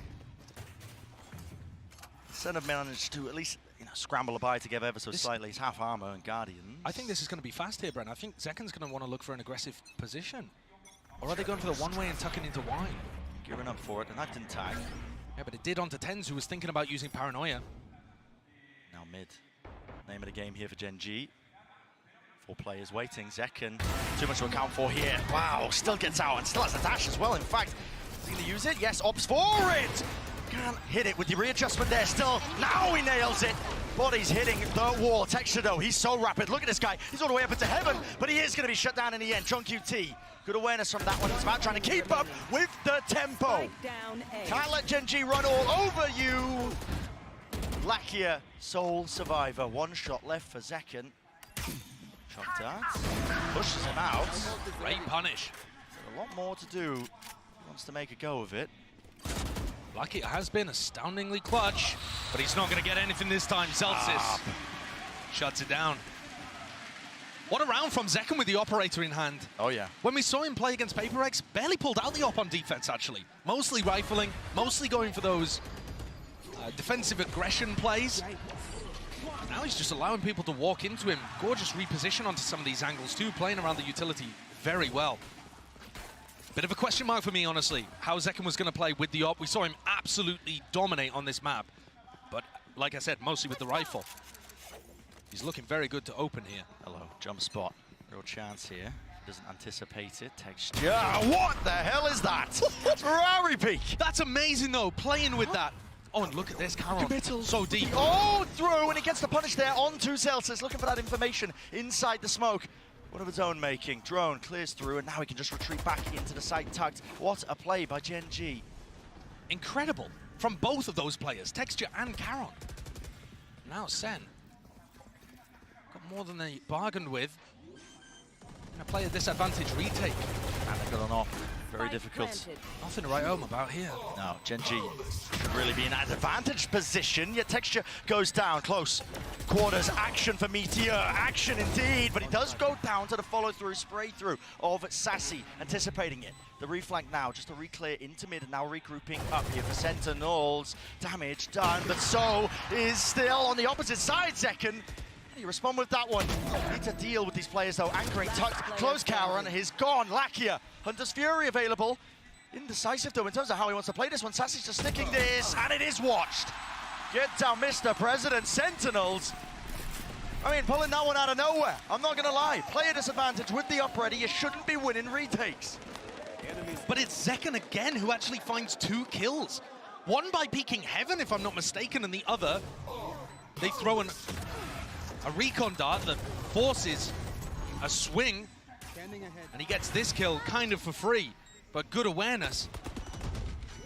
That is bonkers that they've turned that one around, especially when Lakia had the Hunter's Fury to work with towards the end there. You're right, it really did seem like he wanted to set up a shock dart play or the Hunter's Fury and just realized, I have to swing this. Yeah. It's a tide turn. It certainly is. Still danger though. Knife going to be stopping a few of these Gen G players in their tracks there. Currently, actually can't get out of here, but it's a knife on either side, so there's no util to flush him out of that spot. And finally, they get their abilities back online. TP's out of dodge. While all this has been going on, Gen G happy to take that B main control. We're going to try and set up Lakia there in the meantime. Yeah, looking to just try to farm the ult orb, Meteor 1 away. So it's entirely possible that they're playing for that. Zekken pushed away, they know that there's no op over towards A. And Texture clears out the entirety of A main. This is going to allow, I think, Meteor to get his ult online. They might really want to go for this with the lockdown. Consider it. What is going on here, though? Yeah. Gen G retreating away, but they haven't picked up the orb. So they can't use the lockdown to fake towards A. They've just got some kind of read here. And to some degree, they're correct. Zekken was hoping towards mid, now he's picked up Heaven. You know, they are hitting the weaker site. Texture sees the barrel. Oh my goodness, what a timing for the ult. Rips away the knives, and now Texture, weak as anything, declawed in the mix. I think back away and high. That might have been based off a flash that Munchkin threw over towards A. Are they expecting this on B? There's Nana swarms. Look at the minimap. What the hell is going on here? Still, the adjustments there with the flick of the wrist. And Gen G again left scrambling. There's 15 seconds left and they don't want to survive. Don't want to keep these into the next round. I mean, Texture's got nothing. You don't keep the blade, so you don't keep the ult. Flash, pop through round and aside here, spamming and spraying. A reload, no punish. 5 seconds left. Plant online, maybe enough. Maybe enough. It's going to be going down to the wire. And they do get that continuation, and Meteor gets the kills. Added concatenation, man. Round to the back, it's watched for. Texture will get shut down, and flanks on flanks need to be managed. Paranoia now. Doesn't break the door down, but both players blinded. That is perfection, immaculate placement. Meteor with 32 health, and nothing but dreams will be fading away. The Sentinels with a rather scrappy turnabout round. I've been praising the macro from Gen G all match, but that one boiled the carrots for too long. Now turned it into mush. I think they could have played it a little more simply. I mean, Munchkin almost gets an opportunity to get in there, but Zekken makes up for it with a gorgeous refight with the operator. And he's frying, by the way. If you want to talk about individuals, Zekken's looking just as good as he did when he played this map previously. And Texture's not really finding those openings as easily. Of course, it's harder when you're in the attack side jet. I mean, you have to be set up with util. Not going to be favored into a lot of those fights, but also it's Texture. Exactly. You kind of expect more from him. Here's a fast play though, Texture. This time not shying away. There's a dart over the top that sets us up on either side here. Texture now is into the site. He's worried about back sight. Still, he could seek to deny. There's no one watching the back here of Zekken, but he does dash away and out of the fight here with the smoke. Covering it, 4 players spotted. Good information here for Sentinels, but Texture again needs to be this playmaker. Karen teleports in over towards lane, only with 30 health, and they use the lockdown as well, but look at the lockdown positioning. It denies mid and market. It's so good for keeping control of site. Karen dies, but he'd already stuck that plant. Zekken will get detained, will slow them down just a tad here with the plant down. A potential difference maker. And look at Lakia's position. Again, he's got that Hunter's Fury. He's going to be waiting for the right time to strike. Same with Meteor. Takes up that space, but he was blind as anything, and John QT a little bit delayed, but eventually getting that trade. Hunter's Fury now is being used proactively. 2 tags, no kills though. Damage being done. The back side players, they need to be dealt with. Popping through with the flash. Texture putting them down side by side. Tenz will follow through. Time has run out entirely. And another's been bought here with all of these plays. Gen G barely pulling that one out from the jaws of defeat. I really can't believe that Lakia decided to send that Hunter's Fury instead of playing for the time, because time seemed like it was the biggest asset on Gen G's side. That ended up being the deciding factor anyway. I was worried there for a moment. That aggression from Meteor is so classic to the way that Gen G love to play as well. The Pacific teams, PaperX do this too. Not happy to just fall into backside B when they play the post plants, always looking to contest. If they think they've got that timing, they will take it. Okay, so Gen G get their third on the board. A recon looking to push away Zekken if he was playing around mid. Very mobile though. Yeah, he got smoked off and now he's going to pick up mid at the same time as the recon dissipates. Seen a player move over towards Cat here. It's going to be called out. At least it should be that awareness. Double tap, they can't hit it. No way! No way! Tenz! My God, man! And the follow-up, the backup arriving in the form of an ultimate. Couldn't have been better. You give him an inch, he'll take a mile. They just whiffed on him for a moment and he readjusted his aim and took down two. He looked completely caught there. The game plan worked for Gen G, it's just... they just couldn't land the shots in the moment. 2v3 though, and we've certainly seen Gen G pull out rounds like this before, especially when SEN lose info around the map. You know, Karen could be in a position here where he just shoots them all in the back. Yeah, reminiscent of Breeze. There was multiple scenarios where Sentinels threw away those player advantage situations because they didn't know where the enemies were, and now at the plant down. Yeah, do they go for the ult? If you ult, you kind of have to just sit there and defend it. Down on line, that's what they were waiting for. Here's a lockdown, pushing the players out wide. Karon, you have to defend forced this. to make a play. Yeah, you do have to defend this here. He's not going to be detained from this spot. Here's it. Zekken not adjusting for that angle. Not even expecting it here. Now they have to worry about this crossfire setup, but John QT is halved already. Onto that defuse. Sassy responds with the fire, but here he does not know. Finally, shot dart fired. Sassy tapping, forcing out wide again. Lakia this time prevails. Monstrous in the clutch. Time again. The enemy of Sentinels. They had a player advantage, but they had no information about where Gen G had disappeared off to. Another great play for tenz that ends up being wasted somewhat by his team's inability to capitalize on those advantage situations, and Gen G using other advantages, map control, info denial. They don't need the players online. There's a fast play though, already setting up. It's a flash in hand alongside that dart. Texture might just be blinded fully. He's playing inside the smoke, he dominates it. tenz have been playing this one before, but with the Odin spam at least potentially evened out, but not quite. Lakia straight there in the fight, side by side. Advantage now for Gen G. A massive advantage with John Cutie falling. That's all of that Killjoy utility over towards B that's disabled. SEN are going to have to make a proactive call here. They can't just wait this out. Gen G are just doing the exact same, waiting. Hoping to catch that proactive call. It's a great read. Celsius might just walk and wade right into it. The crossfire of a century, and look at that, the call to 3, 2, 1, peek it down, tap, tap, tap, Zekken! Right back at you. He's got plenty more to deal with now. Yeah, he wants to make a go of it. He's got two, but might be too little, too late. He has read this, though. He might be able to get into spawn at the right timing to cut this off and get another for free. Doesn't break the knife, actually, yes, and he's got the dash back online. You just don't think logs here, though. You just never think about that. Don't expect it. It's going to have to be reactions and adjustment potentially there. Still close to the corner. Jiggling from Lakia. Decides to take the timing and a fight right to him. So 5-5. Even up now again for Gen G. And this is a really good spot for them. Attack side of Ascent. We've got to imagine it plays out a lot more typically. Sentinels going for their first piece of defensive set play aggression there. And it's dominated. They already used this. It was round 6, I believe, the last time they played on Ascent. And tenz that time was able to get into the smoke before his opponent, dominated it, and got the win. This time, Texture just a little faster, just a little sharper. SEN knocked down onto an eco and going for another set play by the look of things. You have to take risks here. I mean, when your money's so dire, if you're letting Gen G take the lead on their attack side. Ooh, missing the silent jump up. Zekken, it's given an indicator. Good awareness, though. Here. Yeah, it doesn't do any damage, but it indicates that Zekken is not going to get away with his bucky play. Movement, enough to survive, doesn't even use the dash.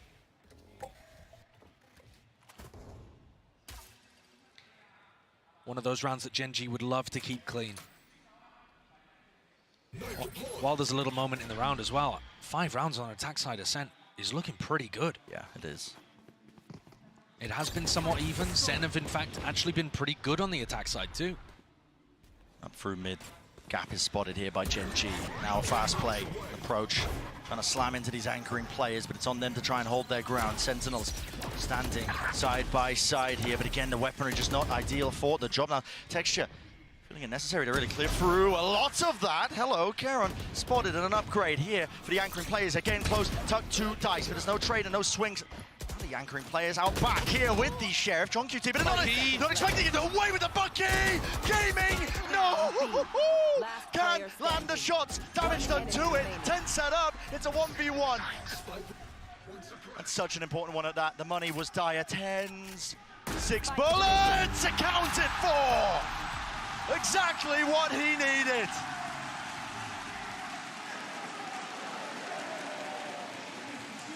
Another miracle. Ritualistically brought down by the crowd, willing it into existence, I think. How are they doing these? No shot. What a timing.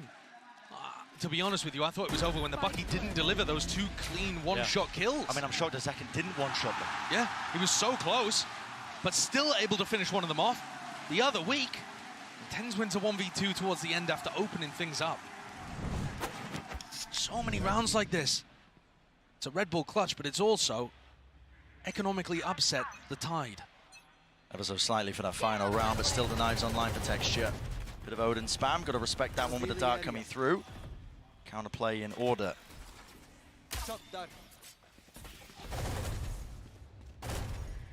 Luckier not to be dissuaded away from it. He's going to be earning his ult as well. And Sentinels have got to be thinking about the fact that Texture would love to do some kind of updraft dash engage into B now that they have B main control. So, you know, you're playing retake B at this point because you don't want to challenge that. He's got knives. But you've also kind of set up for a bit of a retake A approach. Now tenz and Zelsis looking to re-explore perhaps. Right here.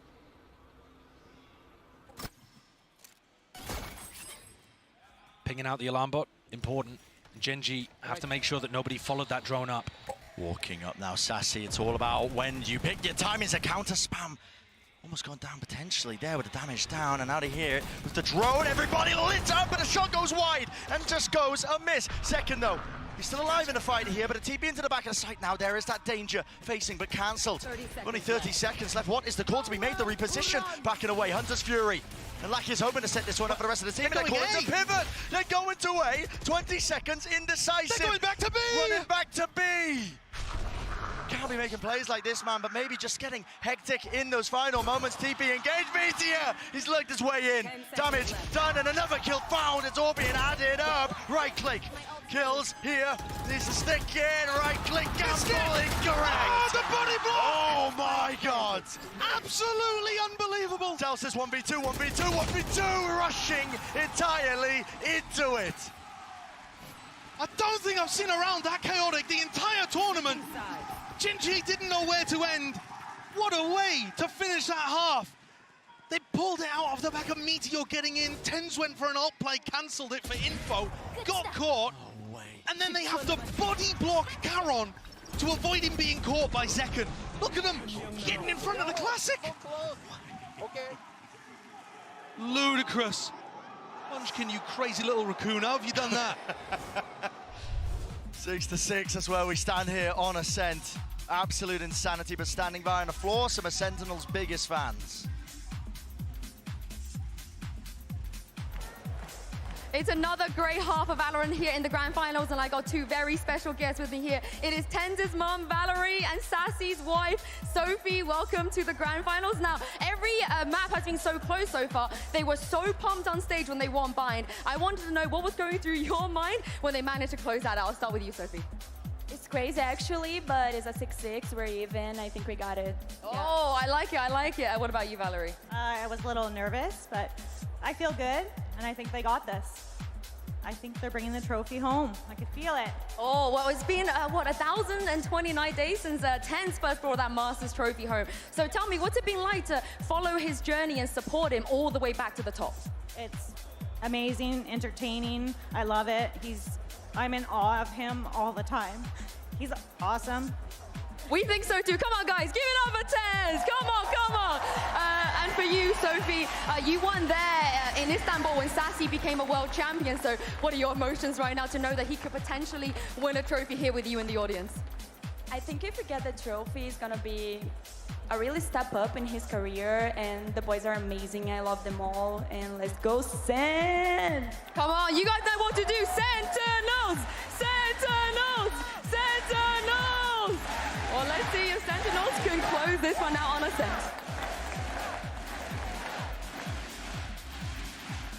Crowd certainly rallied up here. Right behind Sentinels, trying to get it done. And a reminder, it is only tenz returning to the final stage for SEN, but Sassy also making his third time here, both looking for another trophy. An elite group. There's only 5 players, I believe, who've been able to lift the trophy twice, and they would be looking to join them, tenz and Sassy. We've also never had somebody win a Masters and a Champions before. Sassy, he ended up overcoming this round finals against the demons that is Gen G. Would be the first player to ever do it. Pretty incredible. We spoke about the importance here, getting the rounds up online, sent with these compositions, you know, by all metrics, from what we know, it's not an attack-sided map. Scanning ahead. That puts even more importance now onto this pistol round for Sentinels. And I think, again, I'm looking at the Gen G defensive rotations and how John tries to play with those. Because Gen G are just so happy to trust the read. Look, I mean, at the beginning here, Caron getting info in A main. Oh, like he's going to start calling people back over towards B. They were thinking it was A. He's out open. They could be fast onto him, but they're not really going to be quick enough here. Just waiting for the drone now with a shot dust through as well. A lot of damage. Tagged him up. Zekken. Slight pause into the play. Slight pause into the angle. Waiting now. What is the call from the rest of them? A flash play into the back here, but they're just waiting for the right time to strike, potentially, but now jumping right, leaping into his face. And there it is from Gen G, calling their bluff. They want to fight it. The front section of that site of Paranoia is good, and it blinds them all up. 3 players tucked to the site now for Sentinels, and they still don't have that plan down. I feel like as soon as Zelsis goes for it, Gen G are going to explode, and he thinks the same. A dink, stray damage. It could come down to anything. A few stray shots now. Paranoia flying forward, still no spike being planted. One-way smoke. 30 seconds left. Oh, Caron? Has he got a pixel? No, not quite. No, not quite at all, but waiting for it. Now the knife. Takes away the abilities, takes away the threat of this one, and as the turret's getting broken, they swing right into it, Gen G. Surely not, they're doing it again. Wonderful, wonderful patience. And capitalizing off the right moments there. Certainly. They look great with it.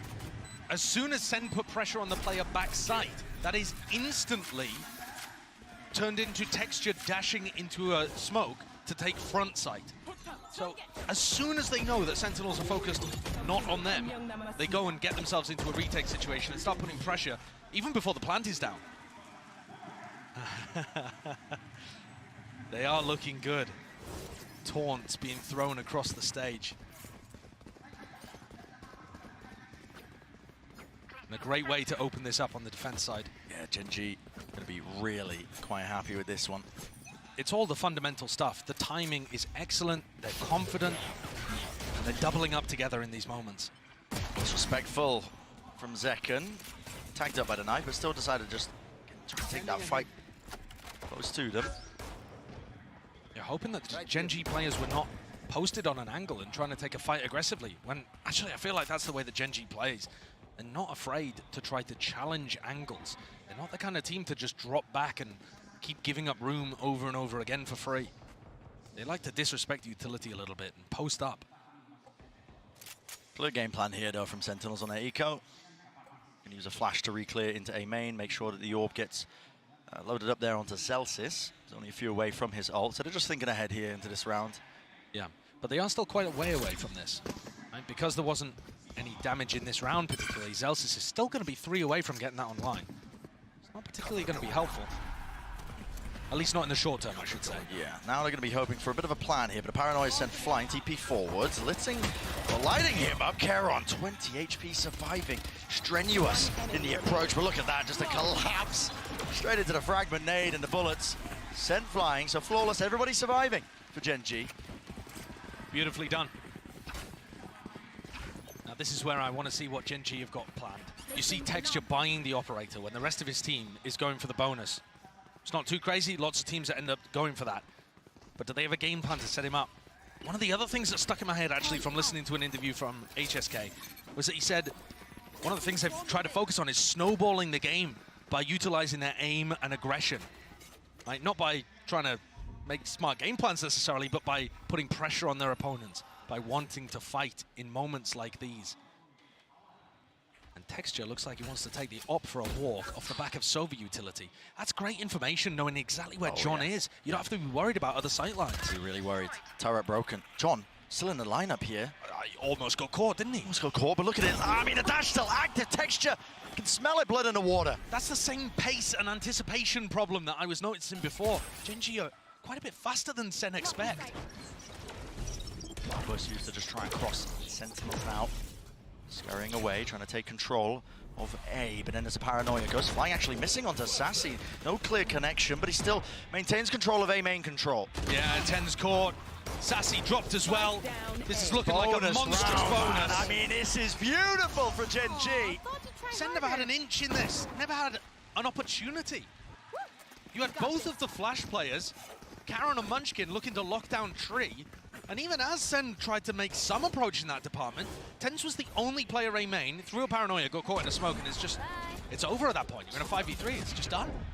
He just wanders into this smoke, assuming that Karen must be focused on Tree, because that's where he threw the paranoia. And again, the anticipation from Gen G is just so much better. They throw the paranoia and they're like, right, this is the timing that the A main player is going to take. Let's stop them. The awareness is so good. And again, from a player, Karon, who has not been a pro before joining Gen G. It's insane. He played on an amateur team, and basically that was a long time ago. He frankly just got picked out of ranked. Ranked player on the big stage, but he's really performing. Unshaken against it. Flash repeat. Karon knows to respect that one. He's going to be using the TP just to get the hell out of there. And a call is made again from Gen G. All stacked up. Yeah, look at them. I mean, Meteor is already starting to rotate away from B. I'm so confident this is going to be an A exec. A lot of util expended here, though, with the dart fading away. Karon shuts that down, doesn't he? tenz forward with the Sheriff, but again, not too much you can do, not without the rifles. One enemy remaining. Sassy weakened down. Full awareness of the positioning here. This is Gen G, not just in control, they're running away with this map. It's Gen G's map pick, but it's one where Kaplan earlier in the coach interview said they were feeling very confident coming out of their game against Peripherals. And the implication there that the desk picked up on is that they were going for a 3-1 win by winning on Bind, Ascent, and Split. And this is looking less and less likely the more rounds go on. I want to see John start messing with the defensive rotations. It's not something we've really seen. You need to be faking at least half as much as your opponents are over-rotating. And so far, they're nowhere near. Texture seeking out to ruin them here with the flash. Okay, return of the fire. Second. Right back at you with the nades, rebounding. Meteor dodging over and around. No way. Second was blind as anything. Dashed forward to try and punish, but Meteor is tucked into this corner, and there should be that punish online. Karen seeking to relieve it. Zelt's dropped down onto his knees. I mean, is there going to be any chance of even just a res to pull him back It's up? going to get punished. They need to be aware. Surely picking him up. Zelt's there, but no. Spamming through the wall, but no kill collected. John QT. What a play. Meteor cosplay in effect. This guy has found the gaps and more. And another one to the collection. Sight opened up right when the team needed it. That's incredible. What a read by John. Getting himself tucked into logs because Meteor went down early and that was open to them. Huge play. Not exactly running a fake, but just challenging Gen G for the map control and beating them. I don't think tenz is going to survive this interaction. But Oh, yes! Never doubt him. Well, I'll shut my mouth. Not the world's most important kill, but a funny one to end it. There was a bit of a disaster in the middle of that round, though, with Zekken getting full blinded. Was that a team flash, or what Looks even like happened it underhanded, here? perhaps. Yeah, I think it was a bit of a team flash play. He just full stares at Zelsis' flash. Bit weird, but didn't really hurt them whatsoever. John bailing them out of that situation. Not necessarily with his macro calling, but with a great solo play. Reading the game. The bankroll runs deep here for Gen G. Sentinels that need to dig even deeper. It's a spread default to try to start the round. Not over-investing over towards A, but certainly making it feel like A, right? And this is where you start to see the defense pulled towards that A defense. It's only Luckier over towards B. But now as there's a little bit of mid pressure, you see things shifting around, and Texture with an operator looking to take that pick through mid. Directly down mid, they might just walk into him. Texture's quick. Is he there before Zekken? It looks like it. And now he's found the timing. It's just so damn instinctual! And again, a difference maker, Zekken. He's left Texture reeling. Back-to-back rounds now. That is a ludicrous swing. Perfect pre-aim. I mean, pretty much a pre-fire, I think. There's no time to react to that. He just knows exactly where the jet is going to be set up. Grouped up, gathered, Lakia. From the shock dart, here's that one now, the close. Nice. Almost got it. John, yeah, it was a critical target. It needs to stay alive with the lockdown now in play. What is the call to be made? Gen G, how do you fight this one? Split up across the map here. I mean, it's just really only Munchkin, and they're just trying to get Lakia out of there. Hunter's Fury through and out into the spawn, into the location. 12 seconds left. They need to get this spike down and planted. Maybe to push this one back and away, but Gen G, they're out of there. It's only John in an aggressive position in the post plant right now, and Sassy's miles away. Doesn't have that ult to work with. Doesn't indeed. He's not going to have shock dart lineups from there, so he needs to find some way of having impact. Start clearing the paranoia here. Still close quarters enough. It has revealed, and they have cleaned him up. With John down, finally a kill found. Zekken, not going to be blinded up by that one, but still emanating out with waves of the suppression. He's dropped to his knees. Meteor, last one left, unless he can get Munchkin back alive. A tap. Putting out the spray here. 3 players left out in the open. Sentinels running over them. That was a difficult situation there. John getting caught in his aggressive position. Sassy way out of the fight. Zekken needed to step up, and he did it. This opener is sublime. And then he also follows up by being able to punish Lakia and to stop Munchkin. It's an amazing round from the star player of Sentinels. I say the star player. One of, the superstar. Plenty to pick from. Plenty to pick from. So Sen is still making a go of this, even though Gen G are in the lead. In the lead. Arguably still favored, but they are starting to put a dent into that economy for Gen G. The lost round here. Gen G, vital for Sentinels. They're going to be hoping for a flash repeat. Yeah, another jet duel. Dash just fades away. They're going to be using util of their own now. Paranoia even layered on top, spamming away. An exchange of lead. No casualties. Gen G not over-rotating this time. Keeping a couple of players in mid, realizing that it's not a full commitment from Sen here. They're just fighting for map control. You could consider this a win, though, for Sentinels, because they're going to be going into a site that only has 3 players on it. Yeah. And that's assuming they commit to A. Munchkin gathering that information. As the nade ready here, as time runs short, John QT, hello. Flash forwards on top of it here, but backing away, will get cleaned up eventually. The air is sprayed down. Fragment, nade, Texture, and Munchkin all combined. And they have shut down his approach. Tenz with ultimate is going to try to get into the B site and get the plant down. Yeah, it's an open site for him. Still rapid Sassy get there? approach. Sassy, he's picked them apart. Texture onto that rotation, but he is alone now. Tenz is going to do a hell of a job to try and hold on to this one. Kieran sticking, no way. Up onto it, just gets that information. Now 2 players assaulting the position slowly, surely. Sassy's so far away. He needs so much here. Sassy is miles away. Reinforcements are lacking. Lakia seeking to disjoint it. That dart, it was fantastic though. Still playing inside the smoke. Lakia shuts it down, but time has been bought. A tap, Sassy. Does he think it's open to the fuse? Spamming away. Counter spam from Munchkin, sticking from Lakia. Full defensive setup. 11 now on the board. It's a nice try there with that dart, seeing if he could assist Tenz while still being positionally a long way away. I think it wasn't quite planted in the spot where he was able to get the wall bang there. It's this triangle set up again over towards A, stopping Sentinels getting in on the A splits. It looks really nice from Gen G. Anytime Sen have tried an A split, the A main players have not been able to have any impact. They're just sending a drone in there and they can't actually push the players from Gen G who are killing the people on cat. The A splits are being defended immaculately. But look at this, Sen are so convinced that this is going to be defensive aggression in this round. They know that Texture had to pop knives. And they are ready for the Hunter's Fury play, a classic set play that teams would love to do. Really far back. Has pulled 20 seconds off the clock here. With how time has been playing an issue for Sentinels. It's little moments like that might make the difference in the round. Grouped up now with Texture. Fast rotation to try and back up the rest of his team out towards the A site. Love this positioning from Lack here as well. If he stays over towards Market, he'll have a perfect ult line, but instead he drops back towards B. Spotted people in mid and maybe just worried that it could be a B split. 50 seconds. Time certainly is ticking here. Decisions need to be made. I mean, you haven't pulled out good util from Gen G. They can just stall you out.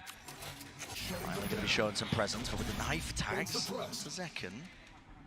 It doesn't give you too much info. It could be a cat push, could still be a B split. They're going to get destroyed, but they're trying to fake A presence, perhaps. I mean, the spike is in the middle of nowhere. Certainly they are fast. It was Zekin. He's rapid on the uptake. Texture, even more so. And the Hunter's Fury to punish. Alarmbot chasing them into the top section of mid. That's tenz. He's got to try and get some value in. He's got to try and get some kills. The lockdown. It's really just absolutely brutalized them, slowed them to a crawl. They can't break it. They have to fight it. tenz here onto the angle again. They're swarming into the position and behind them.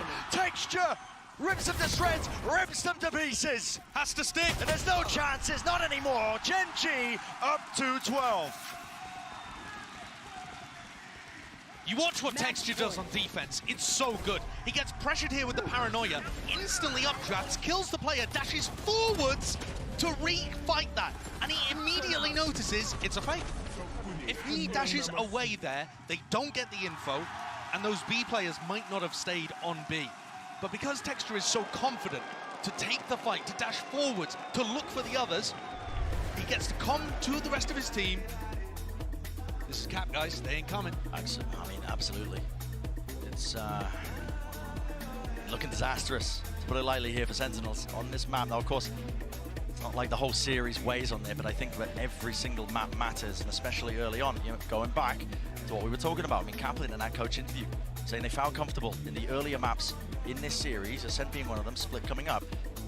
And it's Icebox, that territory where it gets a bit messy. If Gen G end up taking this map, they're forced to win out on Split just to continue that series, and then they will be forced to play on Icebox. And bearing in mind, Gen G beat them 13-5 on Split, dismantling them. And does Gen G look like they've taken any break today? Does Texture look like he isn't performing incredibly today? I don't think so. The SEN players themselves shooting back a bit more, but I think they're also just getting outplayed. The teamwork, the way that Gen G are playing off each other, and their confidence is just getting them so much more info to play with on their defense side. This defensive ascent has been lovely to watch. Certainly feels like there could not be a better moment for Pacific to pick up their first ever global trophy. And Gen G, if they get this one step forwards on ascent, they'll be one step closer to hoisting it. On the precipice. In through mid, that's Sentinels. All eyes on that now. Second with the knives.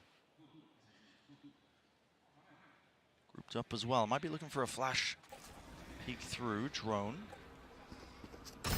Forwards here, just showcasing. Oh, doesn't break it in time, so it actually spots both players, and they're already up through mid as well. Paranoid misses. Texture. Clean shot. Rips it away, and this Dreams being dashed. Out and away. John QT, maybe a chance. Turn with the one kill, but it's still a player disadvantage, and they don't know where the rest of them are. Into the corner, hello, finding Lack here. 3 versus 3, Munchkin going, walkabout. Celsius dropped dead to rights, 2v2, still Spike in the open. And a control gained and gathered. Munchkin follows through with the fire. Doubled up now, understanding the win con. Smoke to block it off. It's all on Sassy. They know he's not close. Karen is actually looking the other way too. They've split up to form two 1v1s. Could Sassy be given anything? He just doesn't expect them coming from No, spawn. there's no way you expect this, and this could be it. This should be it. The map done and dusted. Gen G is ever closer to that title, ever closer to that trophy. But it's not done yet. The job isn't finished. They said that themselves when they won the upper bracket final. Just because we won here, they said, doesn't mean that the job is finished. But they're in a great spot. They're in a fantastic spot. It's yet to be seen if Sentinels can fight back. Don't go anywhere. You know you don't want to miss it.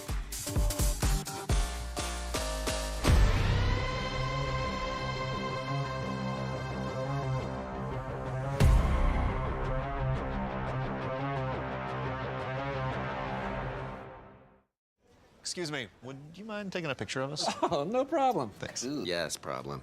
You need Verizon. Trade in that old thing and get a new iPhone 15 Pro with tons of storage, so you can take all the pics.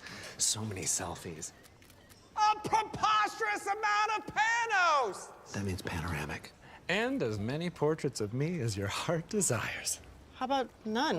None, yeah, none feels right. Trade in any iPhone in any condition and get iPhone 15 Pro and iPad and Apple Watch SE all on us. Only on Verizon.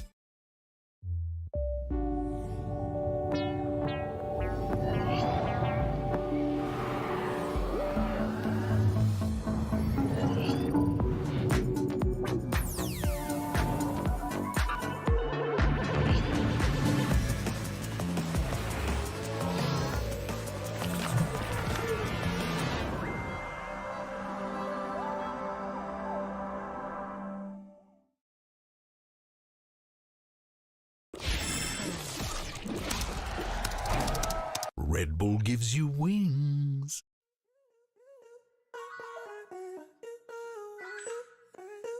Life hands you bad lemons, try and make lemonade. Easy on the sugar cane, switch it to agave. Gave it all I had left, I can't do agape. My conditions written out, take it up with God. Hey, you can pay me for my time though, and it all on the high note. I don't like to say goodbye, found out I'm probably Irish. Dig down, feeling down, hold a smile like it's all good. Seeking answers, all I found is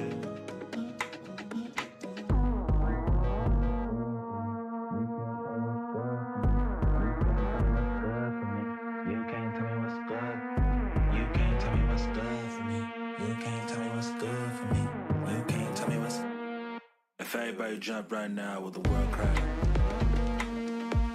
feel the bang in your head like it's whiplash. Can you feel that? All this back and forth to be free. But you can't tell me what's good for me. If everybody jump right now with the world crack, feel the bang in your head like it's whiplash. Can you feel that? All this back and forth to be free. You can't tell me what's good for me. You can't tell me what's good for me. You can't tell me what's good.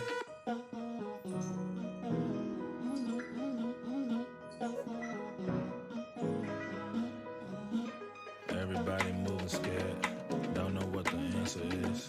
Told myself I say the word, speaking like a prophet did. Shit just feel like stranger things, upside down and overwhelmed. Chaos just to set you free, chaos just to set you free. Deep down, still in doubt, hold a smile like it's all good. Seeking answers, all I found is you. Look, man, they don't know nothing. I don't know nothing either. All I know, I'm doing what's right for me. That might not be right for you. You can't tell me what's good for me. You can't tell me what's good for me. You can't tell me what's good for me. You can't tell me what's good. You can't tell me what's good for me. You can't tell me what's good for me. You can't tell me what's good. If everybody jump right now with the world crack, feel the bang in your head like it's whiplash. Can you feel that? All this back and forth to be free. Cause you can't tell me what's good for me. If everybody jump right now with the world crack, feel the bang in your head like it's whiplash. Can you feel that? All this back and forth to be free.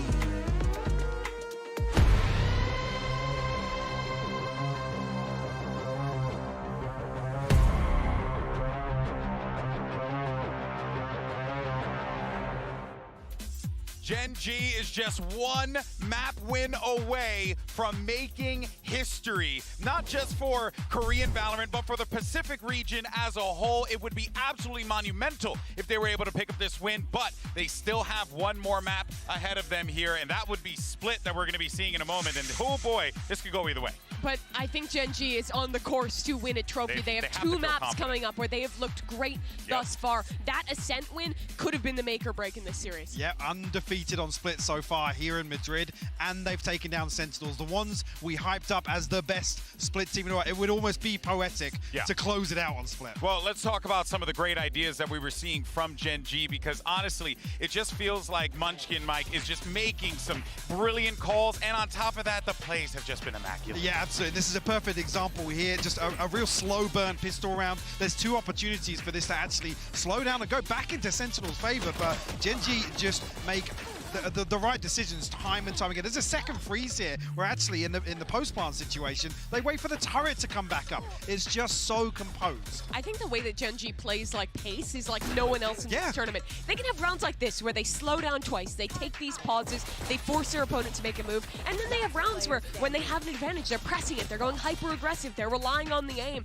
They're so good at breaking the timings, but also going back to playing this super standard style of Valorant that just makes them so hard to call against. Yeah, it has to be the most difficult thing for John and Kaplan to have to make these plays work against a Gen G squad that just seems to have the playbook. One round you're playing against PaperX, and the next round you're playing against a better DRX. Yeah, no, real talk. That really is a great way to break it down. Of course, though, one player that we have to highlight as we, well, could maybe see him make history here for the region. It's Lakia, who, you know, he's been in these positions before, but now not like this. This is going to be monumental for this young man who's able to pull this off. Yeah, in particular, I mean, he comes under flak occasionally, but here he's the second leg to kind of Munchkin's mid-rounding. The way that they use his utility in these reclearances, being proactive, we come back to that composure as well. Their ability to swing mid-rounds back in their favor. When they concede a first blood, nearing on 50% of a 4v5 conversion comes down to players like Lakia. And imagine if he could win a trophy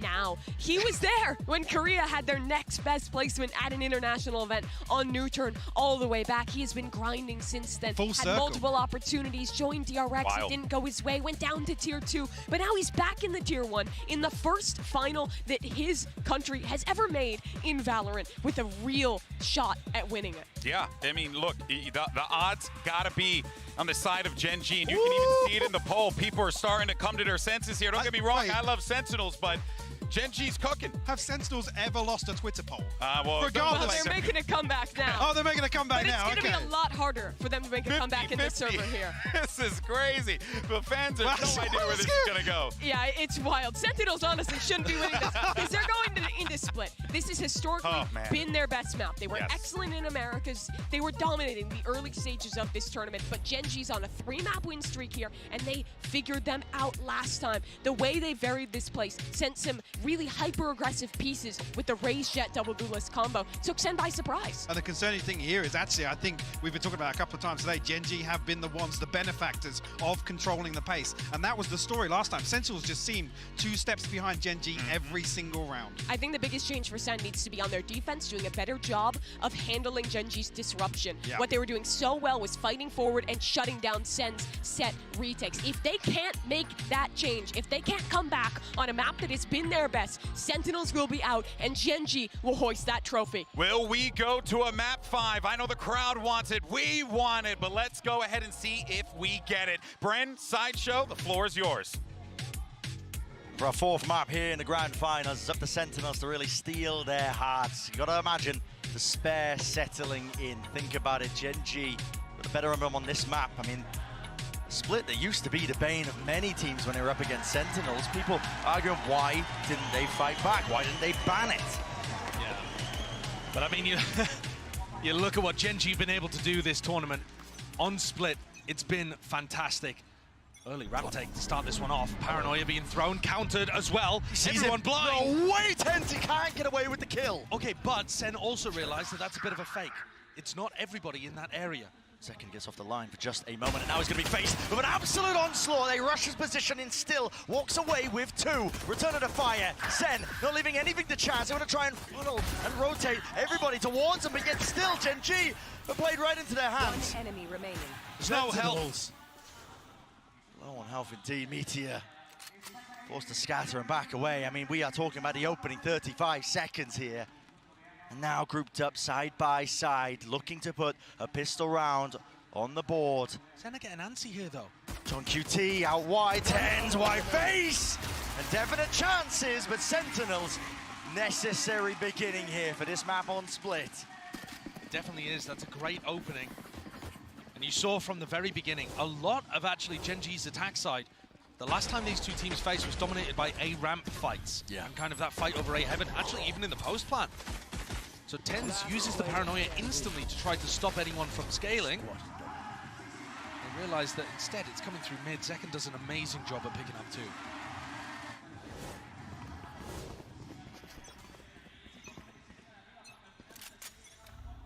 Got to remember, this is still Sentinels before getting smacked around by some of the APAC teams.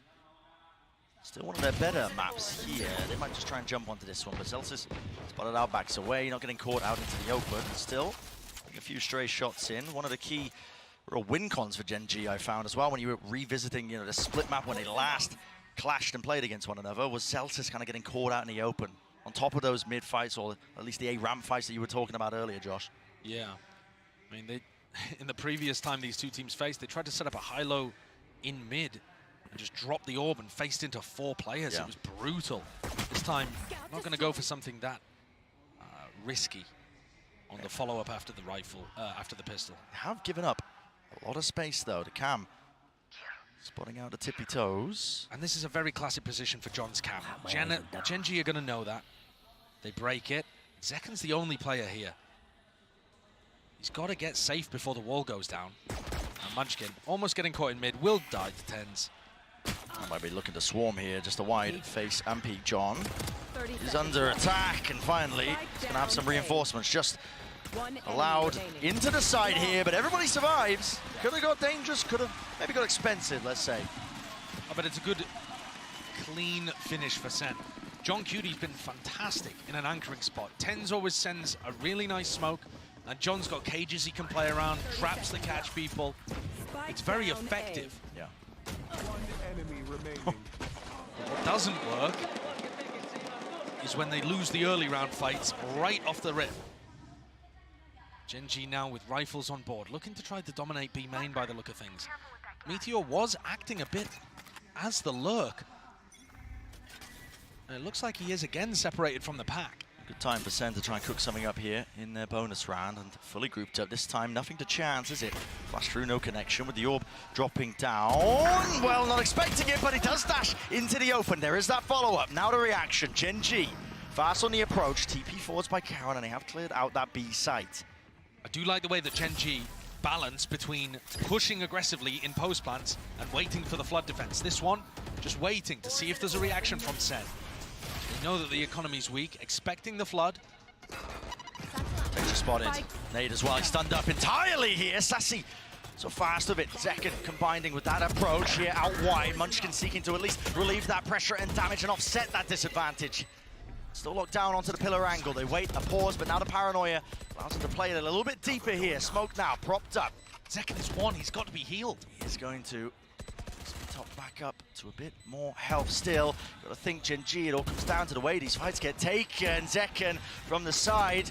Temple taken out of Charon inside the cage, dominating but cleaned up. Munchkin in the back, 1v1! No bullets, no chance! Munchkin with the sidearm saves the bloody day.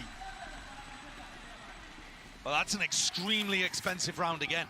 SEN on the bonus, creating pressure, applying danger. Pretty disastrous dash there from Meteor, actually. Player who has really impressed me with how much smarter he seems than on previous teams. Yeah. And then grouping together to try to flush out these people one at a time. Just a little unfortunate that Zekken didn't have more loaded in the clip. But that economic damage is going to mean one Guardian for Gen G, so it doesn't even have that much effect. Potential for another large fight. Now Gen G were fighting over A ramp with 4 players a lot of the time, the last time that these two teams faced off. This one, though, a 1-1-3. They pause, and now they make the play here with the paranoid just a little bit too delayed. Rocket up and over, updraft saves him, but not from the bullets.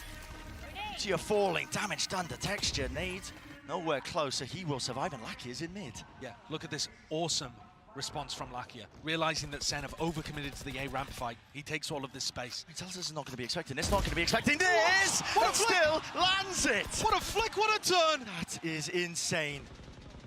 Forced to pivot now for Gen G. He's not an option.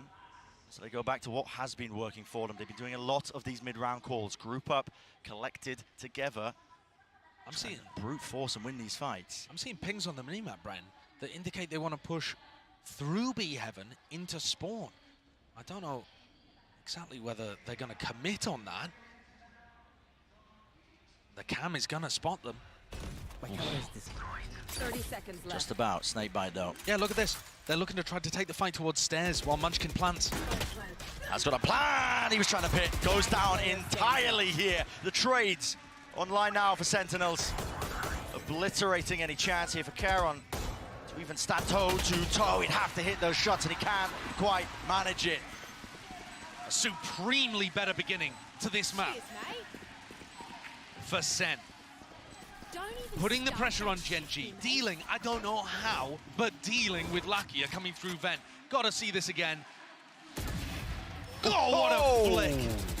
That's an outrageous one. If Lakia is able to get that, the whole round just pivots. Yeah. All laughs in the Sen camp, not letting the stress get to them. I mean, I assume that there was an amusing reaction from Zelsis in comms as well. He seems like the kind of player to do it. But that's broken Gen G. All of that damage from an expensive bonus round. Here. I don't want to count them out, but the economical advantage is massive for Sen, and they needed a hot start. They've got it. You're right, we're feeling like you can't count Gen G out. I mean, this team made a name for themselves as well, just in qualifying for this event by winning so many of these rounds where they weren't expected to. Shouldn't be as much danger, but you never know. Ollie's flying overhead here. Quickly into the approach here. There was a paranoia, and there's pillars close to it. Players getting beamed down and ran down. Showstopper rocket out wide with Zelsis falling. John QT left scrambling. He's trying to pick up these pieces. Pit collected and corralled now. It's only up to him in a 1v1 second. Maintains that composure and holds down the fort just when his team needed it. What a savior for Sentinels. 9-3 to begin. After being rocked by Monyet, it was the only map where Zekken didn't look like the best player in the low bracket final. But this one was so dangerous. Oh, yeah. Texture did as much as he possibly could to make this one a win. John taking out Munchkin though, dropping the pit, set Zekken up for success. So much danger in that round. Pumped up after that one. There. Gen G have just looked so crazy whenever they're at a disadvantage. In the series overall, they're still winning a third of the time when they're down a player. Never mind when they're on their eco, you know, that you can just never count them out. Almost unheard of entirely. And again, it's a fast play from Gen G. They're going to get access and gained over towards that B site, but now a fight into the spawn. Texture spamming the appropriate angles. It's running and cutting at play, at work. That's purely just off of a read. Maybe even just a sound cue. Yeah, great read, though. And now Texture looking like he wants to get put into the smoke, or at least avoiding this flash. Texture's going to get value. They're not going to clear him out as well. They topple and fall, and they collide right into him. And that's more like what Gen G were up to previously. A great balance of sometimes waiting for the flood if they anticipate it, and then if they're not going for the flood, trying to disrupt the Sen retake. There was a lot of talk about how incredible Sentinels retakes were. We were, at the beginning of this tournament, saying Sen, Carming Core, retakes were amazing. At kickoff, Sentinels won 61% of their retakes. At Madrid, that's 24%. It's gone right down. It's plummeted to not even being a good retake percentage at all. Never mind a great one, an incredible one, unheard of one. So if Sen can get back to that kind of level and deal with Gen G looking to disrupt, there's a major win condition for them in this half. All but from Zelsis seeking to reposition. Now this is unusual angle, you can get cleared very easily. It's nice, though, if Zekken continues to make noise and distract. Trailblazer clears him. Trailblazer clears him. He's in trouble, and yeah, more so than that. He's out in the open. Really well done. Very diligent from Gen.G. Zels is getting caught by a mid-stack again. Hoping just to be able to pick up a lurker. But look at Meteor again, kind of picking up that role as Sentinels re-push out through B main. It's a good call to make here, but Sassy surely not favored into that one. And yeah, just backs away. tenz holding the angle for him, just over the shoulder. Offload those Seekers as well, giving him a good indicator now, but already getting a move on, a run now. Over towards A, fast sprint and fast in action. There are anchoring players. Zekken here, oh my goodness, almost claiming that one. It was a dink. Drops him down to 10 HP. Meteor falling to the nade. Zekken still alive. Still playing towards the pillar with the help of his team with only 30 seconds left. What is a call now for Gen.G? There's very little time for them to work with. They're going into a stack. I mean, where's the win condition here? How do they get this? Unlikely. It just looks so damn unlikely. Texture forward in his approach again, but there's no setup ready for it. Just satchels to his doom and defeat. Everybody picked apart. Spike drop down. No kill onto Charon. To get this plant down, maybe potentially tenz. Just pushing, ending, putting a stop to it.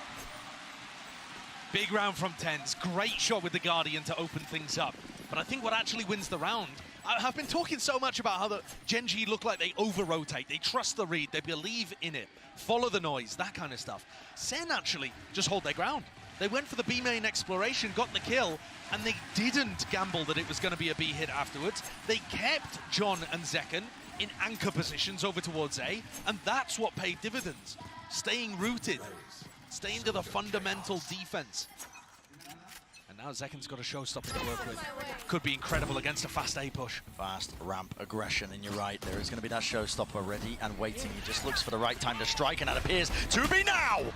Rebounding across the wall, Lakia finish, gap into the wall, maybe a chance for Meteor, but the knives just go amiss, all ran out. And so do the chances, really. Attempt to try and take this space still. Love that smoke from tenz as well. Not something that they were previously doing, choosing to fight A ramp. But now just making sure Gen.G have no opportunities to take this fight. And if they do, SEN tripled up, looking to drop the wall and take the fight on their terms. They missed the paranoia! There's the paranoia! Texture! And Meteor! They combine their might, and Sentinels, no chance entirely! It's all gone wrong!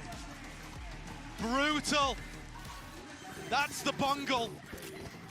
And I said I love the fact that they were smoking it off and not taking the fight. Made me eat my words in about a second and a half afterwards as they just sent the paranoia, missed it, and ran in one by one. That's a tragic misplay, and looking so similar to what was hurting SEN on their defense in the upper bracket final. It's an advantage situation they're in. Yes, there is simply no need to make a play like that. They want to clear out a ramp, I understand, but you're just taking too many risks there. The paranoia doesn't clear out the lane fully, and Gen.G are so ready for that. They punished Sentinels many times before. What a huge one for Gen.G to be able to take. And frankly, against most teams, SEN would get away with that. Yeah. But Gen.G are so sharp. Their positioning is so good over towards A ramp. Despite that shakiness at the beginning, split, undeterred, Gen.G have that economical advantage. Even the showstopper for Texture here. Should be looking at that fourth round on the board. Texture got an amazing showstopper round against SEN previously by doing pretty much the same thing we just saw, stopping them fighting A ramp. It's anchoring players are going to get tested. It's unusual for Zelsis to be here on A. Let's try and play around these smokes here, but with the wires taken out, he's pitting. Pitting early preemptive. Paranoia will not connect there. Where will the rocket go, though? That is the question. And fires it straight into Zelsis. He's dropped, and with that, the pit. It's an open side out, open. Still, looks like a chance to take this fight, but they're not anticipating it. Meteor already up onto that high ground position, but Sentinels not messing around. A rapid approach and a rapid retake of this one, but they are being cleaned up entirely as Charon is just plucking them apart. Munchkin ready to stop anybody going through A heaven, but the players on site had already done his job for him. Zekken tries to make the most of it, but he's going to have no chances there. Gen.G getting a couple of huge rounds back to back to put the squeeze onto SEN. After SEN had got such a great start to this map, which was exactly what they needed. Great read as well from Texture, that Zelsis would not be playing inside the ultimate because he's scared of the showstopper, and instead would be over towards elbow. And even if Zelsis wasn't there, that's a spot that John loves to play in. John also, without the cage he normally uses to flood from CT into elbow, wasn't really able to help Zelsis there. Or perhaps had already used it earlier in the round. SEN are going to take a timeout. Potential turning point, really. Not just the map, but maybe even the series. That's why Sentinels are taking their time with this one. I mean, the pressure is already on SEN. We knew that they were at a disadvantage coming into this. Gen.G earned that advantage by bullying Sentinels on 2 of the maps in the upper bracket final and cementing themselves as the leaders at Masters Madrid, but not the winners yet. They know the job's not finished. That's why they're taking it 1 round at a time, because not just the hopes and dreams of their country. It's a Korean team, the furthest they've ever got in one of these international tournaments, going all the way to the finals, but Pacific as well. They've had 10 chances. This is the 10th one here that we're looking at in Masters Madrid at getting a title. And they've come close, don't get me wrong, but tumbled at the finish line many, many times. Or some not even made it to the finish line, if we're going to talk about the Korean squads, right? Yeah. New turn, DRX, Best was 3rd.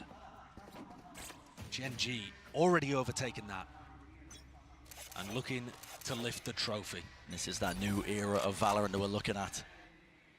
Teams being put together. Rookies filling up the pieces here. Shots going wide there from Meteor. No tag onto the damage, and it was definitely a threat of it. Zelsis on the half armor. I wonder if they can get a read that because Meteor faced mid, he's not going to be lurking A ramp.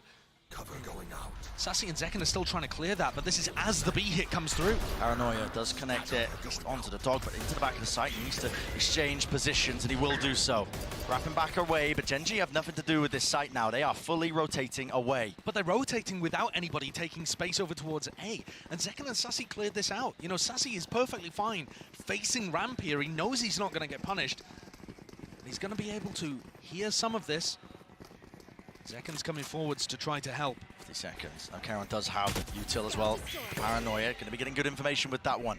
Respecting the position here. Sassy not eager to take that fight. Instead, doubling up. It looks like potential high-low setup. Yeah, it is indeed, with him playing up onto Heaven. Satchel forwards, cuts up the angle. Flash repick. No, not through. Main adjustment necessary, and Zekken comes up with the goods and more. With 4 ripped away.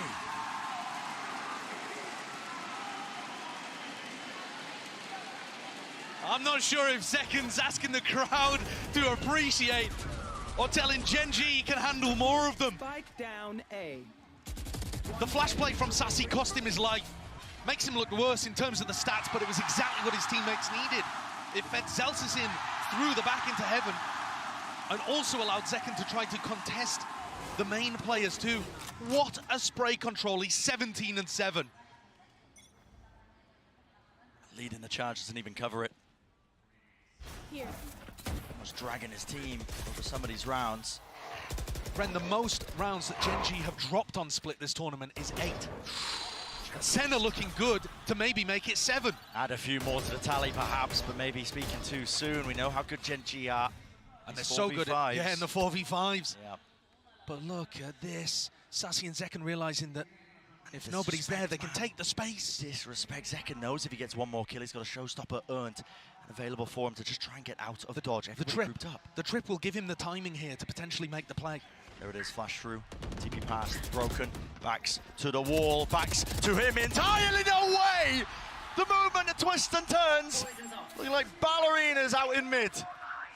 Zekken goes from high to low, but Sassy's here, potentially as the safety net to clean it all up. Maybe your time to strike, Son. Step up to the line and really reward the rest of your team. As 2 topple and fall, Texture soon after, and the movement, wide swing, wide face. Lead maintained for Sentinels. Vital, necessary, essential for it. A relieved smile on the face of Zekken. No need for the replay, I don't think. After picking up 4 in the previous, look at that, hand on his head. Thought he'd ruined it. But his teammates were there to pick things up. Huge from Sassy, who gave his life to make Zekken's play work in the previous round. And what a read from Sen as well, that they can get away with that, because Gen G group up so much in their attack side. They talked about that, they knew it coming out of the press conference after the upper bracket final. Last round of the half. 10 seconds down already, and look how aggressive Sen are. This Trailblazer, I mean, it's so deeply pushed. Yeah. Constant information. I mean, Sassy is pushed entirely. He's given him the full information now, just calling it out to the rest of his team. It looks like we're watching Gen G on the defense, right? Just believing in the read. Taking that liberty. Celsius cannot peek into that many players. But if you allow them to walk up mid, Zeken's death earned him a showstopper. No way. Sassy can't die here. He can't take that level of risk. He's just looking for the information. Gen G, all eyes now on the B side. There will be trips waiting for him. The nade should clear at least one layer of it. Smoke's now up with the paranoia through, and it's a call made to flood right back into it. The rocket damage done, but already texture right behind. Snaps back second. Shuts down the adversary, shuts down the nemesis. But does he anticipate this? Yes, he does. Movement sublime.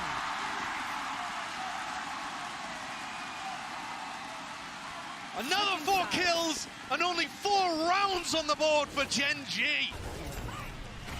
Sen were held at 5 in their matches against both of the Pacific teams here. But they've broken through that and already equaled the max amount that anyone's taken against Gen G here at Madrid. Zeken can feel it. 21 kills for this young player on the defense side. Rallied and rejuvenated. 8-4, like you said, 21 kills, looking unstoppable truly here. Still a second half yet to happen and yet to be seen. To all the people following us at home, I must take this break to show you all how incredible is the Spanish crowd that we are having right now on Madrid Arena. And for that, I'm going to use my mother tongue. Para toda la gente que tenemos aquí, amigos, sois un público maravilloso y vamos a demostrarle al mundo entero que como vosotros no hay ninguno. Así que quiero saber con quién vais. Primero, ¿quién va con sentinels?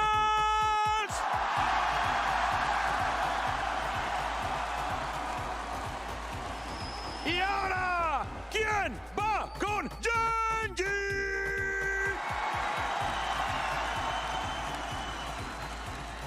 Amigos, vamos a dedicarle un aplauso a toda la gente que estáis aquí y también a los jugadores, todos juntos, lentito. Primero, uno, vamos.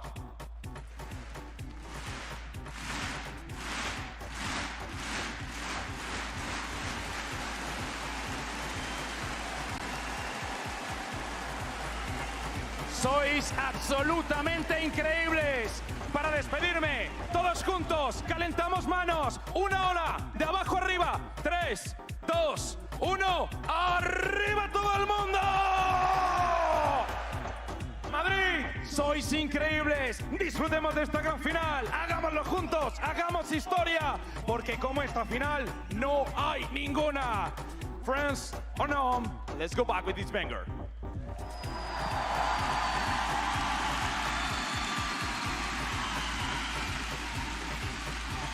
Well, the energy is palpable here in the Madrid arena.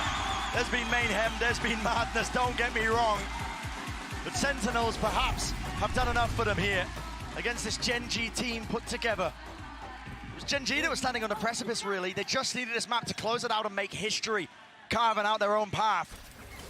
But maybe starting to feel that heat. Sometimes in moments like this, it can just feel a little too real. The realization hits you, texture, knocked down to only 20 health. When that's combined with the Viper Wall.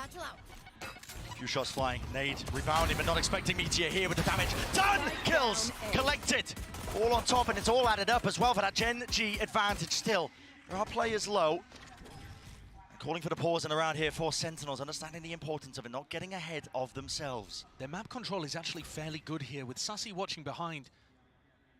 Lakia not getting punished for this re-exploration, but also finding incorrect information. That might drive people into Sassy. He's weak, but he has a sheriff. Gen G have gone walkabouts themselves. What's the thought process here? Flash, acknowledgement now at least that there's going to be players behind him, but Sassy feeling no real pressure, but now he's got to hear it. Jumping down into vents, they are just forcing the position and forcing the fight straight to them. Surely not favored into this one. 3v2, damage! And down, drop down to the players here. Single shot will do it. Texture survives. Spike. It's still in the hands of Sassy here, but he's got so much more to do. And does he hear the drop down? He does not. That's a crazy round from Texture towards the end. Combined health pools barely in the double digits. And yet Texture's able to weave around slightly. Pops ahead. Great resilience on show here for Gen G. Even though they're in the lead, with players that haven't been in this kind of position before, the closer you get to winning, sometimes the more the pressure mounts. Yeah. I was wondering if these rookie players, or rather some of the players with less experience at the big level as well as Karon, might struggle in a spot like this, but certainly Meteor has not given up the confidence. No. That's back immediately here in the jump spot. Zelsis is not seeing too much down. Ends up getting punished. Meteor, real chance for him to feast. It's gonna be met though with a few shotgun pellets. Munchkin, really nice idea there and awareness, knowing that that could be a possibility. It's all being shut down, all being locked down. Clean from Gen G, very clean. Zekken just trying to get the orb online, and he does. He runs away with it. Call that a silver lining, yeah. And SEN have got to be fairly happy about this. Lucky, hello, knives out. What the hell is going on here? Realizing it. Could go for a knife fight, why not? Zekken gets picked off, but SEN won't be too bothered about that. Another huge difference between SEN playing split in the upper bracket final and now. The vibe, the atmosphere, it's so different. They don't feel as timid, unconfident. Tenz said that he was zoning out throughout the game. Couldn't really find good timings to be able to take his ones. Zekken got shut down. It's different, and yet Gen G are still keeping it within 2. They're such a dangerous squad, and it's on them to cook up some idea for this bonus round. What a weird wall from Munchkin over towards A. This is bizarre. Different twist onto some of them that are being thrown out. Blocks up this angle. Meteor happy to jiggle it. They could have crossed onto either side here. Okay, there it is. Just spotting the one and now backing away. Munchkin. Did he miss that timing? Was he going to be aware of it? Meteor close now. Tucked to the corner. Trailblazer, any seek or attempt to punish this one. Might just be met pound for pound. 3 players grouped up mid. Also being explored here, but the first kill. Damage done. Meteor dash to disengage away. And Lakia. They're going to get caught here. Covering fire. You're right. They are getting caught in all sorts of positions with Karon falling. Zekken creeping and crawling. Whoa. Texture though. Back at it again. It's not quite enough still. It's an overwhelming advantage now for Sentinels. Exactly where you are. I'm watching for this again. Texture caught. So much value out of this position over towards Vents. Again, feels like a hard read from Sentinels to me. Baiting them into fighting over A ramp and then just creeping up mid with the contact play. Any time where you see SEN taking mid control without using Dog or Boombot, you've got to call it a hard read in my opinion. They just know that Gen G love to group up heavily on sides of the map, and this is where you're finally seeing that adaptation, abusing the holes that Gen G cause by trying to stack players. It is difficult though, because if you get the read wrong, you're just walking up mid into a crossfire. Meteor is now going to have an operator online. Okay. But he's holding very far back over towards A. It's not a position where you're likely to get too much value. At least not in the early round. Looks like Gen G were setting up for a punish over towards B. Yeah, and at the very probably least... the Zekken's one away from the ult. Yeah, it also allows them to get good information behind Zelsis's orb, which he's put at the front of B main. And now as it goes down, Gen G knows that there's nobody over in this area of the map. Clearing a push with the flashes out. It's a wide face, really wide face, but all the kills eventually being collected and traded there by Karon. Meteor though, got a miss though to where these potential players could be. Good information, at least with the acknowledgement there. Trailblazer finding the target and the mark, but really chaotic situation. Pings on the map though, Gen G are aware. Yeah, and I don't think Gen G are actually going to think that it's a full commitment A heaven. You would expect Zekken to be with the play here because he's one away from Showstopper, he's the entry player. So the fact he was in market, I think, has scrambled Gen G a little. Yeah, they're all over the place this time, less trusting of the gut and wondering where the hell these players have got to. tenz almost going down there, out to the open. Meteor left to anchor now, and his position is being assaulted and swarmed. Paranoia is good, shot missed, going stray, still walks it down onto this angle, but look at it, they've just absolutely overpowered them. Really beautiful attack side from SEN. Gorgeous calling from John Cutie, from the whole team. Contact plays. In the previous, contacting up mid to pinch the players over towards A heaven. This time, going for a semi-contact all the way through A heaven. Karen just caught a glimpse and gave up the game. We'll take a look at the replay as Luckier saves. Look how deep they are before Gen G get the read. And to me, the biggest strength of Gen G on defense is the fact that they get the reads. They either play aggressive or they re-clear in the mid-round or something to give Munchkin that gut feeling that he's going to make the right call. And I think you could see it on the minimap there. Gen G were so spread out, even after they re-cleared B main, spotting Zekken with the Trailblazer in market was a real head-scratcher for them. Love what John Cutie's bringing out here. You can see that they've put in a lot of effort, and what a tight turnaround for SEN. They had to play basically the entire time since losing on Split. They haven't really had a break to work with. No. Gen G are the team that should have been able to pull adaptations out of it, but it's harder when you won. It's actually easier to learn from your mistakes. Yeah, truly. That seems like what SEN are doing. Gen G now calling this timeout, seeking a few adaptations, because they're realizing with the map slipping away from their grasp, Sentinels holding this lead, looking more and more likely that this map 5 is just inevitable. Now, map 5, Icebox, would be good news for Gen G, but a lot of it has to do with keeping up that spirit.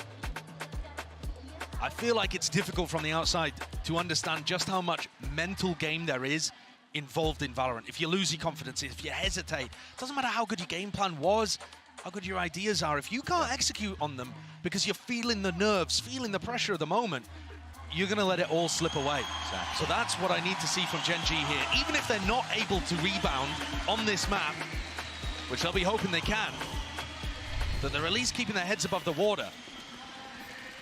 Toss the hesitation to the side here. Trust the gut, make the plays. That's what carried Gen G so far all the way to this grand finals. You can't lose your nerve here, not when you're at the finish line. So this is the Viper wall now being put over towards B. That is a difference. Normally Zelsis has been putting in A and the orb on B. What's this? But it doesn't look like Gen G are thinking it's a real threat. It's only Munchkin in this area with a Bucky. We have seen Gen G do work in spots like this prior, especially inside the orb. Hello, Munchkin. There's the dog now, breaks it, will let loose that snake bite. So covering the retreat, but at the same time, John QT here, anticipating every single play. Getting two, there's a job well done. Karen did return that fire, but Munchkin pushed back and away. Snakebite vulnerable. Boombot in his face, barely dealt with. Still alive and kicking the Meteor. Rapid on the approach, rapid on the uptake. They didn't help Zekken. Zekken got into sight, and they were scared. Scared of the Buckies, scared of the Snakebites coming down. Something caused a hesitation in SEN here, and it's a 3v3. Still with knives on the other side. Fear might cost you if you are Sentinels, Karen. It's close, not quite concealed, only good for the one. There's that instant trade. The Meteor's way ahead of you. Look at this guy, already taking a position forward and tucked underneath. He's picked up a rifle, and this could be the playmaker. Real time, watching it play out. It's like a car crash in slow motion, but a tough plant. Not anticipating it, labored in that 1v1, or 1v2. Sassy removed. Meteor, what a play. The anticipation again of the rotate coming through before SEN had even realized they were going to end A. Meteor knew it. That's trust in your gut. What we were talking about, having just no hesitation in terms of the way you make these plays. And yet for Sentinels, I think it was a bit of hesitation. If they'd bullied their way through Munchkin's setup on B, they're probably there to help Zekken, maybe even trade that out. Listen, there's a possibility that it all goes wrong as well, but that's how dangerous Gen G can be.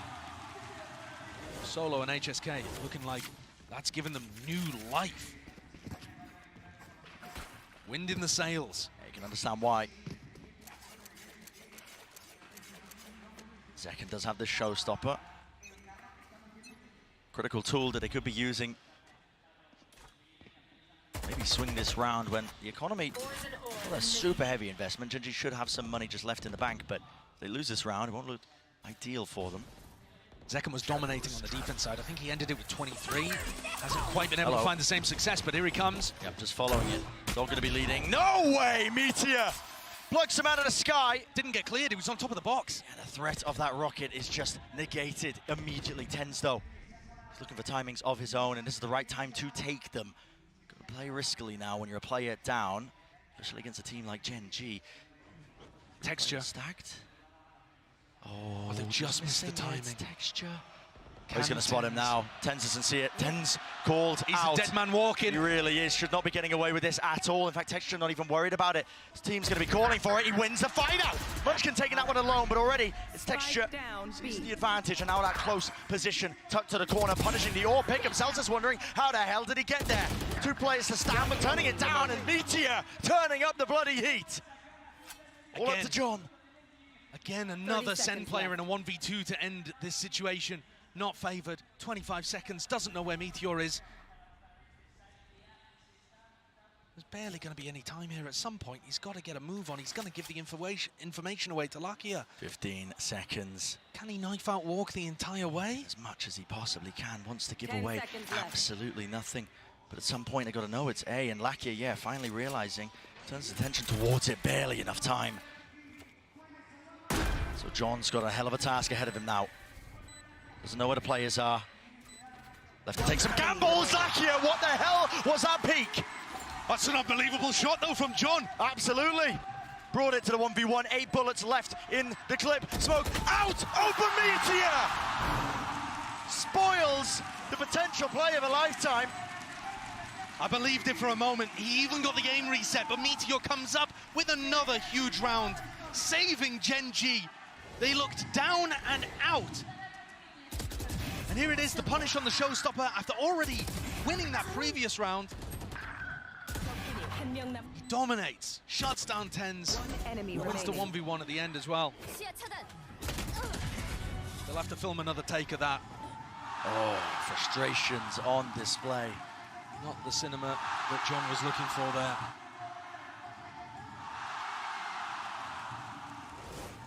I believe we're going into a tactical timeout here as well. Yeah, there it is. Yeah, timeout for Sentinels then. They've just lost 2 rounds in a row. And things have gotten very scrappy in the middle of them. I mean, the engage up into B heaven seems to make a lot of sense there. Dog, showstopper follows it. They just weren't expecting there to be 3 players. No. They had the audio cues that they were chasing one away. They're expecting another to be hard anchored on B. They just don't think the Meteor's also going to be there. How do Sentinels adjust their attack side to get value? Because now they're also heading into Texture's ult. I mentioned it earlier too. Zekken, I think, had 23 kills to end his defense half. He was somewhere in that area, even if I'm wrong with the exact number. He's only at 26 now. Yeah, it's been slowed down. Yes, he hasn't really been able to have the same level of impact on the entry. And to be honest, him entering was part of what looked magical in the game against PaperX. And when he played Lotus against Gen.G, actually, he was just sailing in, dominating opponents, cracking stuff open for the team. Kind of dragging the rest of SEN through some difficult moments. Not in hot water just yet, but again, that lead that they had, no longer steady. Gen.G creeping back up to it now, trying to make it an even map, an even game. Texture. Got that showstopper here. Caron setting up the play out towards Ram. That's pretty risky, actually, giving away his positioning there, and tenz is taking the timing. Smoke out. Texture, though, with the rifle in his hands. He's the one who has to really land this one. Shot! The crouched up. Not expecting that. Too many players to account for. Texture falling. Caron now with the judge. Now, I've seen this one before. If they walk right into him, there could be trouble. Yeah, but they've got the Cypher up. They see that he's got that weapon. They want no piece of that smoke. Now a maneuver all the way over. Lakia out wide, trying to anchor this position. Follow through with the kills, and they do trade out those available plays, but Caron TP'd in the fight, in the mix, inside the smoke, trying to dominate this one, but he only has the judge. What can one man do? Not enough. Pit, lay it down for Sentinels. They're not leaving this one to chance. They need to clean it up now. Munchkin, the IGL. Does he anticipate Zekken's forward position? He does not. So, 11th one now on the board for Sentinels. Off the back of that timeout, New lease of life on their side. And that's a great attack side call again. SEN are really adding fake plays into their game. Yes, it's this one that opens up the round officially on the kill feed, but the whole reason that they're able to take that space in mid silently is because they created pressure A ramp and then got knowledge about where Karen was playing and knowledge that there was an opening in mid they could take advantage of. Now, last time we saw Gen G on a broken buy, they won the thing. So don't count them out here. Definitely have the tools to do so again. But, I mean, their positioning is, it couldn't be more wrong at the moment. Munchkin's got to try and hold it down with the Judge until the cavalry arrives. Not going fast onto his approach, but now they might just be. Still that Judge. Prime position to really get some work done with this one in the close quarter avenue. Still they dash past him. They don't know where he is finally. Dealing with him. But that push down mid has turned into a fast flank with all four of them. The trip. They're giving it away, but are they going to be aware that there's this many players? No reaction from SEN. They're not trying to take space elsewhere. No. Holding the ground, ensnared onto the site. Now from that high ground position, spam through, but tenz not being baited with this one. Texture, how has he got that? Opened it up onto Zelsis, rocket, rebound into the bag, kills, collected, and there's a 1v2 out of nowhere! Karen delivers. I'm telling you, man, you cannot count Gen G out. It's another thrifty for Gen G, man. And it's SEN not being quick enough, not realizing fast enough that everybody was on the flank there. You know, from our position, seeing all of the perfect information, it seems obvious. Okay, you need to take screens control. You need to be able to take heaven control there. But they didn't plan for heaven, and they just all got stuck on site. They were expecting there to still be some people over towards screens or ramp or heaven. Yeah. And unreal mechanics on display. Yeah. Absolutely. Meteor to open, Texture's ult, and then Karen closes. The three heavy hitters. Putting in work. 2 rounds stands between them in terms of that equalization. Again, looks like a fast play out, and it is. Gliding forward, Zelsis go down to his own nade. And Texture with the damage follow-up, the rifle in play. John QT is so fast here, just trying to follow through with Sassy. He's already gained that ground here, but they've lost too many players. Surely. I mean, Gen G don't have that many holes in their defense side either this round. Munchkin's already keeping B main control. You know, you've got Karen looking for the lurk play too. Yeah, he's taking that real quick. That was just an attempt from SEN to try to up the tempo. Use the fact that they'd faked fast A control earlier. But I think as soon as you saw the cages come through with the blast packs, this is a full investment round for SEN. Yeah. You lose this, the economy goes tumbling once more. Gen G up to 10, but maybe, just maybe you can find this kill. Zelsis! How's he getting away with it again? But the movement! They can't use that. It does pull the Gen G players away slightly, but as soon as the plant goes down, Gen G are going to know that they have to focus on B, and Zelsis is going to get rooted out here. Not again. No! Not again! No way! The 3 versus 3. The discipline, the diligence, paranoia sweeps through. Now the Seekers over the top with the flash, trying to hold his ground. Sassy does not go down. Pillado, blade up, double up, guns need to be out, and AI in play. Finally, Lakia. A 1v2, finds the first. Next one on the cards. Get out of here. It's lights out.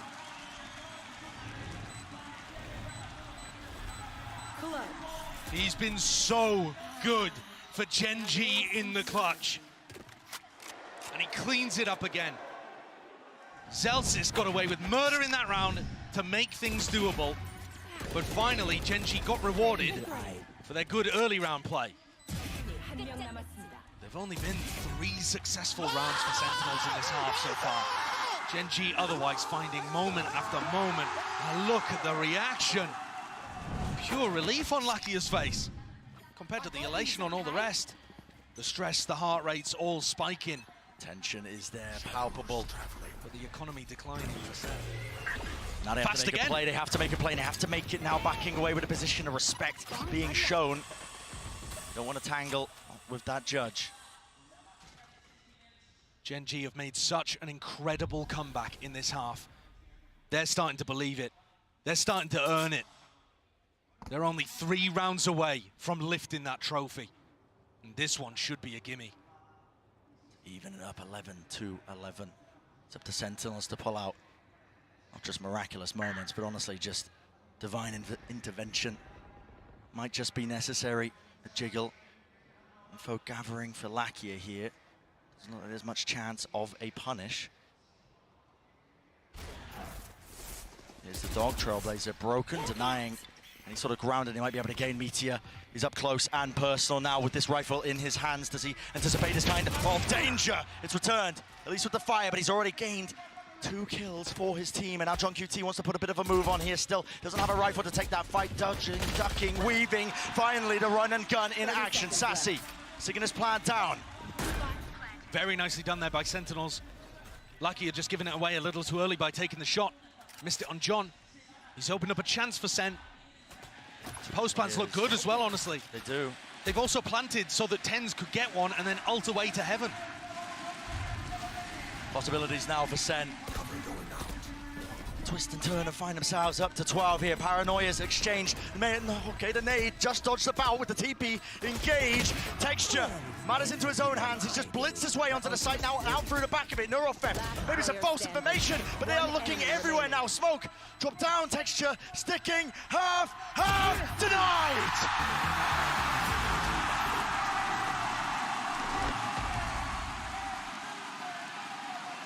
What a way for Sen to respond! The Thrifties will not go quietly! Both teams finding those avenues to be able to turn these into miracles. It's Lakia there who just pulls the trigger a little too early, gives away his spot, and from there, John and Sassy wiggle their way in to be able to get the plant down into such a nice area for tenz to play. Didn't even have to use the ult to reposition. Pit in mid, Sen, map point, looking to try to extend the series, deny Gen G the trophy, at least for now, and move us on to Icebox. Here. How well Gen G have been playing. There's no certainties. But I think Sen are happy in this spot now.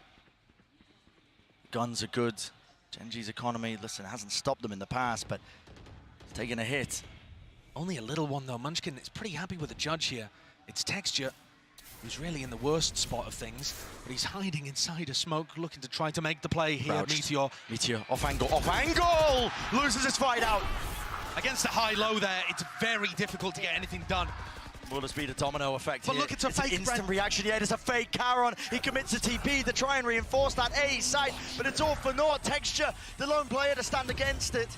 The onslaught sweeping him through all the bounds, and the Stinger's just not good for it, at least for that. Paranoia, though, has to be a follow-up, and it has to be a clean-up, and there is there on time. Texture dropped in the process now with 30 seconds left. Take a pause in the round and take a breather because Sentinels realize it. The chance now to extend that play in the series, to take it all the way to Icebox. A tap forces it out. The first little wave of the util. All the flashes flying through, and so do the bullets. Lakia, a lot to overcome, a lot to do, and it's just impossible. Map 5 is on the cards.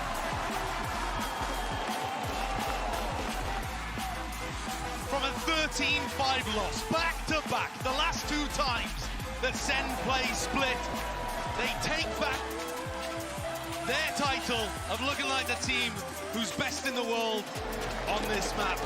Absolute cinema at the end there from John QD2.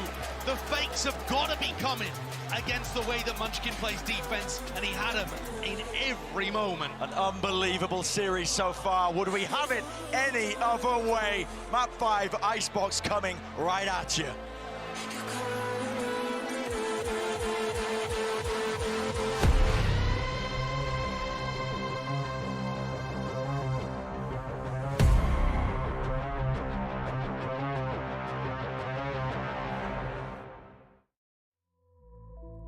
Said I'll find you, but it's not the time to make a mistake. You're calling out the name. I'm falling down again. You're calling out the name.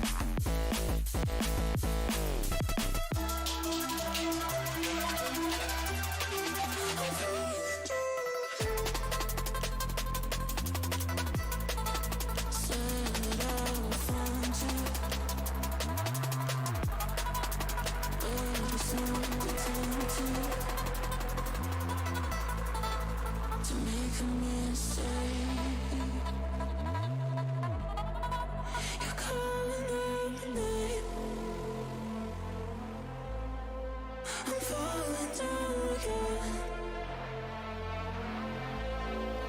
You're coming on the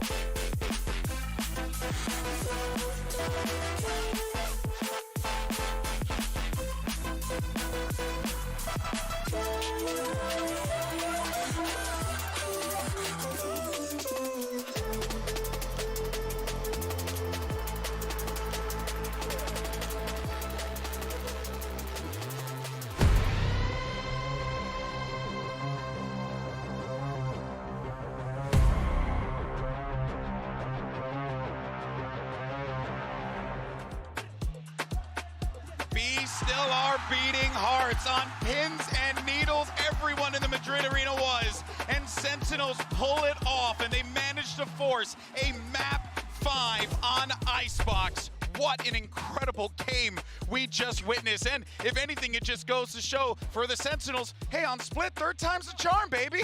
You know? Yeah, they look back. They were incredible on that map. I think coming in with a great game plan. Their attacking side in particular, John QT was making some crazy calls, just walking into mid, reading these stacks and punishing in the late round. But damn, did Gen.G make it close with that comeback. Yeah, they did, but I gotta say, this is the first time we've really seen Gen.G actually struggle in terms of the decision-making, the information game, and actually noting Lakia a couple of questionable decisions along the way, but his utility usage was amazing, and Sentinels still benefited in that regard. And in that first half, I mean, we had a couple Sentinels multi-kill rounds that had no business happening. I feel like Gen.G in that first half was letting some things slip, right? We have this round where Zekin in one position manages to come out and hit the nastiest break transfer you've ever seen, and then immediately the round after this, Saucy goes and does this, Mike.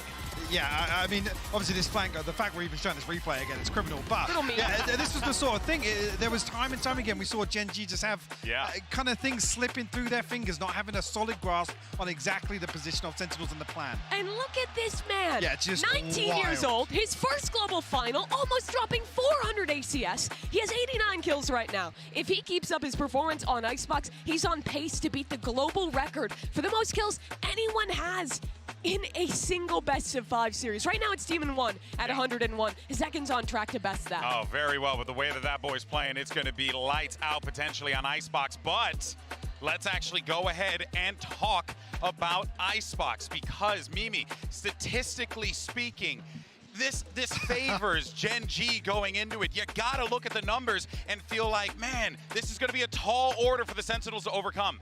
I don't care at this point. I don't think the players can care at this one. It's map 5 of a best out of 5. We already saw it on Split. This is where it doesn't really come down to the prep, to what you have ahead of time, to what the coaches have been saying, but form in the server. These boys have been playing for, what, 3-4 hours at this point, putting their hearts into this game. It's about the team who can keep that pace into this final map, can find those big plays. The IGL who can make that adaptation and take home Icebox. Absolutely agree. And in terms of the mental, in terms of the emotions here, for SEN to bounce back, take Split back as their own and force the map 5 here, that's got to be a big boom for them. You can see, I mean, look, I got to talk about it. Fans obviously going crazy for Sentinels here. Goes without saying, but oh man, I can't help but wonder, what are we going to get from Gen.G on this one? Because there's just so many directions that they can elect to go here. But what I think is most important is there anyone that's like standing out on the Gen.G side? Because when I look at the numbers on Gen.G, I just see a lot of consistency, Mike, across the board. But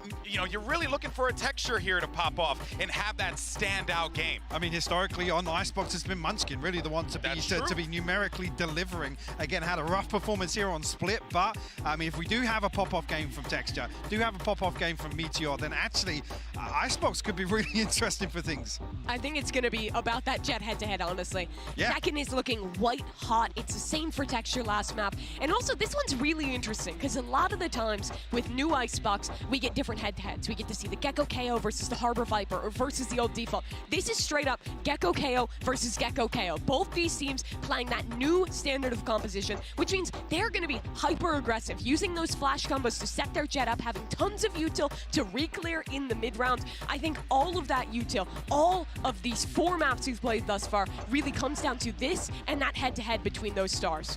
It's safe to say that this is one of the best Masters finals we've ever had. The best. The best. The best you know what, you're right. Finals, yeah. The best. Let me go ahead and say it with my chest, because honestly, man, what we're getting here, just to go ahead and quote the John Cutie line, it truly is absolute cinema. A game where you got Gen G taking it, Sen taking it, the constant left and right hooks that we are seeing to make a boxing reference and contextualize it here. That's what it feels like. It feels like a slugfest, guys. Who's going to walk away with this? Are we feeling Sen? We feeling Gen G?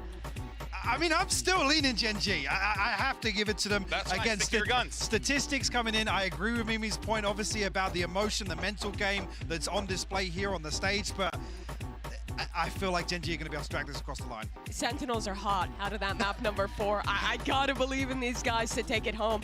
It's always the hard way with them. It definitely has been. It's never a coast, an uphill struggle. I actually saw Kaplan at breakfast this morning, and I was like, hey, man, what's going on? He's like, hey, man, you already know. We just got to do it the hard way. He just looks 10 years older now. Yeah, bro, my guy, Zekin, he's aging before our very eyes right now. Might be able to drink coming out of this one. All right, well, let's go ahead and see. As far as the agent select goes, nothing crazy, as you pointed, Mimi. It's going to be that Gecko KO, Gecko KO. Both these teams know how the other plays. Gen G is good on this map in the past. They're favored here, but this is going to come down to the individuals. Pacific will either lift their first ever trophy, a redemption arc for so many of these players on Gen G, for their rookies coming into their first ever tournament, or it will be Sentinels joining that elite few of organizations to lift 2 international trophies in Valorant. Yeah, and looking at Texas to be the one to step up here. Alongside that, it's got to be Lakia and Munchkin to really enable him. This is it. It all comes down to this. Map 5, and to determine who lifts the first trophy of the 2024 season. Let's go ahead and find out and send it back over one final time to the one and only Brent and Sideshow. I don't think the Madrid arena has really seen anything quite as electric as this. 2 teams pushed to the limits. Map 5, Icebox are staging ground set. For both of these teams looking to tussle and tangle, potentially get an edge over one or the other. For one, at the end of Icebox, all the glory. The other will be gutted to have come so far and go away empty-handed. Texture takes a little bit of space over towards A, but that knife indicating, I think, that it's going to be a bit of fake pressure. Yeah. Sentinels have already stacked 4 players over towards A, ready for Gen G's classic flash, dizzy, engage. But they're not going in that direction, and I think Sen are just starting to realize before tenz takes contact. Wondering where they might be. Thoughts creeping into their heads, wondering, oh, is mid exposed? Got to try and watch those angles. tenz gets off the angle. Munchkin's trying to sell it. It's only him here. Yeah, it is just this lone player lurking up. Still Sen choose to stack the bodies towards it. In fact, they full board it. Munchkin was thinking for a moment of calling his team back. You saw Gen G doubling back towards mid just for a second, and now they've started walking their way into B. You're right, Sen, they bought this hook, line, and sinker. Now realizing the errors of their ways. Dizzy lays the groundwork now to try and take towards this B site. Man with the plant down, but it's an open angle here that wasn't actually smoked off. And it's not available for them. Still fights ready to be taken here. Sentinels trying to get fast onto the approach and hot on their heels. The kill onto Lakia, it evens it out to 4-4, but you got to think the advantage now to Gen G. Sassy's going to have Dizzy back online, I think. Was he able to pick that one back up? Surely. Late lurks, Elsis seeming like he might be aware of it. Drifting back and forth. What a shot straight to the cranium. Sassy defusing is already on half. Sassy defusing. Wingman, hello, already on the half, but it might have just brought them that critical, crucial lifeline. Munchkin from the side. An attack from second is that uncertainty, but he's defended in time by John QT. You absolute beauty. What a way for Sen to get back in. And that's after missing the read in the round. They were forced to play retake. They got a nice little spam kill to open things up. The pick onto Lakia is huge. But the defense of Wingman, and then the defense again, as John held it down, huge. Yeah. This map, we're going to see whether the difference between experience and lacking it makes the difference between a trophy or not. So many players on SEN that have been in positions like this before. Some new players as well, like John, who's been calling a lights-out game and playing one too. Exactly right. I mean, there's a chance of history on both sides. Of course, Gen G looking for that trophy lift for Pacific for themselves as well as one of the most successful iterations of a Korean roster we've ever seen. Redgear forwards now into the angle. Zelsis retreating and away with the turret is covering that angle there with Munchkin caught out into the open. Still a plant down for Gen G. Can't be too much more behind this. They are dropping and toppling. Very diligent play by Sentinels, making sure that they deal with the lurk, but not clearing the corner. Speak of the devil man texture. Makes a good go of it. I don't see how Karen wins this though in a 1v3. Now with a fragment nade, force them out. Not possible. The open to drop. So a little bit of damage done, but not too bad. Double Bulldog and a Guardian saved into the next. And you're right, Brent. While there's history on the line for Gen G, Pacific, they've never won a trophy before. Gen G could not be closer. It's only PaperX in that final against FPX at Copenhagen, who were in a similar position to this, map 5, and it slipped away from them. But not only are they on the precipice of making history, but when you look at the two people at the top of the scoreboard here early on for Sentinels, Sassy and Tenz both wanting to get into that, as the desk said, very exclusive club. Double trophy lifters. And SEN as an org would only be the second org ever to have 2 trophies. Wouldn't that be something? The first and the last, or at least the most recent. I hope we don't stop doing them anytime soon. I certainly hope not. SEN looking aggressive at the start of this round, going forwards with 3 players over towards A, and Gen G get funneled into a B hit. I think SEN look very confident and comfortable in playing the B retakes. They seem set up for it. And also, you've got to be aware that Gen G at some point could try to flash Dizzy combo into Snowman. Yeah. That's another thing that SEN might be ready for. Dizzy's exchanging the handshake there in the air. The shots are fired off here, but the plant's still down now for Gen G. Into the post plant. Again, that weaponry isn't good, but the util is. Look at that. It's a coordinated effort. An absolutely filthy spray transfer. As Lakia, texture with the final blow, put an end to any of that funny business. Does not matter how good your utility is if you're not able to get the kill onto Lakia as he sprays down 4. I mean, so many players that he was fighting there just didn't really seem to have their guns out ready to take a duel. Not anticipating that somebody would have gone in front of all of that util. That's spectacular. He gets his ult online. That can really start some momentum going. Huge play from Lakia. Yeah, sorry. The big stage, seen the big scene before, even way back in the day. I was just going to say, Brent, by the numbers, this would be disaster for SEN, if you care about them. 0-6 on Icebox Sentinels since May 2022. God. I mean, different roster at that point, basically, right? But essentially just not a map that they've ever had success on. Does it matter in a big moment like this, though? I would say it doesn't really. There's so much more to it. The emotional aspect, playing to each other's forms, cooking up plays on the fly. But you can stop this one here from Gen G, and they do with the knife. It's a good one. Thrash. We stopped and stunted, and the full group up again from Sentinels, looking like they are really ready to fight this one. Tooth and nail seems to be the call. Everybody through now with the Thrash, setting it up from Sassy. That hasn't been dealt with here still. Wingman forwards, Entertainment not online, and they are really trying to flood in and through, but Gen G in the high ground positions on high, trying to topple them over. Celsius, the difference maker. Right when his team needed it, 2 versus 2, and guess what? Spike, drop down, top nest. Wingman delivered that one like a juicy little delivery. Speaking of delivery, Sassy out wide, but Celsius again. It would have to be the ace, and it's shut down in its tracks. Great try from Celsius there, but just not quite enough to overcome the player disadvantage.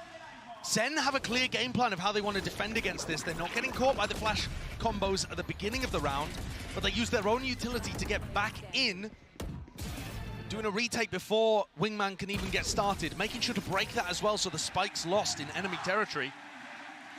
But Gen G got too many picks. as SEN were trying to flood.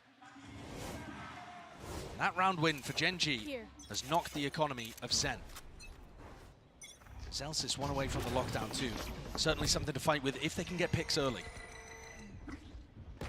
Doesn't expect the angle though. Meteor be close to the corner, swinging out, only gets the body shot, so 100 damage done, and already Texture gained all that ground, scaled rapidly on the approach. Looking to pick apart this Sentinels players that are left standing. And this top 4-10 position is one where Gen.G were able to get value in the previous round. Just broken. Just creeping right into it. Yeah, and by the way, throughout all of this, Caron has just walked up B into Snowman and is calling for his team, listen, you don't need to take the risk of going into A. Yeah, you're favored, but why even bother with it? Let's go B, let's make sure that Munchkin gets his ult online for the next round and keep this snowball going. Play it safe. We've got players in forwards, advanced positions. I mean, if there's any pushing out of position here by Sentinels, look, it's going to be captured by Lakia. If not Lakia, then Texture. Looks like a great game plan for Gen.G here. Not just applying crazy pressure over towards A. There it is. But also being able to get the lurk in on B. The Gen.G A hit is so powerful. And really, this Flash Dizzy lineup that they use with Munchkin on top of pipes and then Lakia following it in afterwards, it's crazy hard to deal with. And that means that Sentinels are starting to stack A to deal with it more and cheat over towards the A side. And Karen's found within the first 5 rounds that opening on B as a reaction. Chomping at the bit for the chance. Already thinking ahead about how to stop Sentinel's counter-strat. More importantly here for Gen.G, with these recurring wins, rounds online, they have big ults to try and punish and keep that snowball going. Now the knife wasn't broken, so Zekken tagged up here. Players have to watch the belt position, at least on that high ground approach. Wall up in his face. There is some danger here. Up close, it's all about the reactions, but again, they could come from any direction. No command, it's a jiggle. Almost anticipating and expecting there to be that level of aggression. But still tenz. He's in that top position with the operator still into half clearance, and punishment in place. Beautiful adaptation from SEN, deciding to take the fight to Gen.G. They know that the classic Gen.G exec starts from pipes control. And so tenz is already up there, using Zekken as a distraction, essentially. Everyone's going to be focused on the operator, shutting them down, trying to punish them. And they just end up running into tenz waiting arms. Munchkin, the IGL, going to take a moment to see if he can win this round. Does he have an opening still? This isn't going to be a full save where he uses it as a timeout. He does still have chances here. I mean, the money's stacked. 30 seconds. Make a go of it. Spotted, plant, now 1v3. Sounds into this one here, but it's Munchkin who he needs to seek out the weaknesses, really. Will SEN give him any?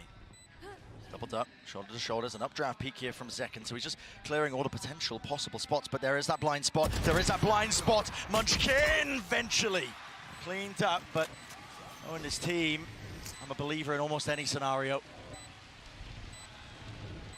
Now that Munchkin's had his go at winning the 1v3, he'll have to start thinking about what went wrong in terms of the macro of that round.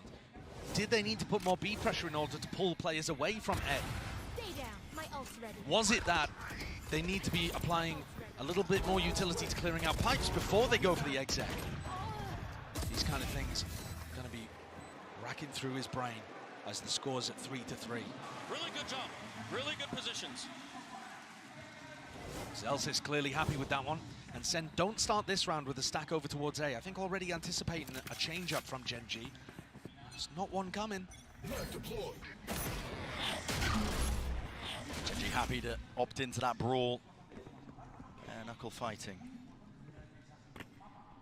Picked up by the knife, slowing it down for but a moment. Now waiting for it. Right time to strike. Big ultimates for them to use to try and get themselves into this. In fact, it's on the other side of things. Do they have anything to deal with Zelsis? This lockdown contacting, walking right now. Finally, the mollies being used to try and take that backside control. Texture Oh, he's lineups. south Here it deep, comes. spotted lineups. Oh, missed! Against the wall here. Moshpit has to be committed. Will it break? Yeah, No, because it needs the fragment as well. So the additional util just doesn't add up. It was all missed in time. tenz forwards here. There is entertainment. Fragment nade, does he expect it? No, he does not. Meteor again taking matters into his own hands, and he's stuck himself up into that forward position, but finally dealt with. Shut down. Back here. Cannot withstand it. This pressure is just immense. Don't interrupt. Sentinels with a successful retake. And part of that has got to be down to the fact that Munchkin missed the nade. Every team at this point has a setup to try to counter that lockdown. We're talking the best teams in the world. Of course they have setups for that. But it got missed somehow, the fumble from Gen.G. I don't know what piece of architecture that hit onto. I won't claim to know as well, but it's just on a door frame by the look of it. Devastation. Tiniest of differences for Sentinels to take the lead here in map 5. Grand finals on the line. Get out of my way. Meteor, Karen creeping closer to those ults, and Lakia already has his. It's going to be difficult for Zekken, I think, to really get a peek if he decides to invest the Thrash. Oh my god, the knife, no way! He just disrespects it, and Zekken is out of there on top of the ropes. He does not want to be hunted down and away, but there's that detainment. Where's the help? Dash through, tenz is there! Finally, support arriving, but Lakia cleaning up that pesky player close towards yellow. But Sassy's done enough, just by staying in an open area where the rest of his team could cover him. Spotted in the window. Yeah, by the turret. Yep. Great turret position there. Utilizing the new window that got carved out of Tube. Real read here for Sentinels. But again, have to maintain these advantages when they are handed to you. And if you lose that fight into mid, suddenly 3 versus 3. Have a peek of things here. Out, open, timing against him. Zekken, he loses his fight, and just like that, it's turned. Absolutely brutal for Sen. Great punishment on these peaks by Gen.G. Reaction test here for Zelsis. He doesn't even need it. Blind as a bat, but he still sprays him down, but he can't follow through with the second kill. 1 versus 2. Knife. Ouch on QT, not anticipating it. That pace and tempo injected into the round by Gen.G at just the right moments. I love it too, because while you're talking about the post-plant aggression, the pause in the round baited out these little plays. I mean, Zekken didn't know exactly where to put his crosshair. And tenz going for a peek under Tube opens the win up for Gen.G. That's got to be frustrating for the Sen coaches. What a gift for Gen.G. Even as anything. No imbalances here when it comes to the rounds. Our fight taken straight to them here. Opting into the scrap. Zekken, there's no way you dash into that angle, and he is punished. Wow, what a flash from Munchkin. Just bleach the eyeballs of Zekken, and tenz looking to try to take the fight. The dizzy didn't get broken in time. No way! What a wall bang! Right through the wall. And tenz still not going to be removed from this spot. He just sees it, head poking over, but now has to respect it. Players all around him. Sassy, your turn to strike back if you can. While the iron is hot, and hot it is! They drop him! No entry into the site. Stand your ground, say your piece. Divide Merchant on his feet. Gen.G cannot crack this A defense. I've not seen any team put up as good as a defensive setup against this as Sen have.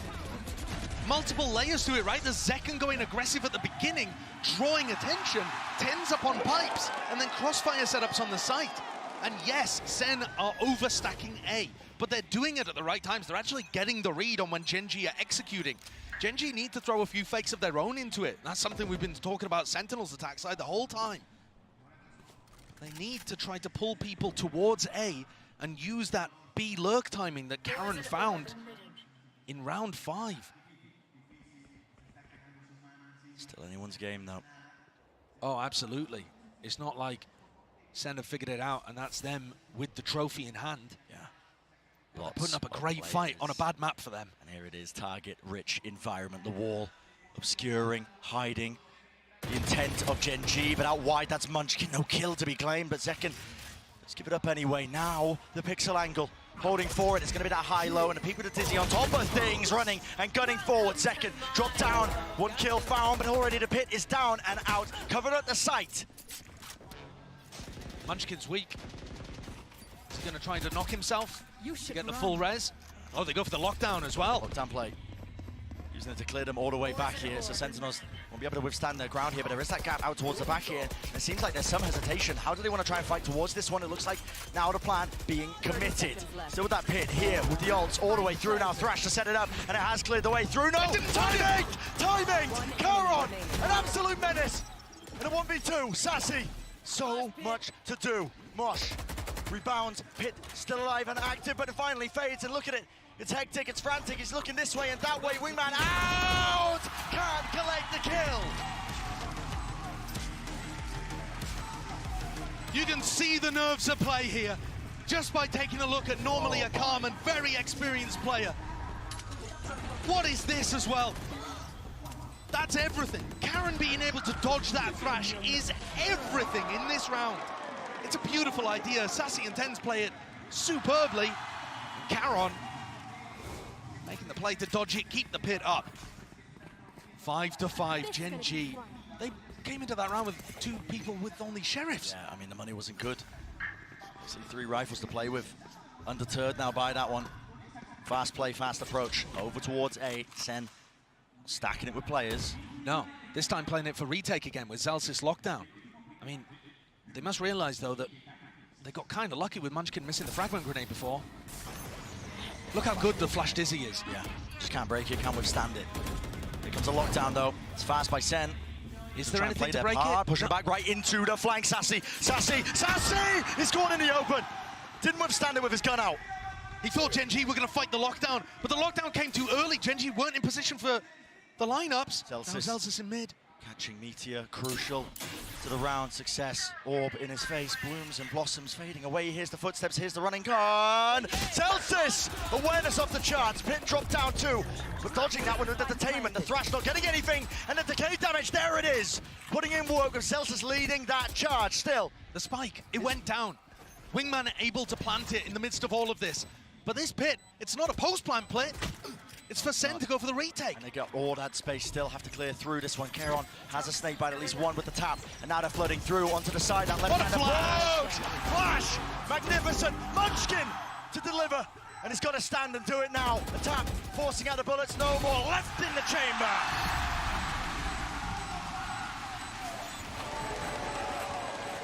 What an incredible beginning. Could be set at an absolutely tied first half on a map where, by all accounts, Gen G should be hugely favored. But I don't feel like I'm seeing the nerves hit the Gen G players. It doesn't feel like a collapse from them. No, it feels like SEN stepping up. It definitely does. The adaptations they've made and the awareness of how Gen G want to play Icebox, loving the way that they're defending. The pit there from John Cutie was immaculate. Zelsys' awareness too. And the flash out from tenz just all working really nicely together. SEN players rallied, reinvigorated. Deep knife gives him peace of mind there, so tenz can earn himself up to his ult. Wasn't pushed back, and a full group up by Gen G. They're aware that sometimes the Sentinels players have pushed on defense.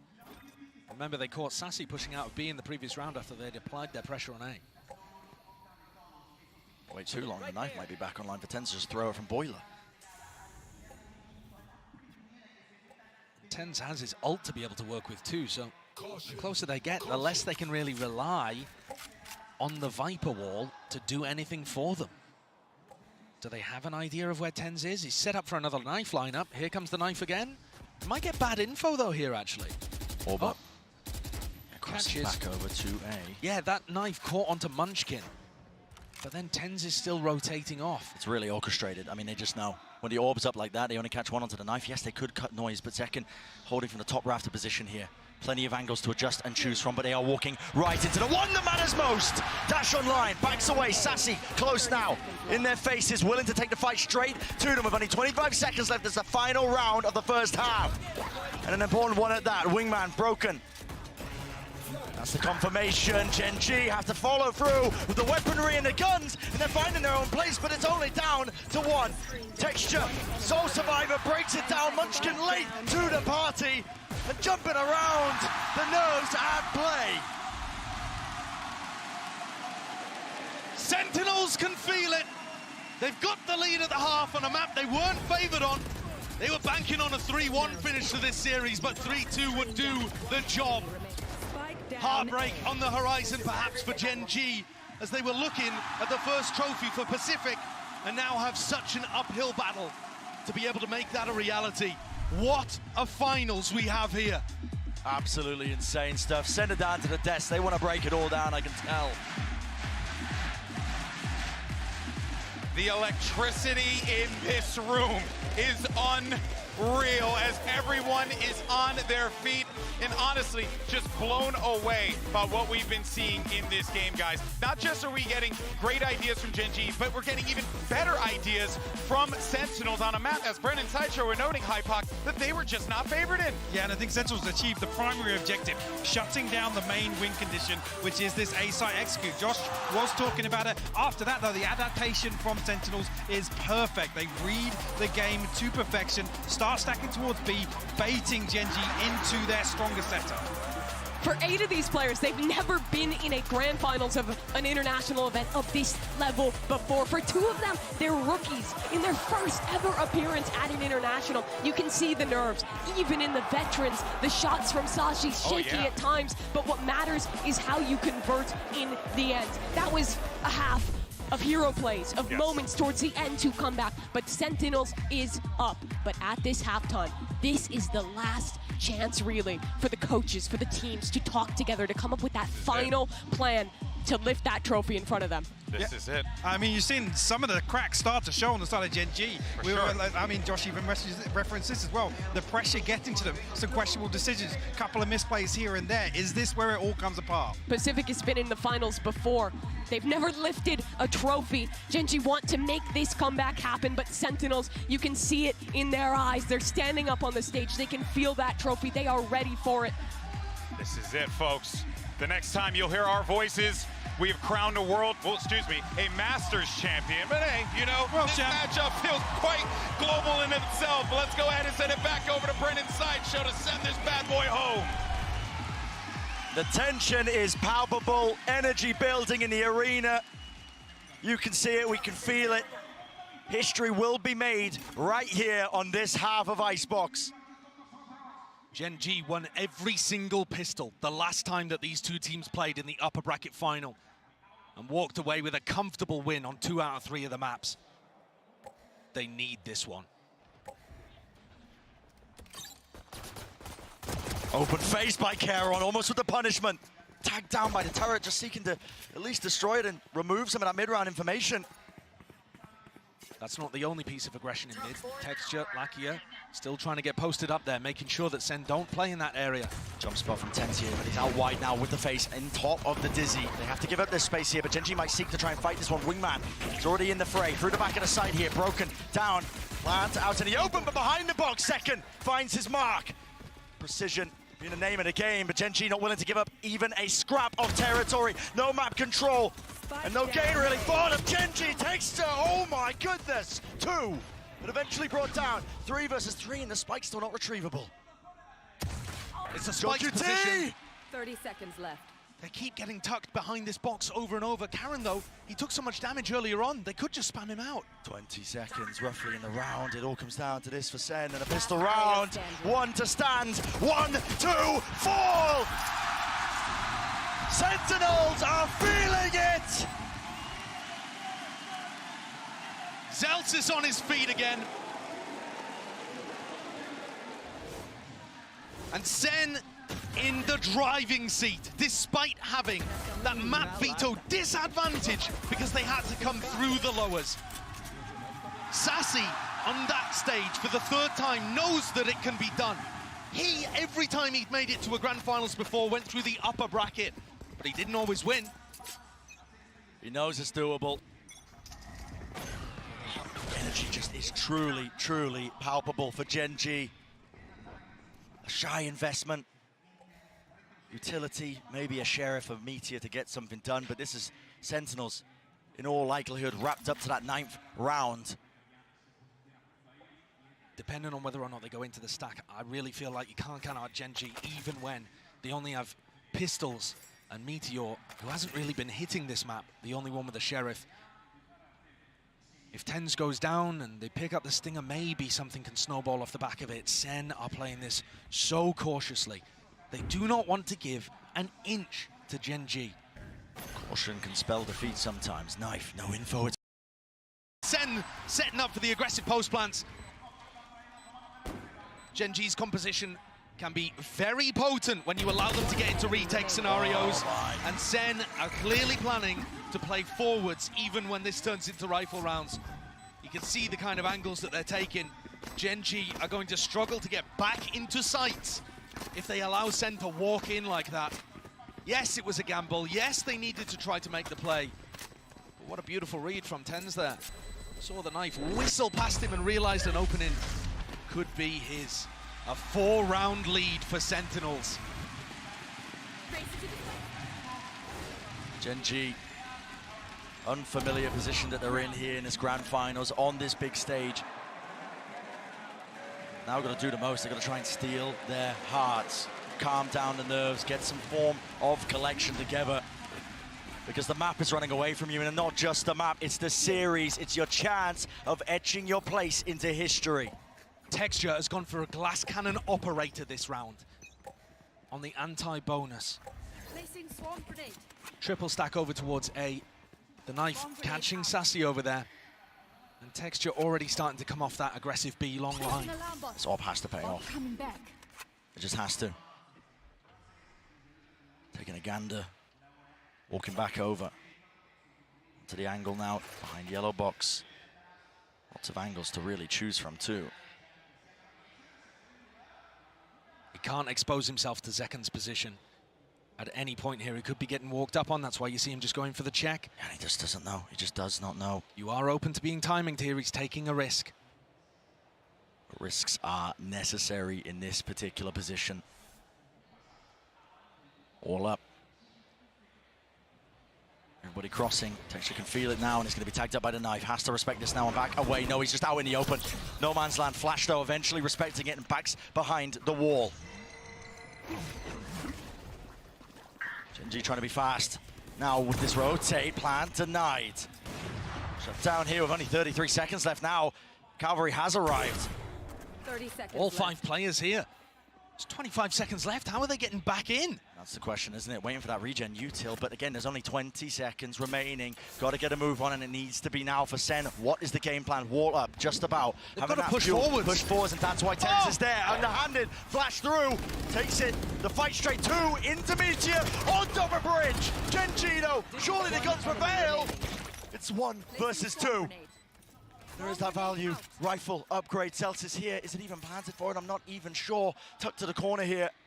They know where he is. Wingman sets its sight onto it. Lakia half on the defuse and even more. No kills to be claimed. No kills to be collected. Gen.G narrowly avoiding it, but they need to keep these guns.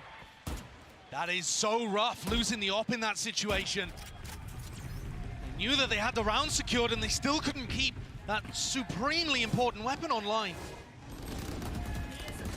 Nerves in these big moments certainly hit SEN. Yes, it wasn't the most successful round in the world, but that was their bonus. They were coming into it with Stingers, Spectres. And they've hurt the economy in the sense that Gen.G coming into this one with double Guardians and no operator. That is huge. They know they don't need to deal with that in the next round.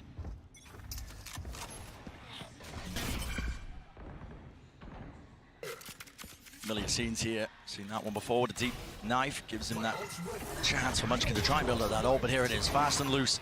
It's a call made here by Sentinels. Looking to disrupt. No command. There's no abilities here, so Sassy going to be able to get that plan down. So again, into the post-plan situation we go. Gen.G going to be tested now on their retakes. Gen.G are looking for the lurker, coming around throughout mid. There isn't one. Yeah, just trying to clear it out. Sassy can play so far back and just work off his thrash. Does Munchkin have some kind of knife to be able to deny this? Mosh pit, flash, through and out second. How the hell is he alive there? Thrash now finally being used, but it's offloaded. All the mollies as well. Thrash broken. Media, wide texture. Trying to claim another one here, being dropped down to 10 HP. tenz, surely he falls, surely they go down. Half, out, Munchkin. Has he bought enough time? He's got too many targets to deal with. Too much indeed! Small smile on the face of Zelsis, throwing in the wide swing, knowing that the aim is going to be at its shakiest in this, the latest hour. SEN creep ever closer. It was a tough one. They had to hold off all sorts. The swing that came through here, or in the previous, to be able to deny the wingman, I thought could have been punished. Yeah. But Gen.G just didn't have it in them. They've been stuck, paralyzed at 6 as SEN creep up and up. 3 rounds away now. Within touching distance, they can see the trophy in front of them. What they've been working for since October. Honestly, all throughout last year as well. Through the turmoil of their roster, of trying to figure out an identity. And since adding John, his first time on the big stage like this as well, doesn't appear to be a rookie. No. He's been delivering in every twist and turn of this tale that is the grand finals, this best of 5. It's just a ludicrous scenario that we stare ourselves at. Sentinels holding this lead on a map that they haven't won since May 2022. No. And Gen.G have looked fabulous here. They wrote the book on how to use this Gecko KO composition that Sentinels ended up taking for themselves. Yeah. And now to see SEN outplaying them, this is what we were talking about earlier, Brent. It's not always the game plan or who's won in the past. When it gets to big, high-pressure moments like this, it's can you deliver? Do you have the determination in you? Timeout that was taken for Gen.G here. They have to pick themselves up. We've seen comebacks on Icebox before, on the biggest stages of the world. But it takes a special kind of team to be able to pull that one off. Oh. And Molly misses the Nano Swarm. But going off the sound cue there, the turret still gets retracted. Yeah, pulled back. Gen.G do not have the weaponry to hold on against this. The knife collecting onto 2, at least, possibly even 3 there, indicating that it would be an A execute. Meteor gets pulled over to reinforce Munchkin. And then goes back as Munchkin comes. There is no noise. The re-hits working really nicely against Gen.G and the way that Munchkin likes to make hard reads. Only one tag there with the knife. That is going to be the go button. Pressed here by SEN. Not just that, but they're pressing the advantage, scaling deep into the back of the site. They're giving an edge to them. Zekken is tucked deep, and there's going to be that supportive util. Look at that. tenz already holding for it. First signs of life from Gen.G. A flash, and Molly is going to go flying. And there it is. Dizzy needs to be broken. Not quite. Just sailed right over, but a bit of miscommunication out here. Texture. The knife's at play. The knife's at work. He's going to try and slice and dice to victory. Gen.G finding that footwork and the ground gained and granted to them. 2 versus 2. A weapon. At least with the upgrade. Meteor is going to be holding this one. He's going to be defusing this one, but already the wall fades and topples away. Half needs to be earned, and he does get it, but time against him entirely. Zelsis again is there to make sure the safe pair of hands. Another player who was there at the very beginning. And he's 18-8, making sure to be the backbone of this team. Emotional leader for Sentinels, thriving under the pressure. Making sure that every one of these tight moments is closed out. Gen.G, they must pick this timing to respond if they want any chance of forging their place in history. It has to happen now. Pressure against them. Either crumble or makes diamonds. Texture misses the adjustment. Can't quite hit the snap to the side, and now pushed away from the angle. In fact, even activates the dash, anticipating like it could be a follow-through, but it's not. But he's getting out of there. He's getting good information here, Bren. The fact that Texture popped the dash and got back on the angle is telling Gen.G to keep 3 players A. And they have Lackey on pipes too. This is looking like the way that SEN wanted to defend. Certainly is. Here, Zekken! Matters into his own hands, leading the charge with the dash. It just collides right into the collision of 410. There needs to be the adjustment. It's not there! An inevitability. Texture in a 1v3. He's got to try to hold on to the last shreds of hope in his heart. But it must be feeling heavy. He knows that this is SEN, likely to get up to 12. Look at the triangle they formed as well, crossfire setups. It would have to be the play of his career, and he knows it's not possible. In the movement, in his posture. You see that he's just forced to take the smart play and back off. But this has got to be devastating. The silence in the Gen G camp as they allow Texture to play the clutch, settle in like fog. Memories flashing back. Where did it go wrong in the series? We were favored on split, weren't we? Icebox, surely we had the advantage. How are we in this position? 6 rounds in a row that Gen G would need to take, and Zelsis, he's on his feet. The round was still going on, and he's already celebrating. Orchestrating the crowd. HSK head in hands. Thanks. And this is it, the precipice. The line that's been drawn, and Sentinels willing to cross it. And this will be them as an org, as players, as individuals, etching themselves in the history books. But one last hurrah for Gen G. Has to put a stop to it now. Thrash clears through, that's entertainment! Takes the drops down, but he's fallen prey to it. Hunted down. Up to Lakia. He's called for the reinforcements, but this is it. It's a brutal scenario. They're picked to pieces. Thread unraveled. Sentinels can feel it. The ult even forced out a Meteor here to try to keep the Horde back. But they're in a 3v5. There's nobody on A. Where's the win condition? It just looks like SEN are going to have a free ticket to A. Zekin's going to make a play down mid, and it gets cancelled. Why would you even bother taking the risk? Play it together. Thrash, second round. To clear the way through. It's Munchkin standing his ground. Knife just a little bit too late here. They can feel it now. Pressure mounting. Gen G stacking, but they will topple. They will fall. The rifles are too good. 1,000 days and counting. Sentinels maintaining their relevancy. 30 seconds left. Spike planted. The last time they were at an international event, last time they earned any sort of accolades. Toxins going up. And Caron, from rank to rookie to tier 1 play, left to stew. Pacific's hopes and dreams laid on his shoulders. Gen G's hopes and dreams laid on his shoulders. But how much can one man do? First one found, second one not there. It's over. Sen City, here to play, here to stay. And history has been made.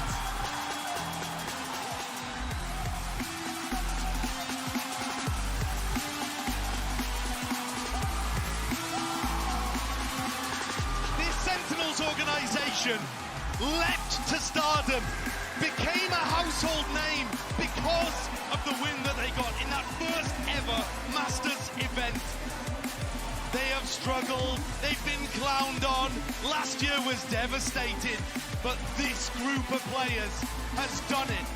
They put Sentinels back on top. The best team in the world to open 2024. And I can't believe it happened like that. 5 maps, Pacific's hopes dashed. Hopes and dreams, and that's what they'll remain. But for Sentinels, proud of how far they've come here. Gen G will take a bow. It's a curtain close finish, not how they hoped, not how they liked. It was supposed to go differently for them, but they just couldn't pull it over the finish line. They've still made history. They've still made history, but that trophy is not for them.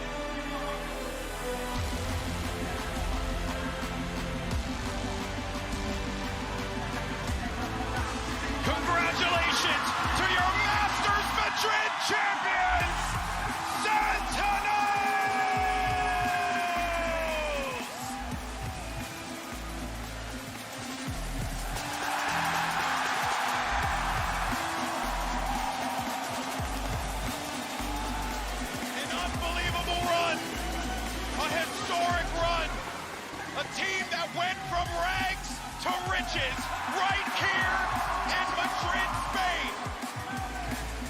They controlled their own destiny, and now they can finally say they are champions.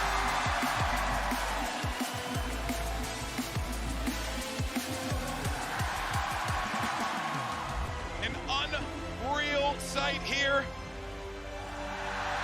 as every single member of the Sentinels hoist that trophy over their head. A long and difficult path for each and every one of those guys on that stage. What a run.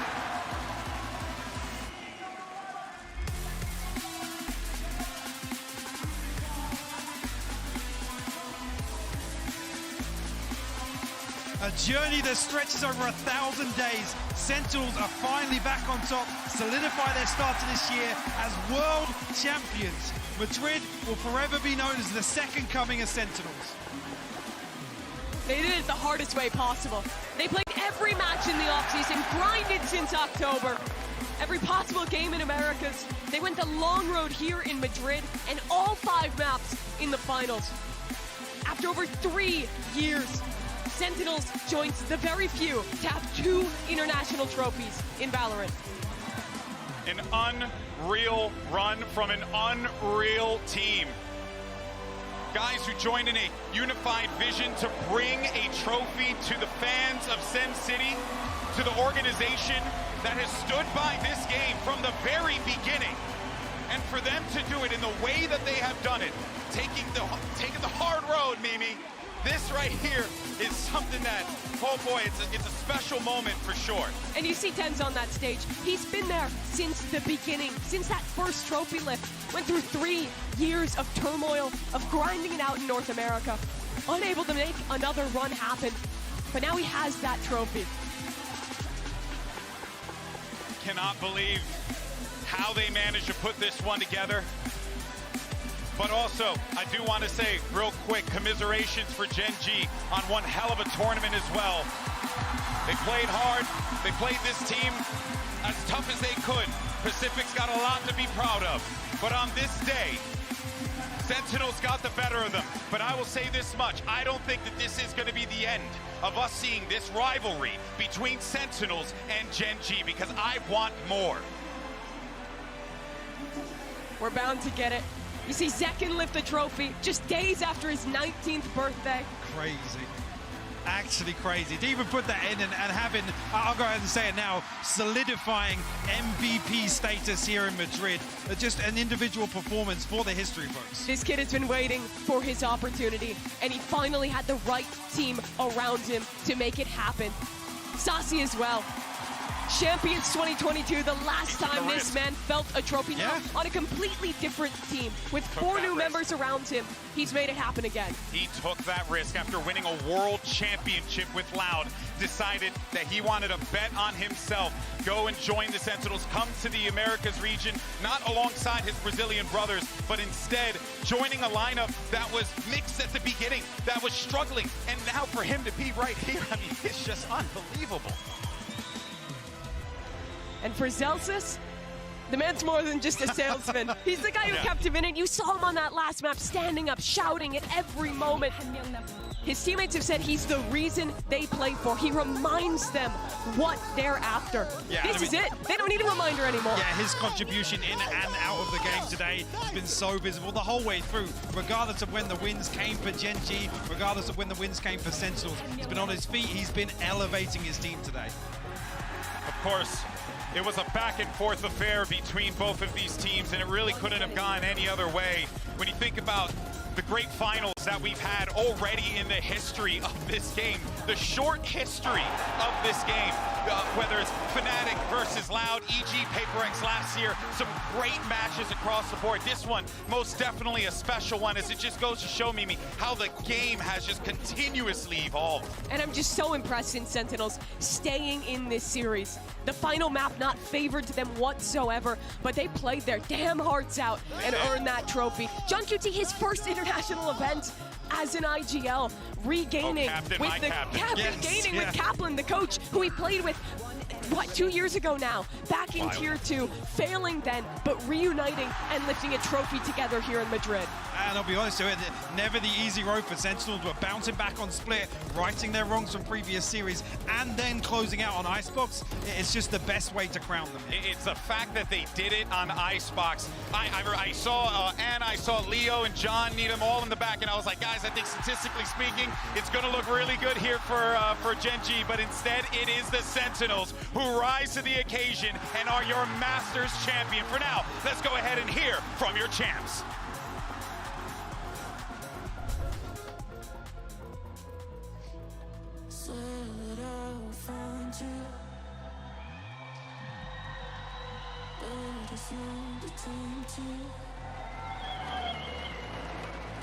And now from Riot Games, joining us on stage, we have some very important guests that are joining us to celebrate and congratulate our winners. We have head of president of Esports, John Needham, of course, a global head of Valorant Esports, Leo Faria, and our wonderful Anna Donlan, head of, studio, Valorant studio head, amazing. Please, just go ahead, celebrate with them. And I feel like, Madrid, I haven't heard you enough. I feel like we have to give it up for Sentinels one more time.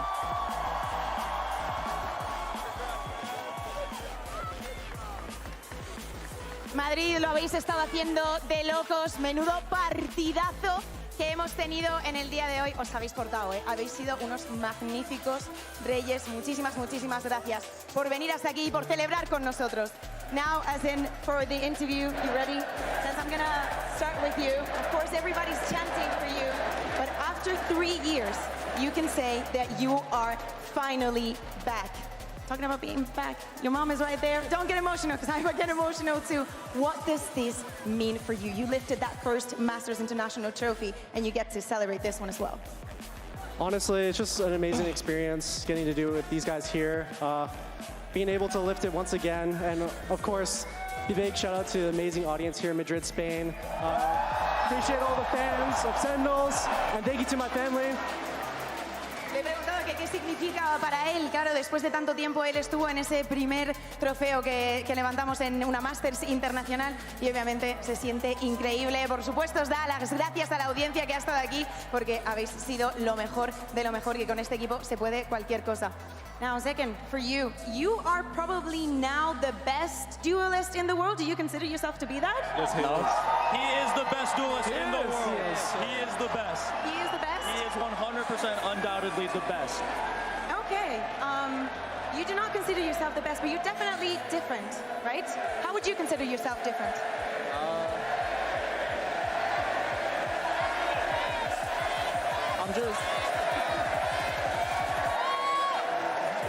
I'm just willing to do the job. I have the best teammates in the world behind me, the best support that a duelist could ever ask for. They make my life so easy. That's pretty much it.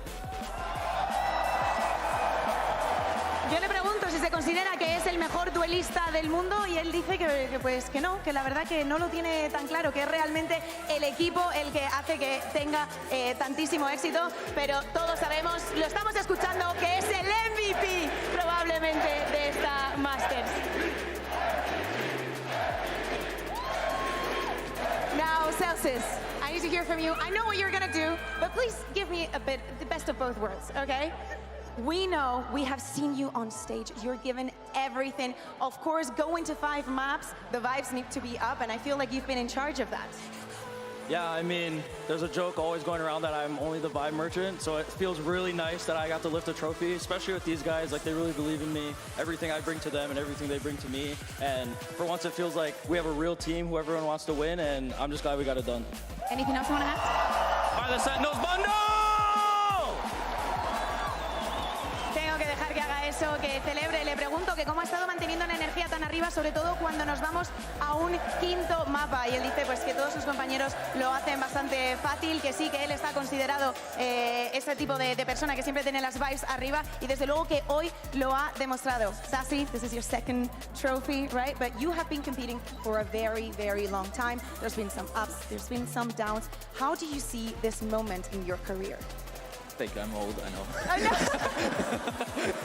But yeah, I think I've been here for like 10 years already playing esports. I don't know, I'm just grateful.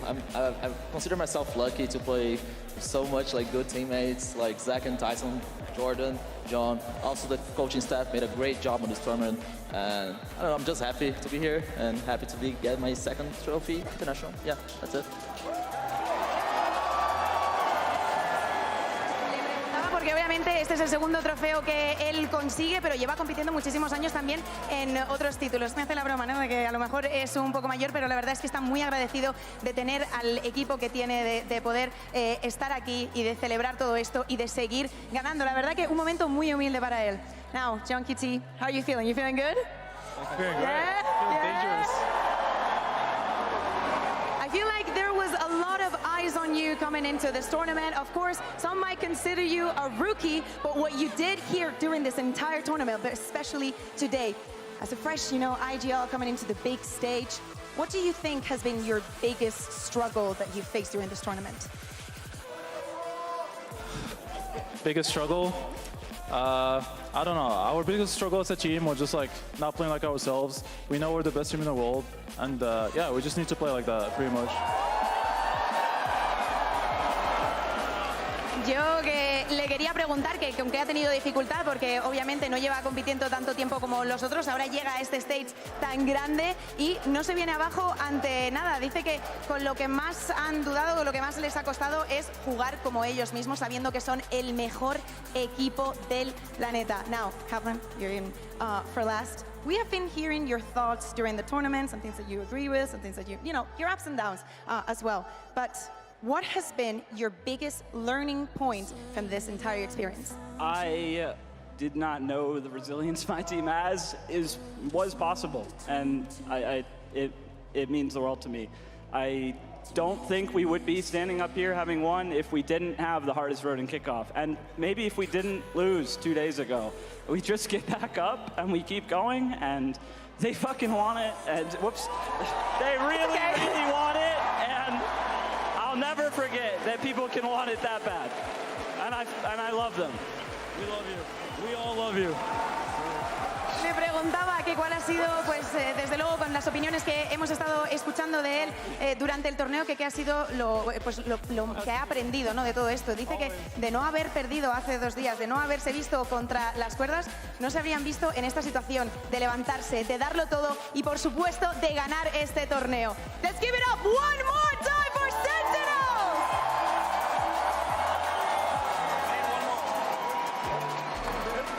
This is all that we're going to have for this tournament. Thank you very much to everybody that made this possible. Oh my God, this is a very wholesome moment.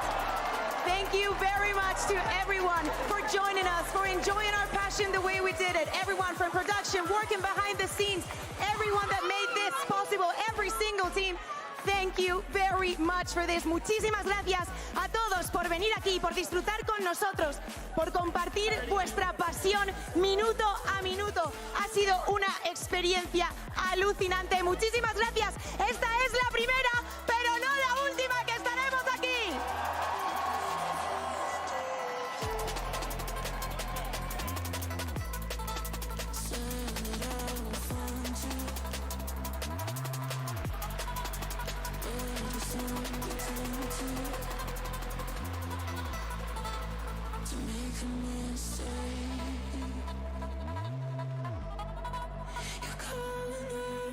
A beautiful moment with a team that has fought tooth and nail for this right here, for that trophy. That moment. That moment.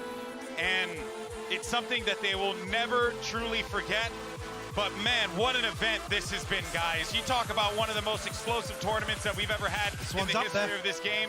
I mean, no one knew who was going to win it coming into this one, Mimi, and boy, oh boy, was this one a banger. Pretty much every roster coming into this year had massive changes, had new expectations, but Sentinels, they've been grinding since last October. They got their roster set, they found their identity finally, and it worked so hard to get to this point. You heard it from Kaplan. The hardest road possible, but that's how they got here. Yeah, it's really, really great to hear him talk about the resilience, because I think that's one of the key things here to close out this run in Madrid. I mean, it's taken so much. You can see how much it means to them as well. Somebody is cutting onions out there, but it's just, yeah, it's so fantastic for these guys. Yeah, and of course, for Sentinels, this is only the beginning, because this is literally the beginning of our season. We had the kickoff tournament, something a little different to spice things up at the start of the season, and now we kick it off here in Madrid, but there is just so much more to come. Guys, this is going to be awesome. What a great season we have in front of us. We got to top that now. Yeah, somehow. It's going to be hard. Somehow, some way, we have to top the absolute cinema that we just watched here today in Madrid, Spain, excuse me. Now, folks, I'm a little verklempt over here, but before we go, we want to thank everyone in this arena who came out, who poured their heart and soul into each and every one of those games. We want to thank our incredible production team that has worked tooth and nail to make this broadcast happen, whether it was here in Madrid, over in Dublin, our broadcast partners all around the world. We also want to thank the talent team that makes this incredible event happen. Without you guys, I mean, my job is pointless, so thank you so much for being lovely people. And most importantly, we want to thank you who tune in and break records with us week in and week out and support this awesome game. This is only just the beginning, folks, and we'll see you at the international leagues. We'll see you for stage 1, and we will see you very, very soon. Take care, everybody.